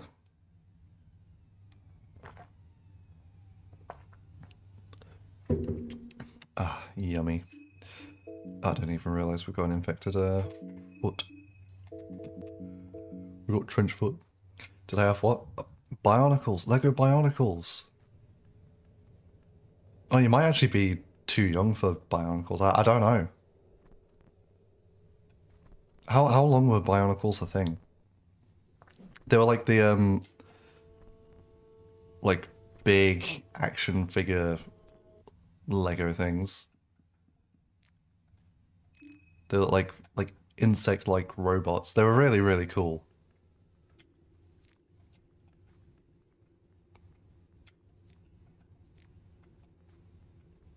I absolutely love them. Oh, you did? Oh, nice, nice. See, I knew you were a real one. You had the lion. Oh, the lion. Do I remember that one? I don't think I do. I'll have to Google it in a minute.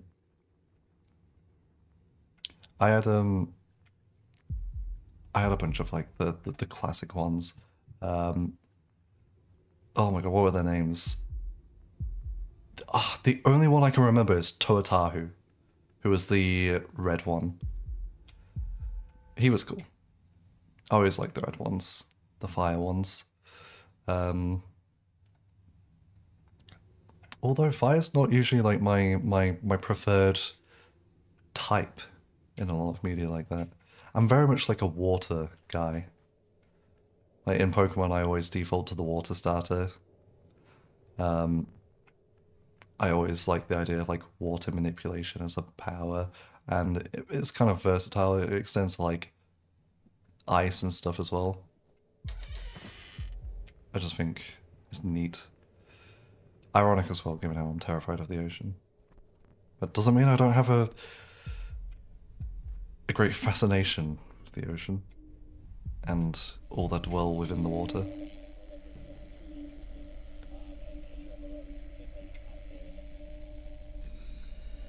Alright, we might want to have to bait some of these enemies in here.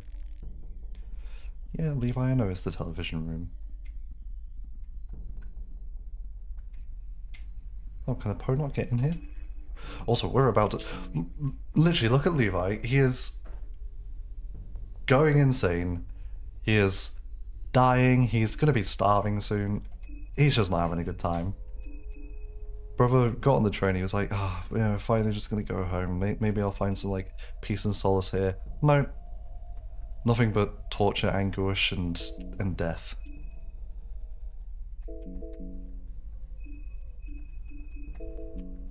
Okay, that's good that we can get that light blue file out of the way, so we can put ourselves near max and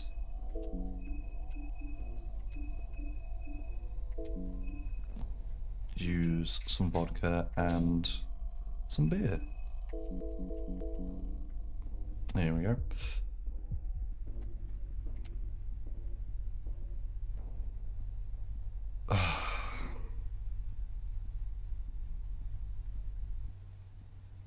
We're just gonna be stuck in the television room.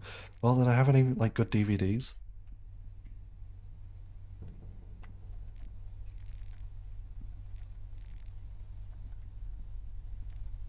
Yeah, Bloody Ball. That's typical to every television room. So true. Might not have been Bionicles, but it was basically the same thing. I'll send it to you. Yeah, please do. Come on, get out of my way. But yeah, no, Bionicles was so sick. Do kids these days even get toys? Because I feel like most parents probably just default to just putting an iPad in their face and then saying, "I." That's it.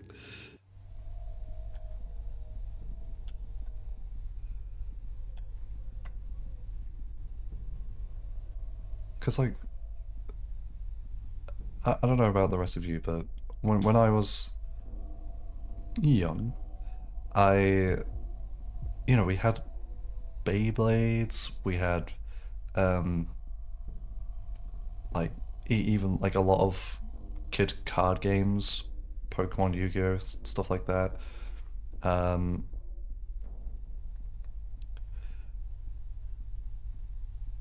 I used to have a. This is such like a unk toy, but I used to have a train set as well. Um, and I had loads of Thomas the Tank Engine. The most British thing you could have, really. And oh my god, I absolutely love that train set. That was when I was like really young. Um, I mean, it's just GameCube and Game Boy. I was like really playing a lot of. A little bit of Xbox.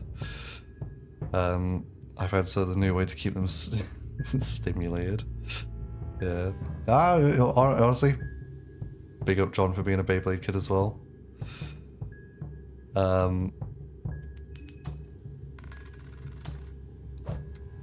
I I loved watching the Beyblade anime as well.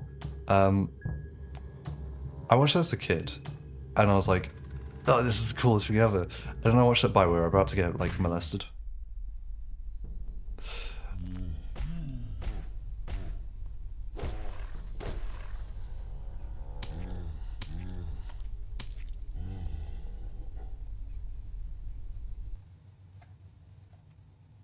Anyway, so I rewatched it again as an adult, and I was like, "Oh my god, is the voice acting bad?"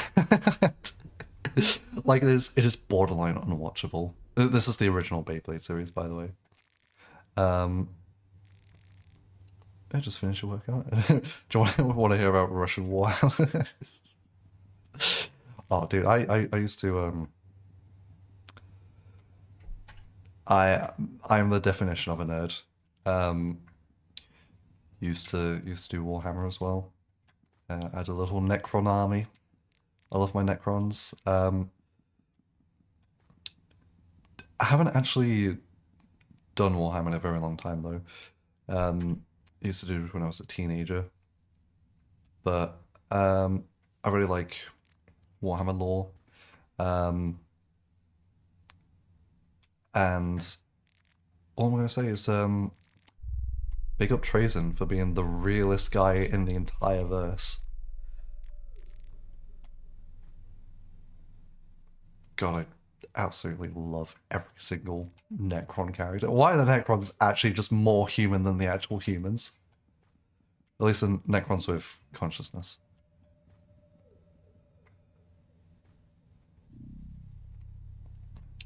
So fun. I do actually need to read the Infinite and Divine. That's a Warhammer book with two of my favorite characters that I just haven't read yet, and everyone raves about how bloody good that book is. Bro, who the fuck is that? That was just a point. Don't worry about that, John. Zero prep. What do you mean? First of all, hello. Second of all, I haven't planned out this run at all. I have only beaten Maso mode once. I'm sort of just winging it. We're right off the back of a Funga 1 playthrough, so instead of doing my usual thing of like planning like a good route and having a good like game plan, I'm sort of just running and just hoping I get lucky. The only sort of plan I've got is picking up the meat grinder, which I don't even have a solid plan on getting that either.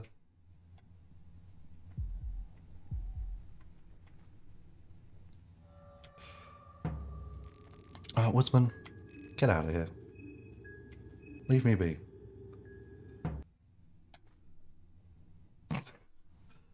Yeah, John's working out his boobs. You love to see it. First thing, need to get rid of the heroin addiction. Don't worry, I didn't take it. We are a clean Levi.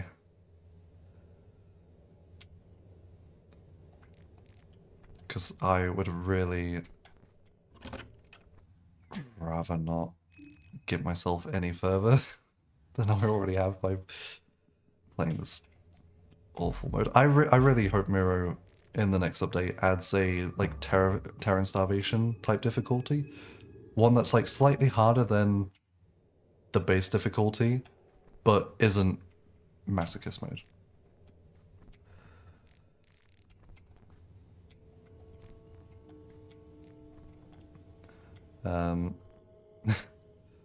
If are you making your own Discord for your community? That's a good idea. I probably should.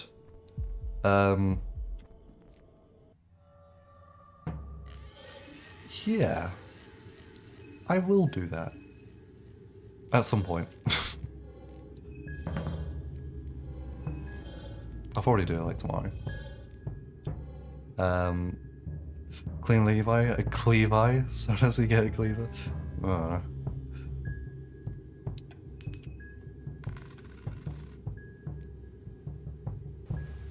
Also, I know it really just doesn't matter the fact that we can kill a vial, but I do love doing it.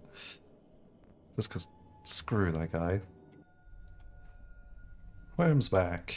Evolve your friend, Aether. What do you want from me? I'm here. I'm talking. I'm yapping.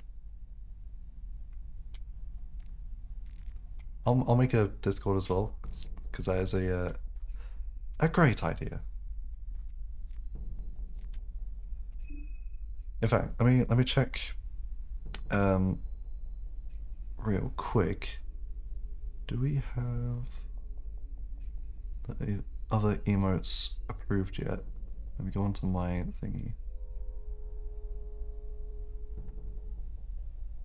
No, they're still pending. Come on, Twitch. I know it's a weekend, but come on. It's also weird how like the sleep one got approved right away, but the others are pending for approval. So I don't know what like the AI they've got that analyzes them thinks it's seeing, but yeah, it is what it is. They'll most likely be ready tomorrow.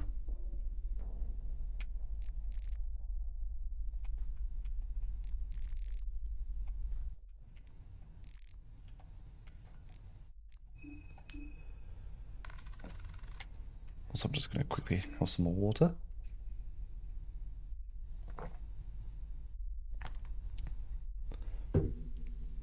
The water's gone a bit lukewarm.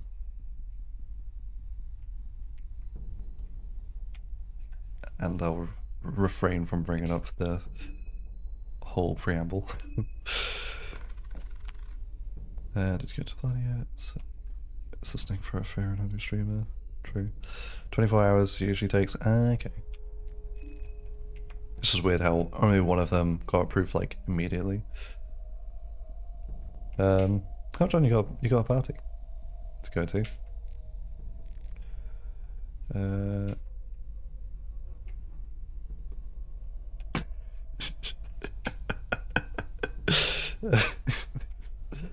Why? Who on earth invites someone to a birthday party and just immediately puts them to work?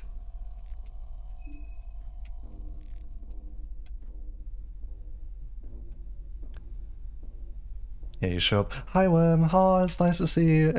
Anyway, so I threw up in my car. Can you just quickly fix that for me? Thanks. Ever so nice of them, honestly.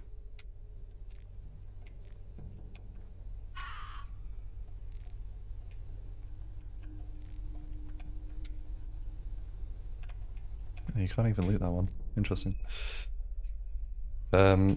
Should four guys working on the exterior while you were slaving away? Sorry, did she like run through a parade? Why was her car so goddamn dirty?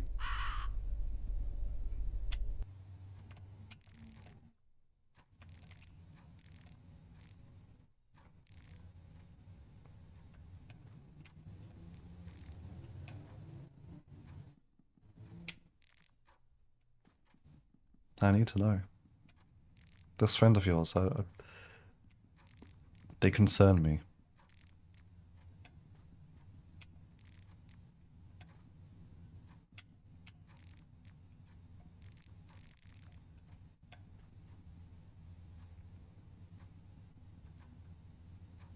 Oh, you're going to a car meet later? Oh, okay. Oh, so is it like a This is like a proper nice car. Is it a vintage?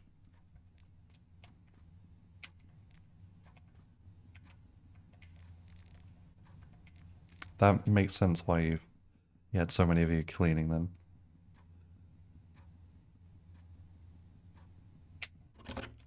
I also barely know cars, so if anyone's about to get really technical, I'm not going to understand it.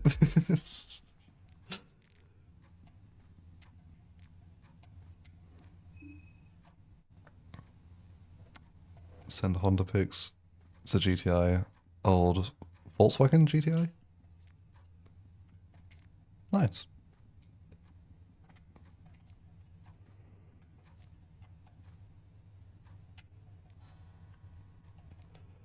Okay, bear with me, Jack. I just need to stretch my legs for a second. Oh, been sat in that lovely, comfortable chair for quite a while.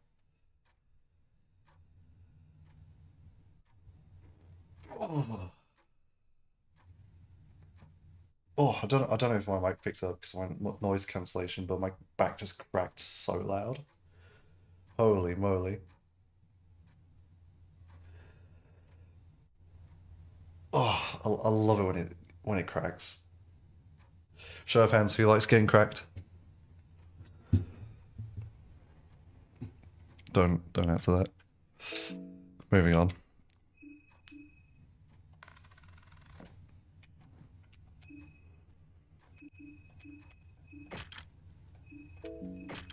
Did we pick up a weapon? No. Obviously we got the shotgun, but saving that.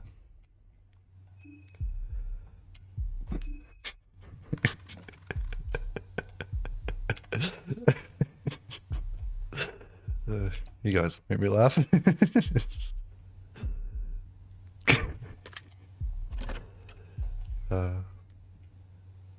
You've never been cracked.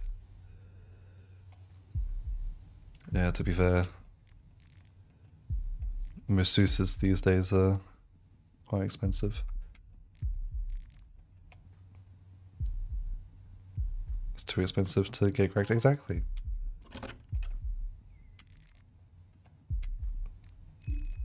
And there's no other meaning for getting cracked. We're just talking about getting your back clicked. Nothing else. This is a family-friendly stream. Playing Fear and Hunger.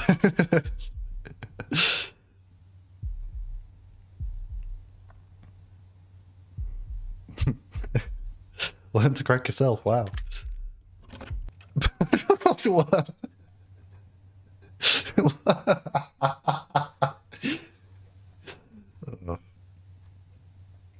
Hey, like, as long as you're harassing John, that's that's fine.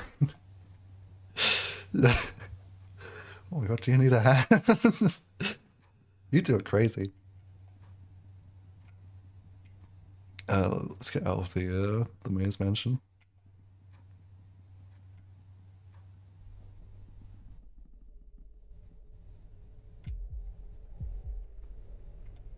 Jukes. Oh, never mind.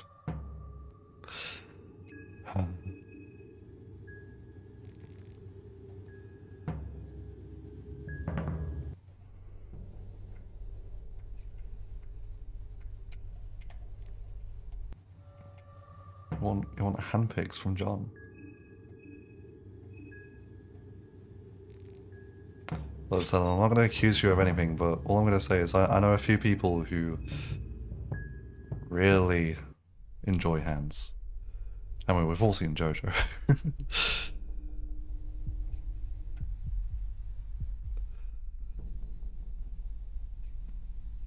John's secretly me. But John, we were on stream together yesterday. Or no, today. Today for me, yesterday for you, I guess.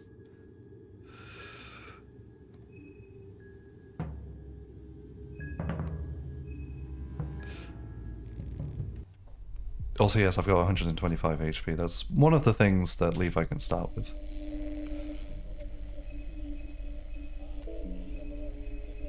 Pretty much the only good thing about him. You've been through this conversation, don't worry. I'm not gonna question it. I'll leave you to your Kirei Yoshikage habits.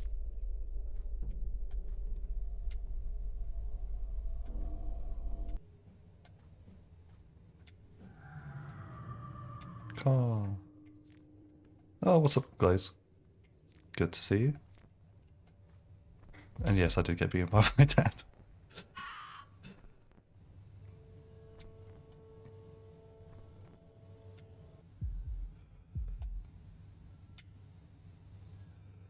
Hello, friend.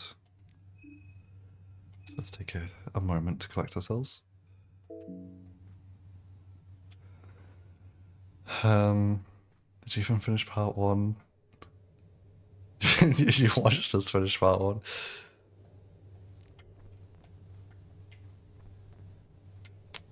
Yeah, no, I've watched all 6 parts and I've read all 8 parts that are fully out. Yeah, we're talking about JoJo's Bizarre Adventure.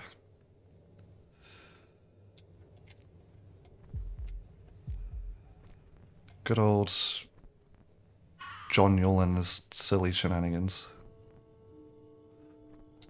I really can't wait for Araki to run out of names to use, and he just starts calling people like Janiel.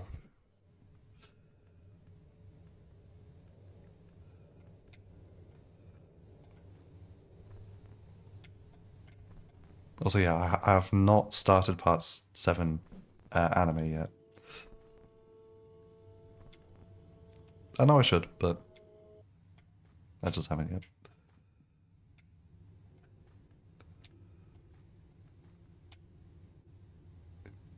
Oh my god. Oh, how does streamers do this? There's too much chat. There's too much chat. Oh! I meant the Minecraft thing. Oh yeah, I need to, I actually really want to continue that. Because it looks really cool. And it ended on a very high note for me personally.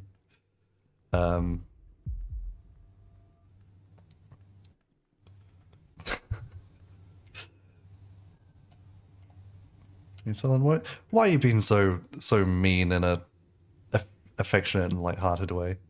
How dare you? Nah, who am I kidding? You can do whatever the hell you want. I can't stop you. I hold no power here, despite the fact that I hold all the power here. Put a gun in my hand and I'm not pulling the trigger. It's not a matter of lacking the motor skills to do so, it's just... I don't have the heart to do it.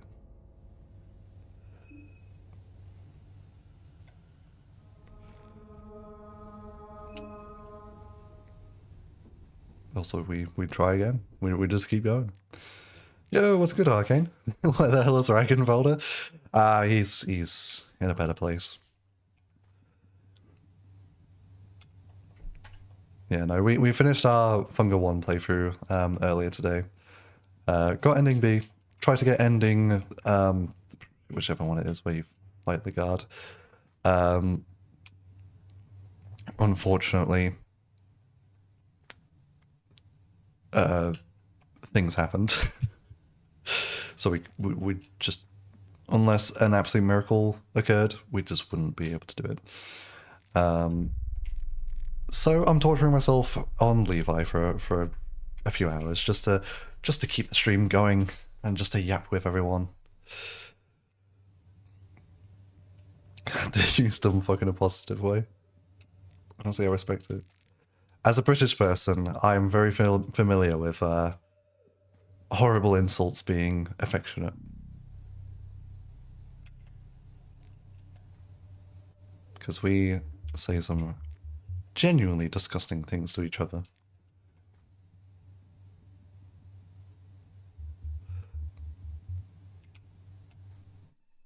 So when am I playing DMV? Straight up, that's a Primer song I'm never going to be able to learn. That one's like one of the hardest. It is actually insane.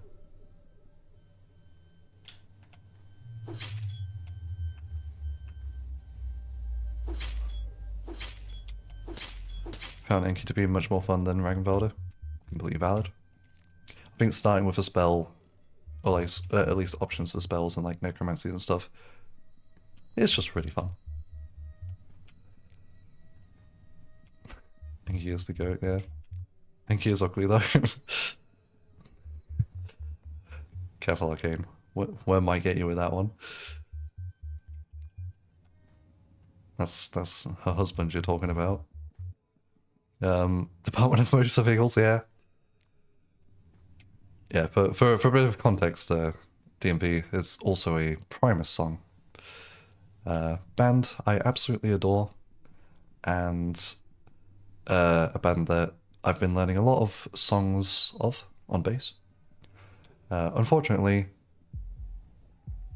Les Claypool, the bassist and frontman, is one of the most talented bassists alive, so it's very, very hard to learn a lot of his songs. The MVP being one of the harder ones.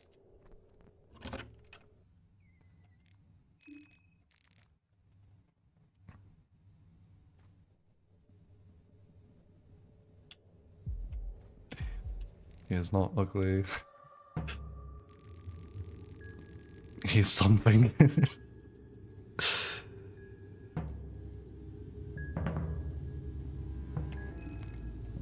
Please just let me run. I want no qualms with you, lady. Ow.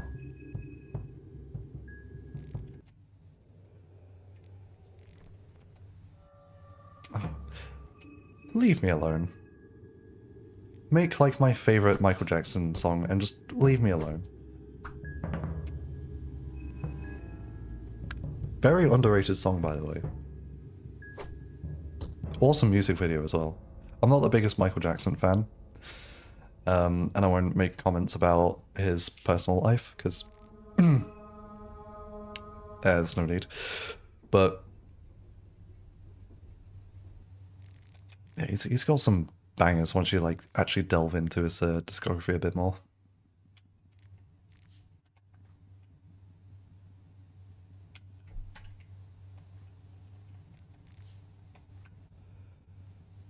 And like, let's be real.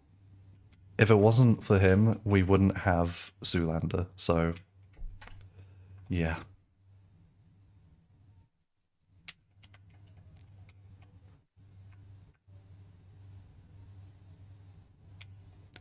Like some of his popular songs. Got to go, ah, and there goes the worm. Nah, no worries. Yeah, I like some of his popular songs as well, but some of them are definitely overplayed. Like, oh. What song? Leave Me Alone.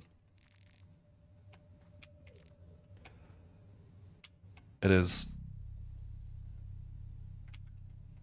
it's honestly just a great song. And I would urge you to watch the music video as well, because it is really, really good. It's really weird as well. Fine, I'll go away. No, guys, I didn't it's the name of the song. Oh my god, I had a I had this really stupid interaction with an old friend of mine. We were talking about Alice in Chains because I absolutely love Alice in Chains, and they were like, oh, what are like, what are some of your favorite songs from Facelift? And I was like, oh, you know, I really like Bleed the Freak. Of course, Man in the Box is really, really good. And I was like, oh, there was another one that I really like. Oh, what was it? And she was like, oh, is it? She was like, oh, I don't remember. I was like, yeah, I don't remember either. Oh, what is it? She was like, I don't remember. I was like, yeah, no, me neither. She was like, no, the song's called I Don't Remember. Is it that? I was like, oh, wait, yeah. Which, banger song as well. Also, the fact that, like, Facelift is a debut album is actually insane. Like, I know people glaze Dirt so much, but it's just nowhere near as good. Like, Alice in Chains came out of the door with an actual 10 out of 10 album. And also, here's a fun music fact for those who actually care. Lane Staley, the lead singer of Alice in Chains, and Chris Cornell, the lead singer of Soundgarden, and Audioslave both had the same vocal teacher, which makes a lot of sense because they are the two best voices in grunge. And it's not even close.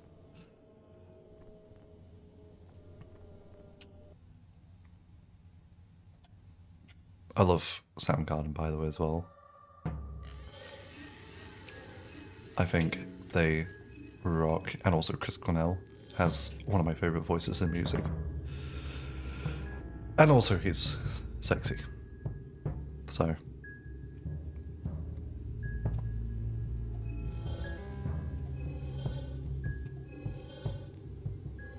not that your physical look should matter in music.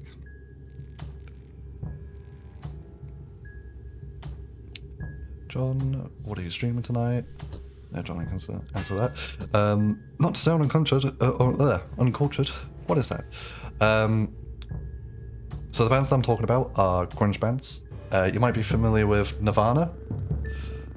They're probably the most famous grunge band. I'm just gonna reset with a poison and all like 2 HP.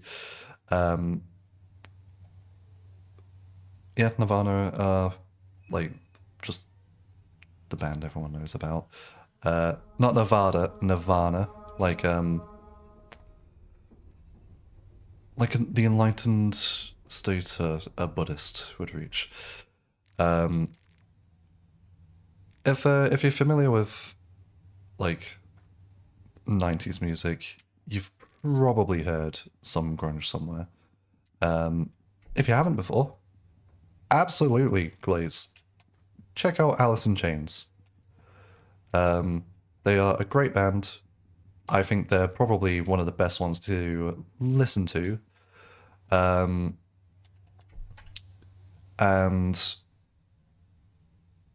honestly, I just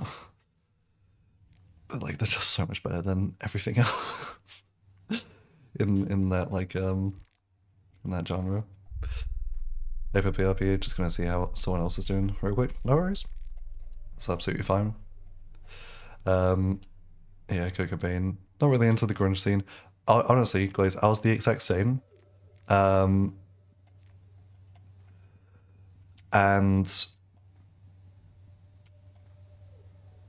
oh my god, I didn't realize how much good music I was missing out on, because I had heard a lot of Nirvana songs. I had heard like early Foo Fighters. I had heard Pearl Jam, and I was like, oh, okay, so grunge just is kind of meh. Like I just wasn't feeling it.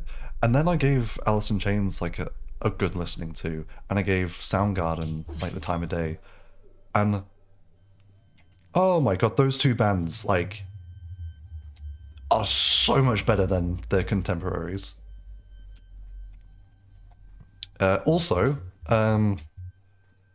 people rag on Courtney Love all the time because they're like, oh, you know, she killed Kurt. It's like, I'm gonna say right now, no, she didn't. Absolutely not. He was an extremely depressed man, and you know, it's unfortunate what happened with him, but you can't blame his wife for it. It's ridiculous. But Courtney's band, Hole, they've got some absolute bangers as well.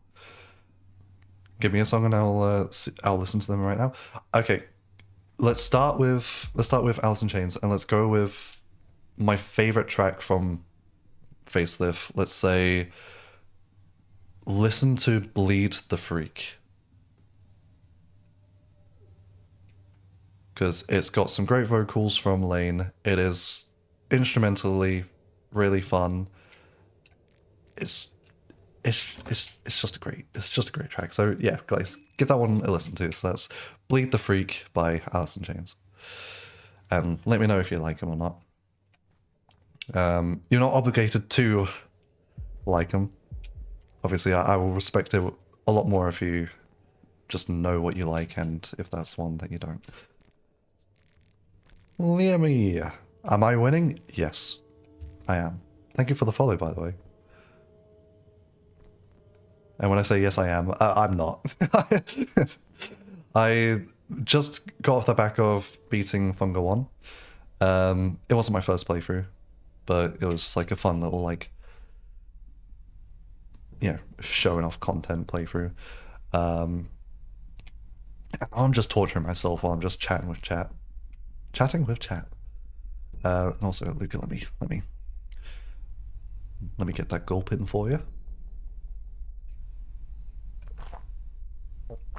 Oh, oh, that was a nice hydrating big gulp. Still no tail alerts. I don't know how to set them up. I will be figuring that out during the week, don't worry, because it's such a cool idea.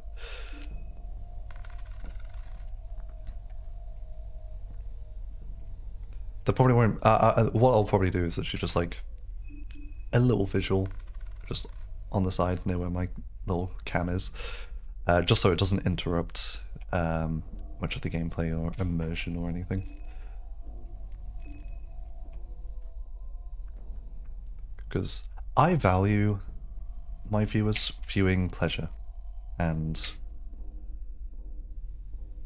I can't lie, some of the time I see streamers and they have such annoying interruptive alerts, which, hey, works for certain streams. It's just not my speed though.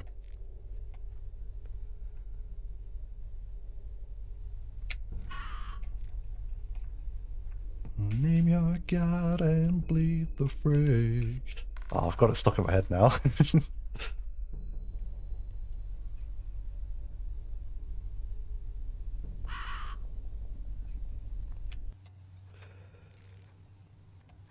We for sure need something. Yeah, I'll go around to it. I'll because I just use OBS. Like I don't use like Streamlabs or anything, so I don't know if it's like something that I can get sorted just directly on Twitch, or if there's like a plugin for OBS I can get for like custom alerts. Because I've already got a couple of plugins for OBS which have been quite useful, so I can get like the stream up and like multi-stream on YouTube, just in case people want to have the VODs on YouTube. But yeah, I don't know what I'm doing. I will have a morning of just a lot of Googling and figuring it out. Because it's cool to know that's all news here. True, true, true.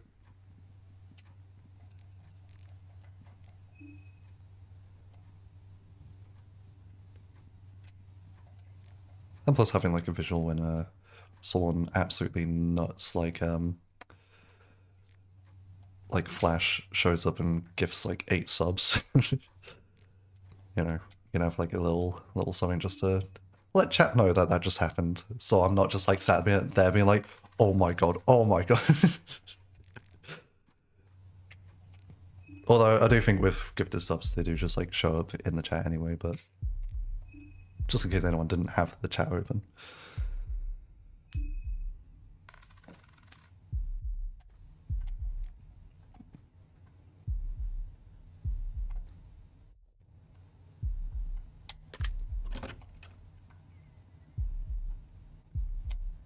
But yeah, if anyone in chat ever needs any music suggestions, I pride myself in the amount of music I know and listen to. And it doesn't matter the genre. Obviously, there's some genres I know much better than the others. Can't say that I have that much knowledge in rap. Which is unfortunate because there are some rappers I do really, really like. In fact, my favorite one, I hate telling people because he's problematic now.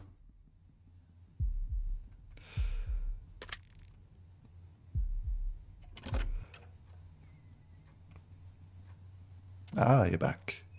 And it's not for you. You know what? Fair. I mean, you gave it a good shot.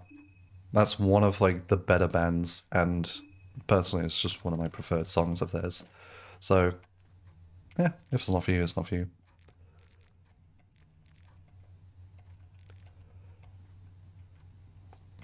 I, for one, think grunge is very 50-50, whether or not it's good or bad. I am a certified Pearl Jam hater, so you know. And also, like, I just don't respect the glaze that Nirvana gets all the time. Like, just because your lead man dies at a young age doesn't mean that the music is any better than it would be normally.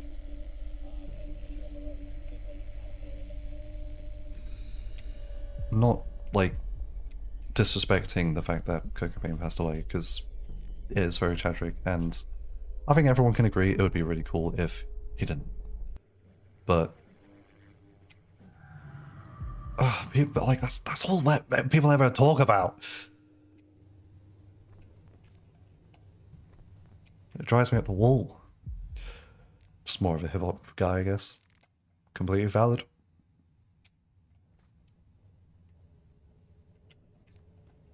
Also, I will spoil it for you guys. My favorite rapper that I alluded to is Kanye. But it's early Kanye. I love College Dropout. I think the album is so good. I know people glaze, not the chatter. I know people glaze, Graduation so much, and it's good. It is a good album. But I don't know, something about College Dropout just hit so hard. And again, an incredible debut album. I mean, that's what you're talking about. Yeah, this is what happens, guys. I will get talking about music and then I'll just start like rambling about stuff most of chat probably won't even know about.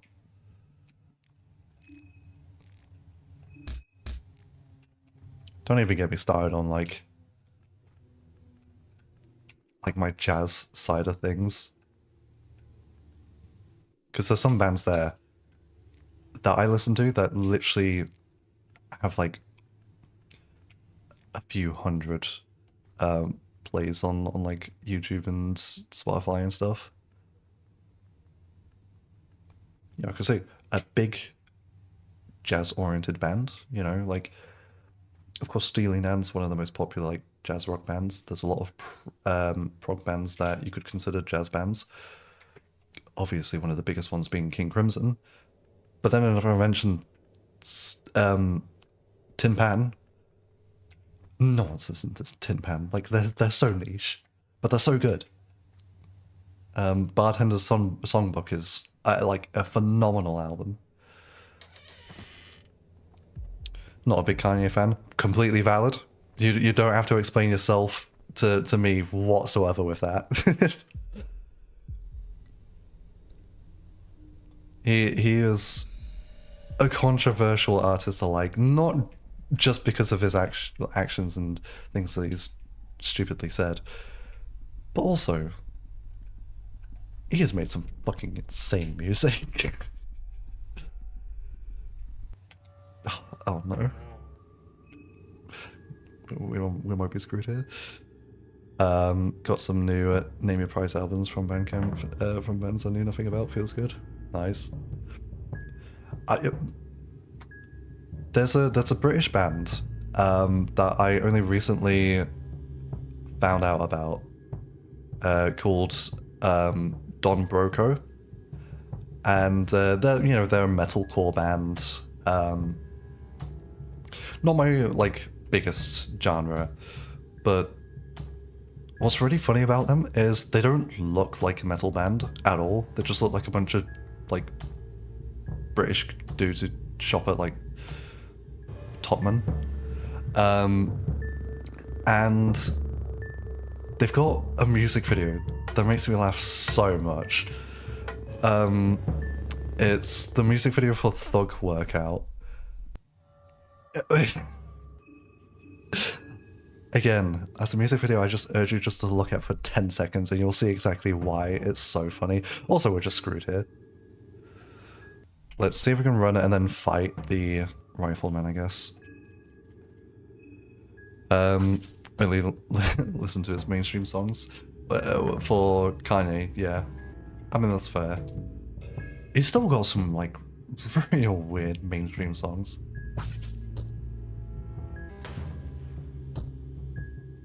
The fact that On Sight is, like, one of his more well-known, like, Yeezus-era songs is kind of crazy.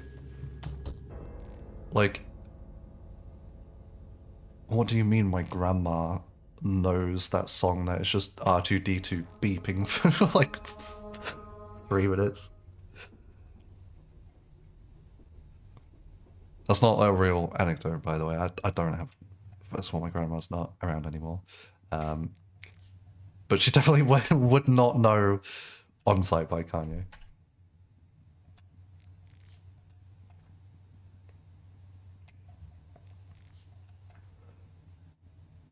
Okay, wait. Speaking of, like, rappers and stuff, what's like the rapping supergroup? Is it Young Money? Which had like just loads and loads of people in it. A bunch of like nobodies were in it. But then you had like Drake and Nicki, and I want to say Lil Wayne was maybe in it as well. I don't know. You had a bunch of just like of those like now really really successful artists. I'm bringing them up because you know what's a song that makes me howl with laughter, but it's unironically such a bop? Bedrock. If you haven't heard it, Bedrock by I'm pretty sure it's Young Money is the group. It's so funny because it's got some of the worst verses I've ever heard. Like they are actually just so bad. So yeah, the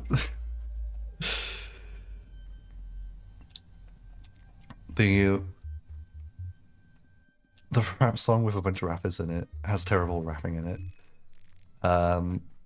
But the chorus is such a banger because it's got Lloyd in it, and like he's got such a lovely voice.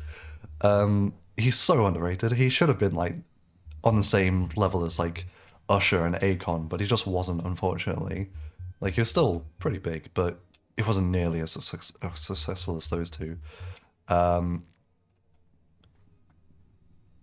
the chorus with him is so catchy. Oh my god, that song, can't lie, I kind of love it. I kind of love it.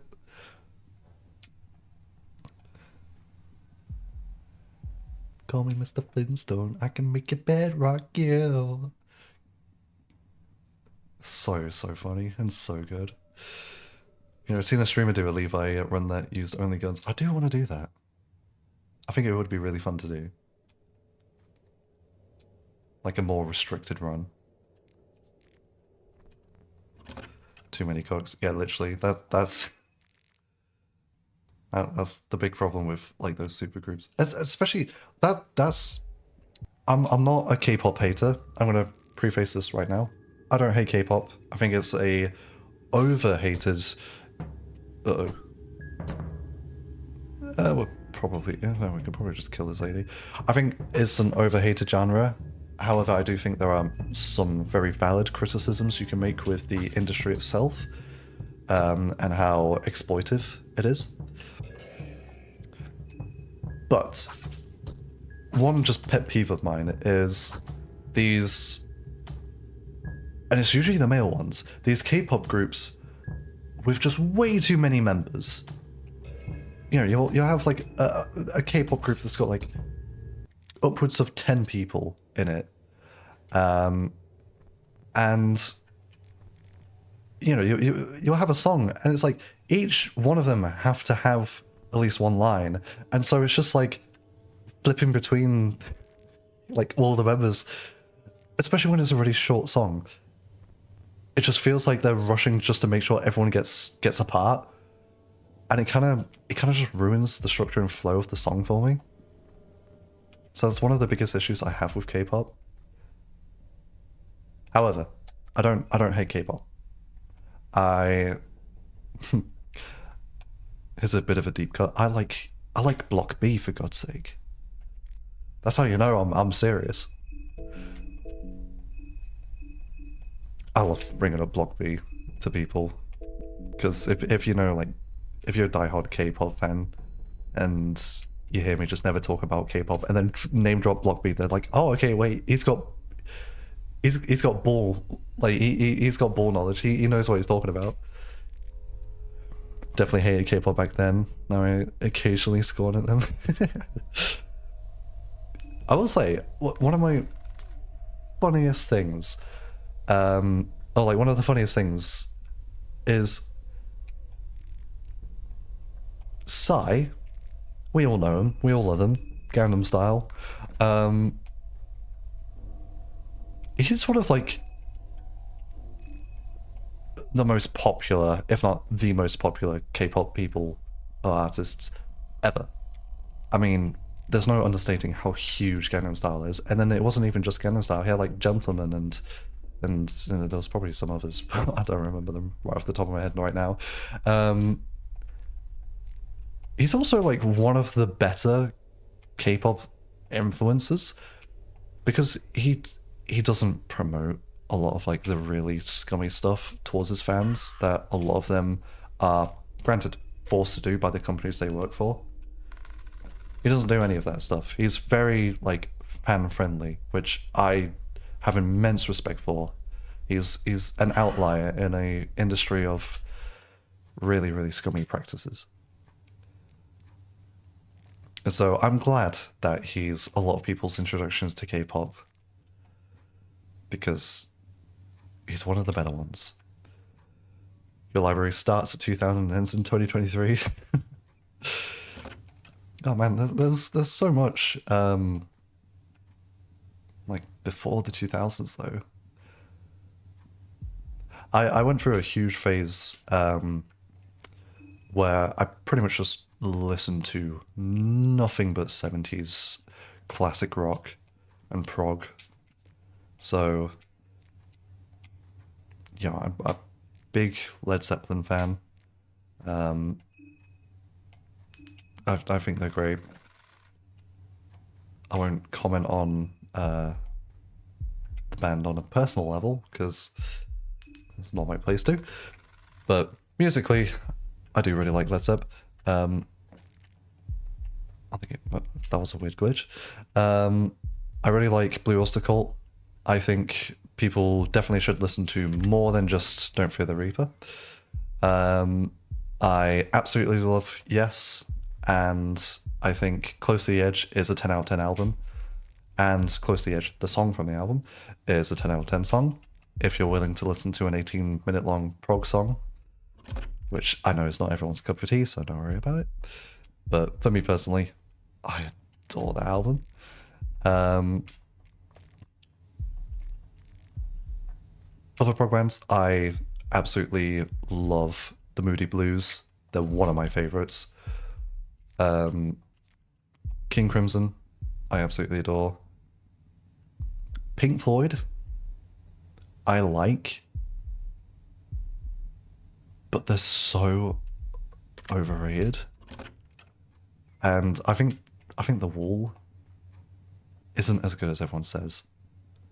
Because British people glaze The Wall all the time, because it's like, oh yeah, it was made like when Thatcher was around, and oh, like it's got real good political messages. No, it's just them talking about how shit the UK is and stuff. It's like, no, I don't want that. I want weird, jazzy, just introspective Pink Floyd. I don't want them complaining about the state of the government. Or just even give me melancholic Pink Floyd. I absolutely adore Shine On You Crazy Diamond. That's such a great album. It has some dips into the 90s.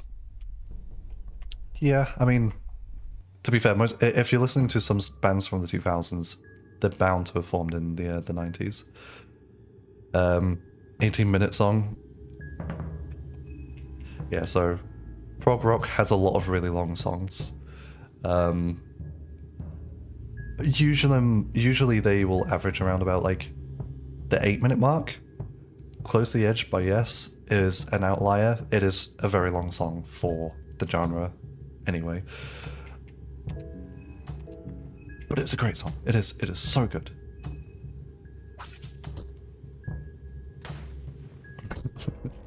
JoJo's Bizarre Adventure, Stan mentioned. So true. Yeah, honestly, people get mad at JoJo for being people's gateway into a lot of music, but honestly, who cares? Like, oh no, more fans of the band I like are here now. It's like, that's a good thing. You know, I'd understand if it was like, you know, some like white supremacist neo-Nazi group were promoting your favorite band, because then you're like, okay, I don't want to be associated with that crowd, but you know, a couple of weaves, who cares? 30-minute tracks in experimental bands, so real. Listen to Shine On You Crazy Diamond once. Great album. Great song as well. Some of the best of Pink Floyd, I would say.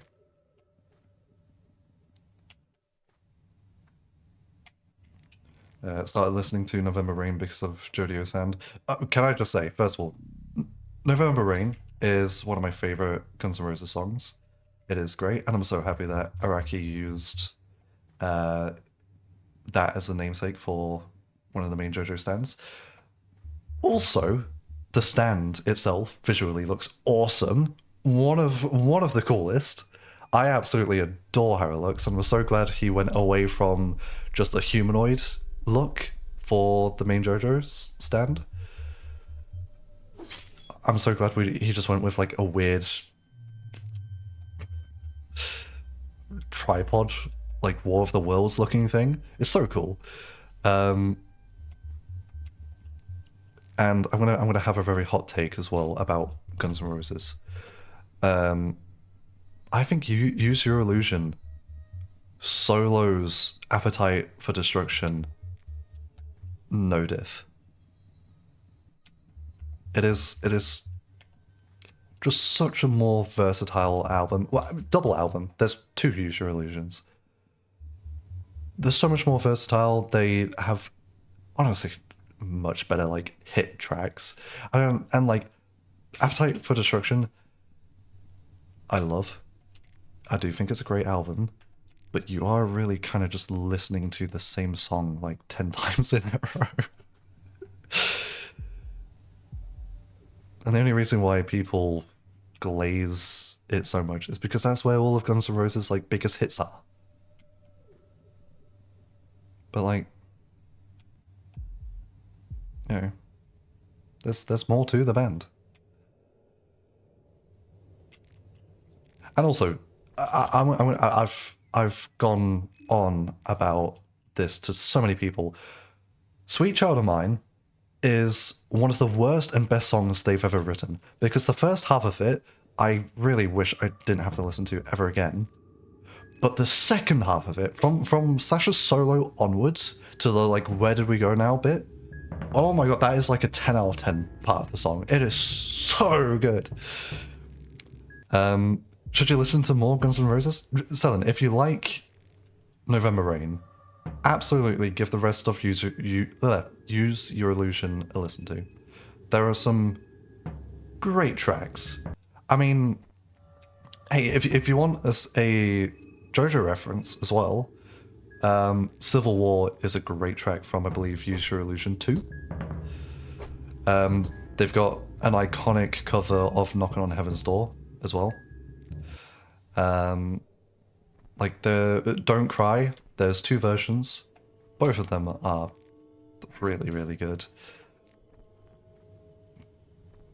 There is many a good song from those two albums. So I think if you do enjoy November Rain, absolutely.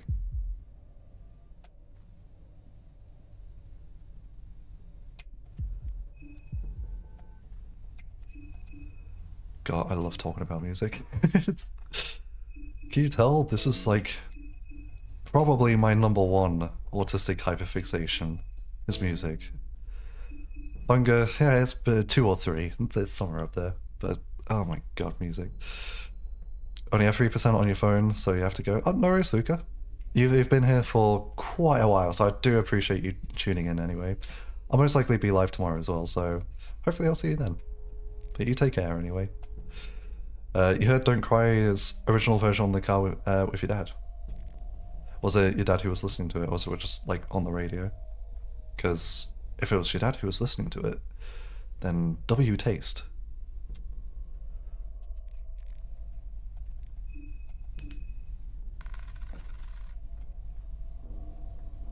That bear trap might actually be very useful.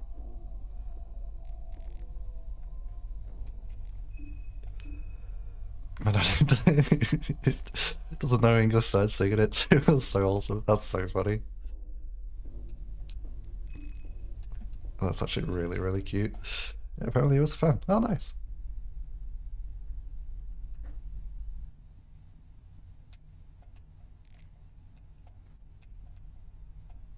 I appreciate it, Luca. You take care now. Don't let your phone die. It's probably quite late for you, so get some rest as well.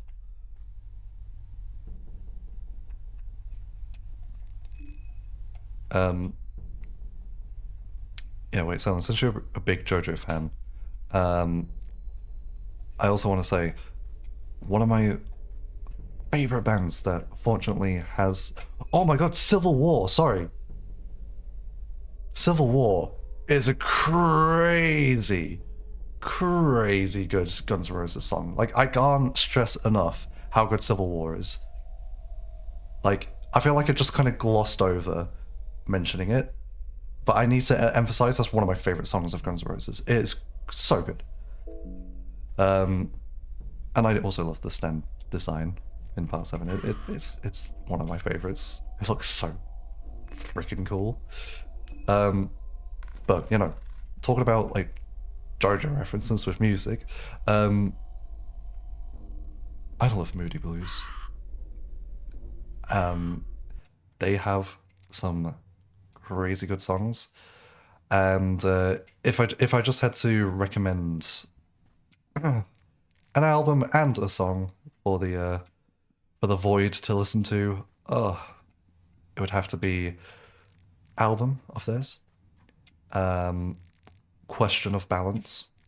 It is probably one of the more like progressive albums that they've got, and just basically the title track Question is incredible.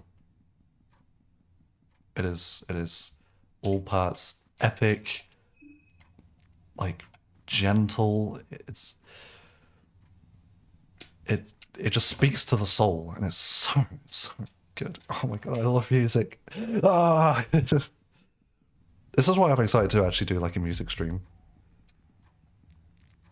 just so I can like share my passion directly with the chat. We can make some tunes together, do some jamming out together.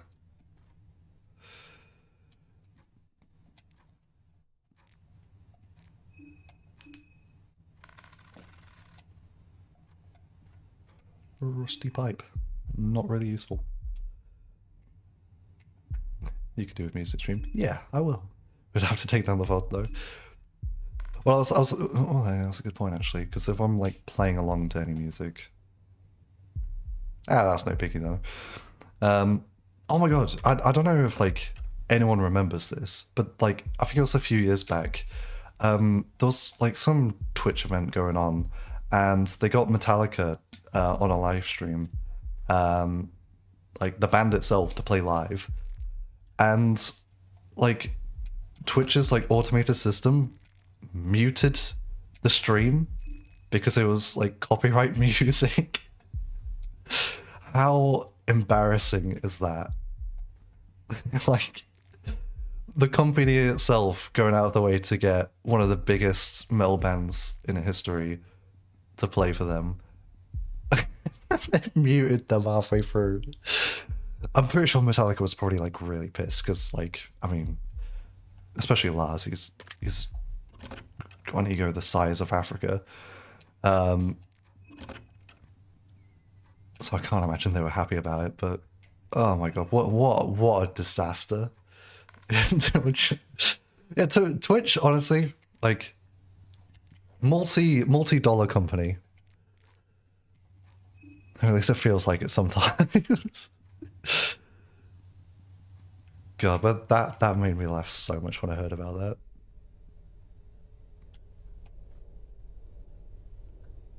I wonder if Worm knows about that, because I know she's big into thrash metal bands, so she does like Metallica, so she might know that story. But oh my lord, like of all the things to let happen during a really big event stream as well. Like, it's understandable if like Metallica just made a Twitch account and they're like, oh yeah, we're just gonna do a live stream, and then that happened. It's like, you know, shit happens. But Twitch going out of their way to do that and that happening is just ridiculous. Twitch has to lock in. Yeah.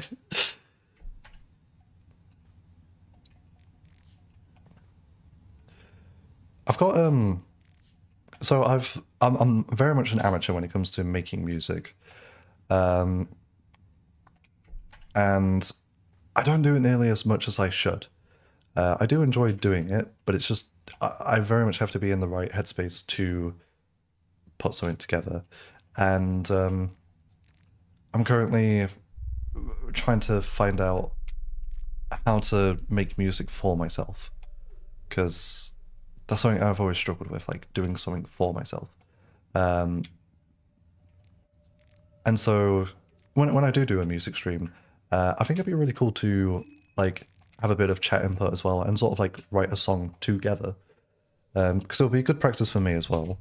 And I think it'll be like a nice like, you know, community moment to sort of be like, hey, this is something we all wrote together.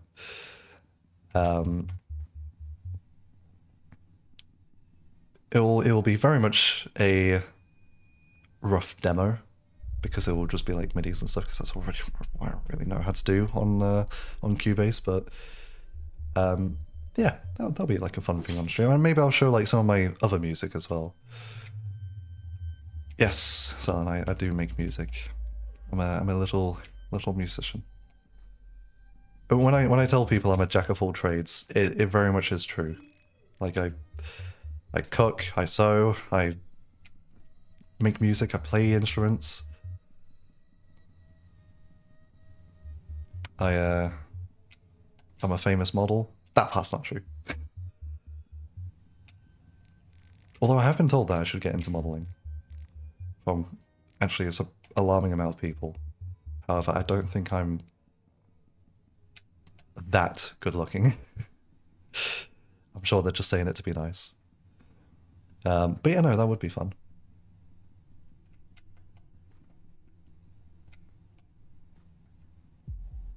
I also draw.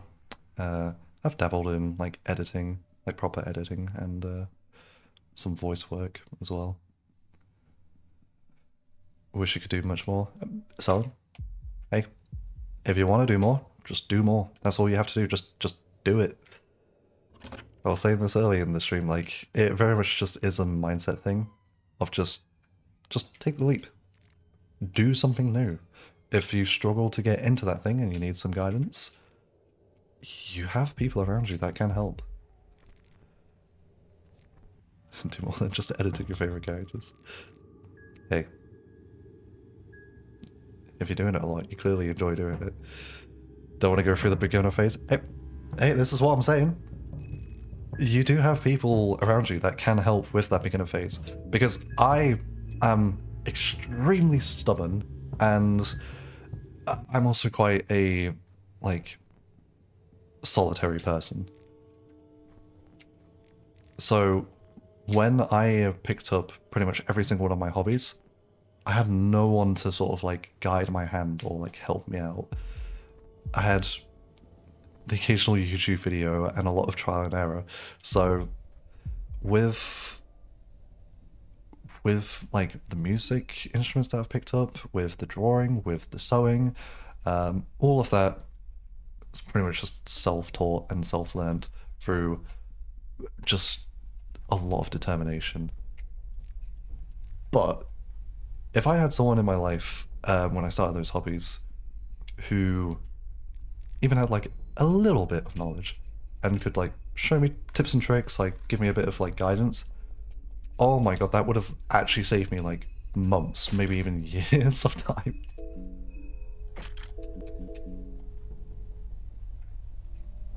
And, you know, with like obviously my little community and like John's community as well, and obviously any people that you know in your own personal life as well, I'm sure there's lots of people who have plenty of skills. So if you ever wanted to pick up any new hobbies,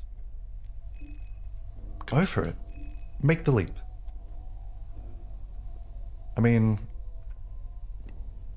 you know, YOLO, you only live once, and as cringe as that is to say now, it's kind of true.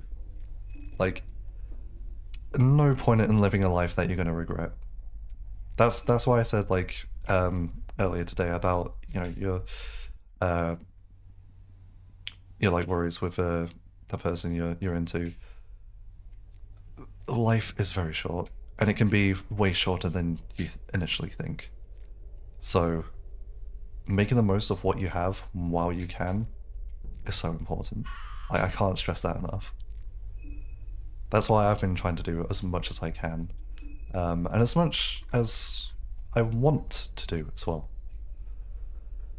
because that's also an important thing. Don't feel like you have to do things. Like, don't get into the mindset of, oh no, I'm gonna run out of time, like I'm not doing enough with my life. Like, do what you want to do and understand what you want to do. I mean, you're an artist, right? So, you know, you've already kind of dealt with the thing every artist does of, do I enjoy drawing? The answer, yes, because you wouldn't do it if you didn't. Same with everything else. So if you're not sure about like doing a new hobby, like if you've got an interest in it but you're not sure about like taking that leap, just do it. Try it for like a few weeks, a month. See how you fare. If you end up enjoying it and want to keep at it, brilliant. That's just another like little layer of your life that you get to enjoy. And if you need any sort of like guidance, just reach out. Like, that's the best thing you can do. Because no one's ever gonna like turn you down. I feel like this has been very much like a dad talk stream.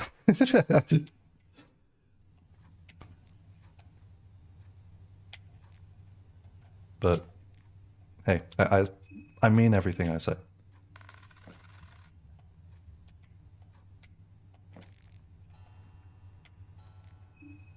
It's good to know that the past 2 hours I've just been able to yap and have not made a single sliver, if you excuse the pun, of progress in this one. Hey, that's pretty good though.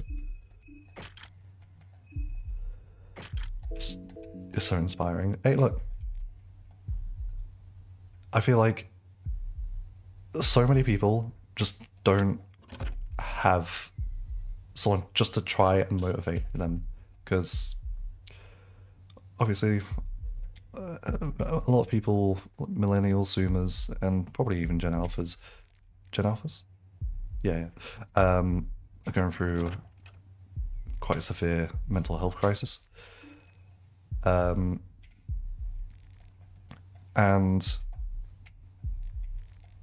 like, because of that, finding support and motivation can be very hard, especially amongst your peers.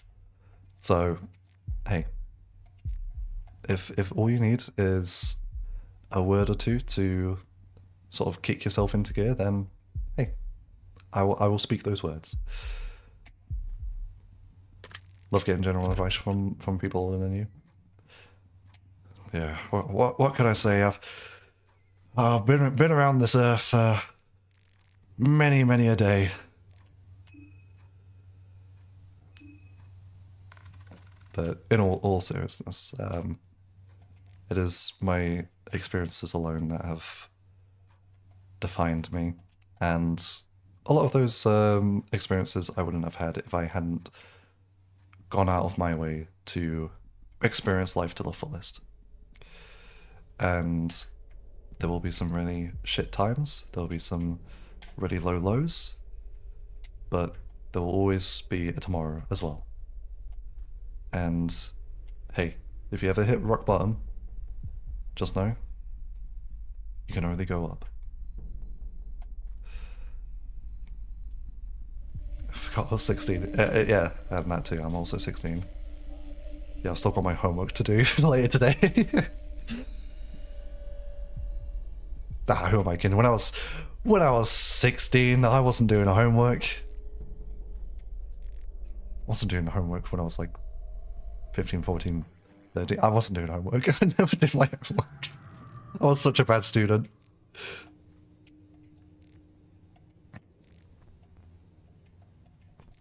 But yeah,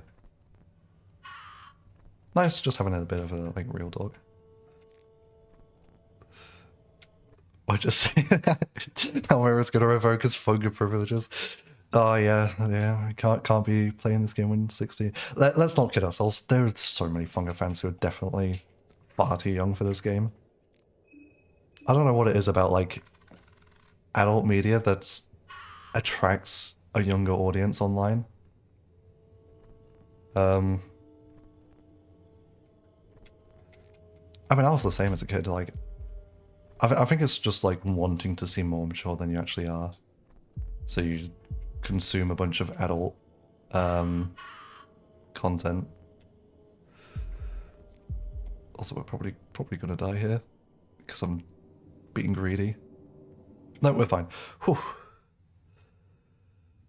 Probably unrestricted internet access. Yeah. There's honestly, the internet, I adore it for all the great that it has done. But oh my god, it's done so much bad as well. And with the rise of AI, it's not looking good, chat. It's not looking good. I'm very much a AI hater. I'm a Luddite when it comes to that sort of stuff.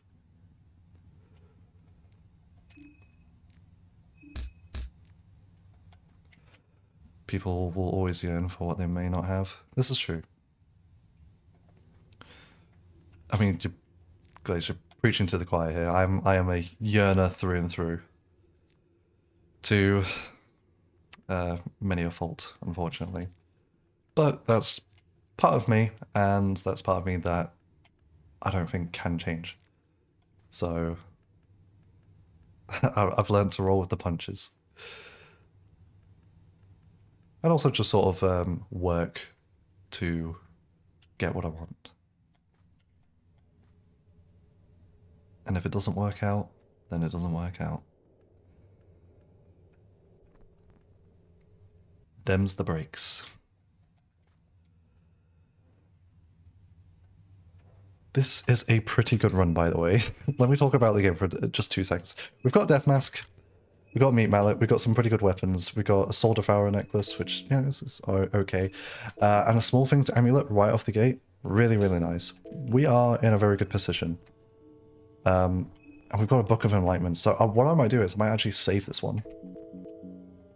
This might be a run worth saving.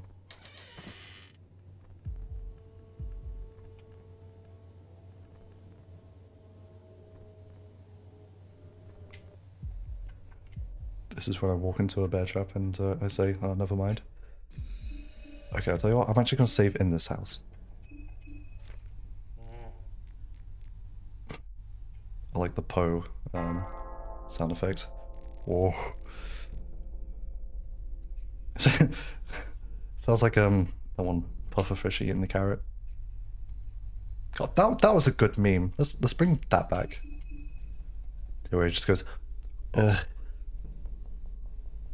Chat, that impression was spot on. Like that was actually 100% accurate, wasn't it? I hope I hope you know what I'm talking about when I'm just making weird noises. You hate the Soul Devourer necklace? Honestly, it really just have such a small niche use case because not every enemy does otherworldly damage. But you get it so often. I feel like it's the most common accessory to pick up. What? Oh god. Never mind. Ignore me.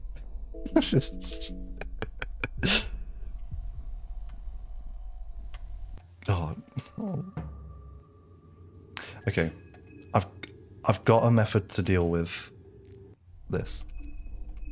Let's put down a bear trap. Do we not have a bear trap? Have we not picked up a bear trap?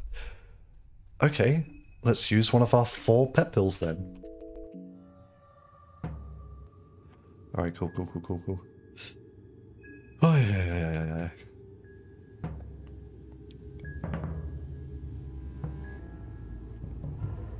Let's just go for the arms. Aiming wildly, that's big. Maybe we should just play the game stream. Oh, I didn't mean to spam through that. 44 damage. Gosh darn it. That's a lot. But hey, I can't help it. I like yapping sometimes.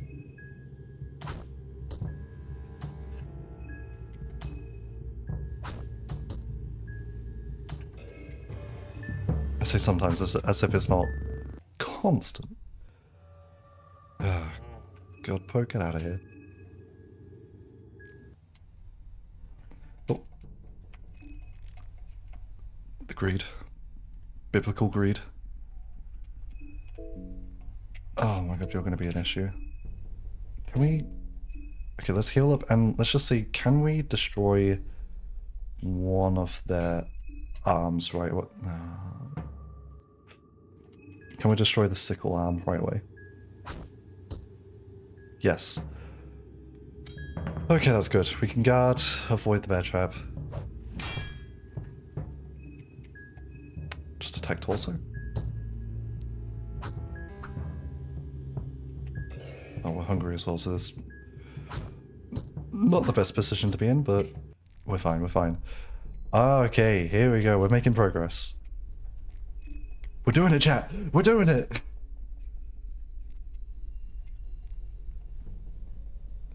Which you do love to see. Let's heal up a little bit more. We'll just use dirty toilet paper. Top up our mind a little bit. And we want some food. Nom.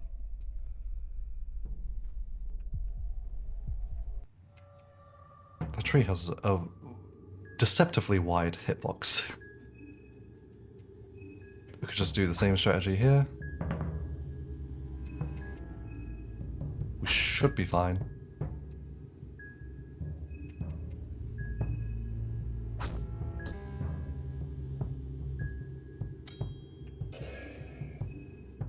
Where do we go now? Where do we go? Ow.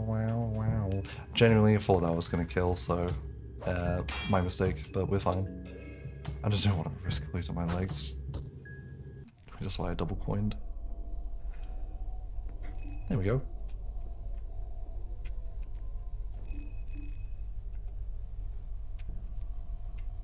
So we can take a bit of time looting things as we make our way back to the main gate, as we can go straight into pre-evil. As we do have a trench gun.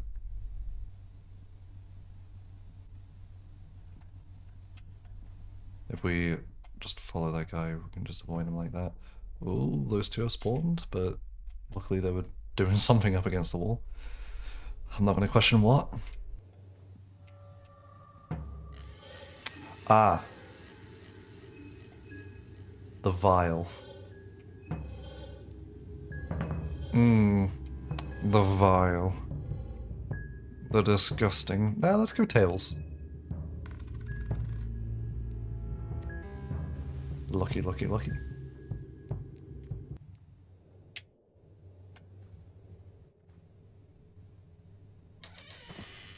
We're just going to ignore the death mask.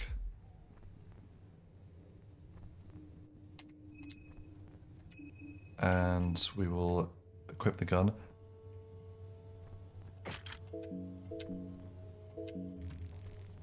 Yes, yes. Hopefully we can run.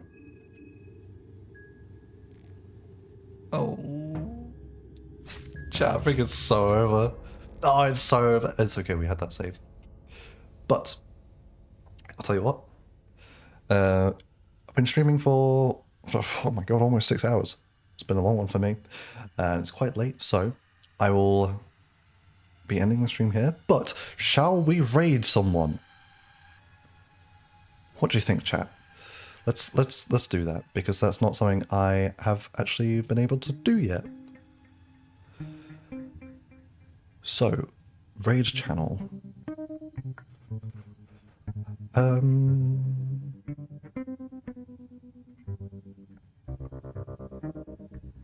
We've got a few people playing Funga. Oh, this person looks cool. They're a Vampire Bunny VTuber. Can I raid them?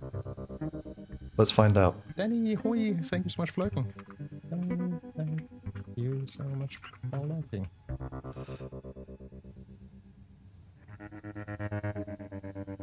Unable to raid. Damn it! I did check online to see if now that I'm affiliate I could raid people, but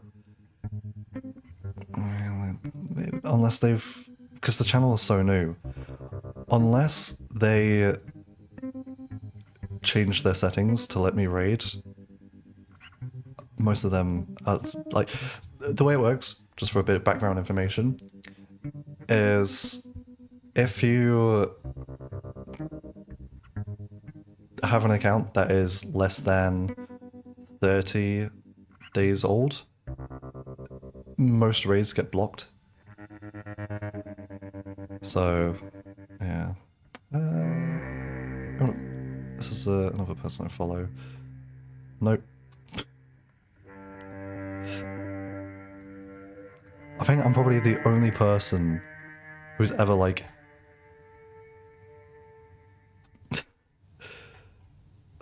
who's ever changed that setting, by the way. Okay, maybe we're not going to raid. Unfortunate. It'll probably be next week when we can actually be raiding people. But it is what it is. Anyway, chat, take care. Thank you for being here. I very much appreciate it. I will probably be live tomorrow, and I also will say, well, we might do a bit of Funga, or we might have a new game on the docket. Similar sort of vibe and stuff to Funga. If you've been enjoying these streams, you'll most likely enjoy that one as well. So, yeah, look out for that. But for the time being, I am very thirsty, quite hungry, and also tired. So I'm going to let everyone get some rest, as I'm going to do the same. So you all take care.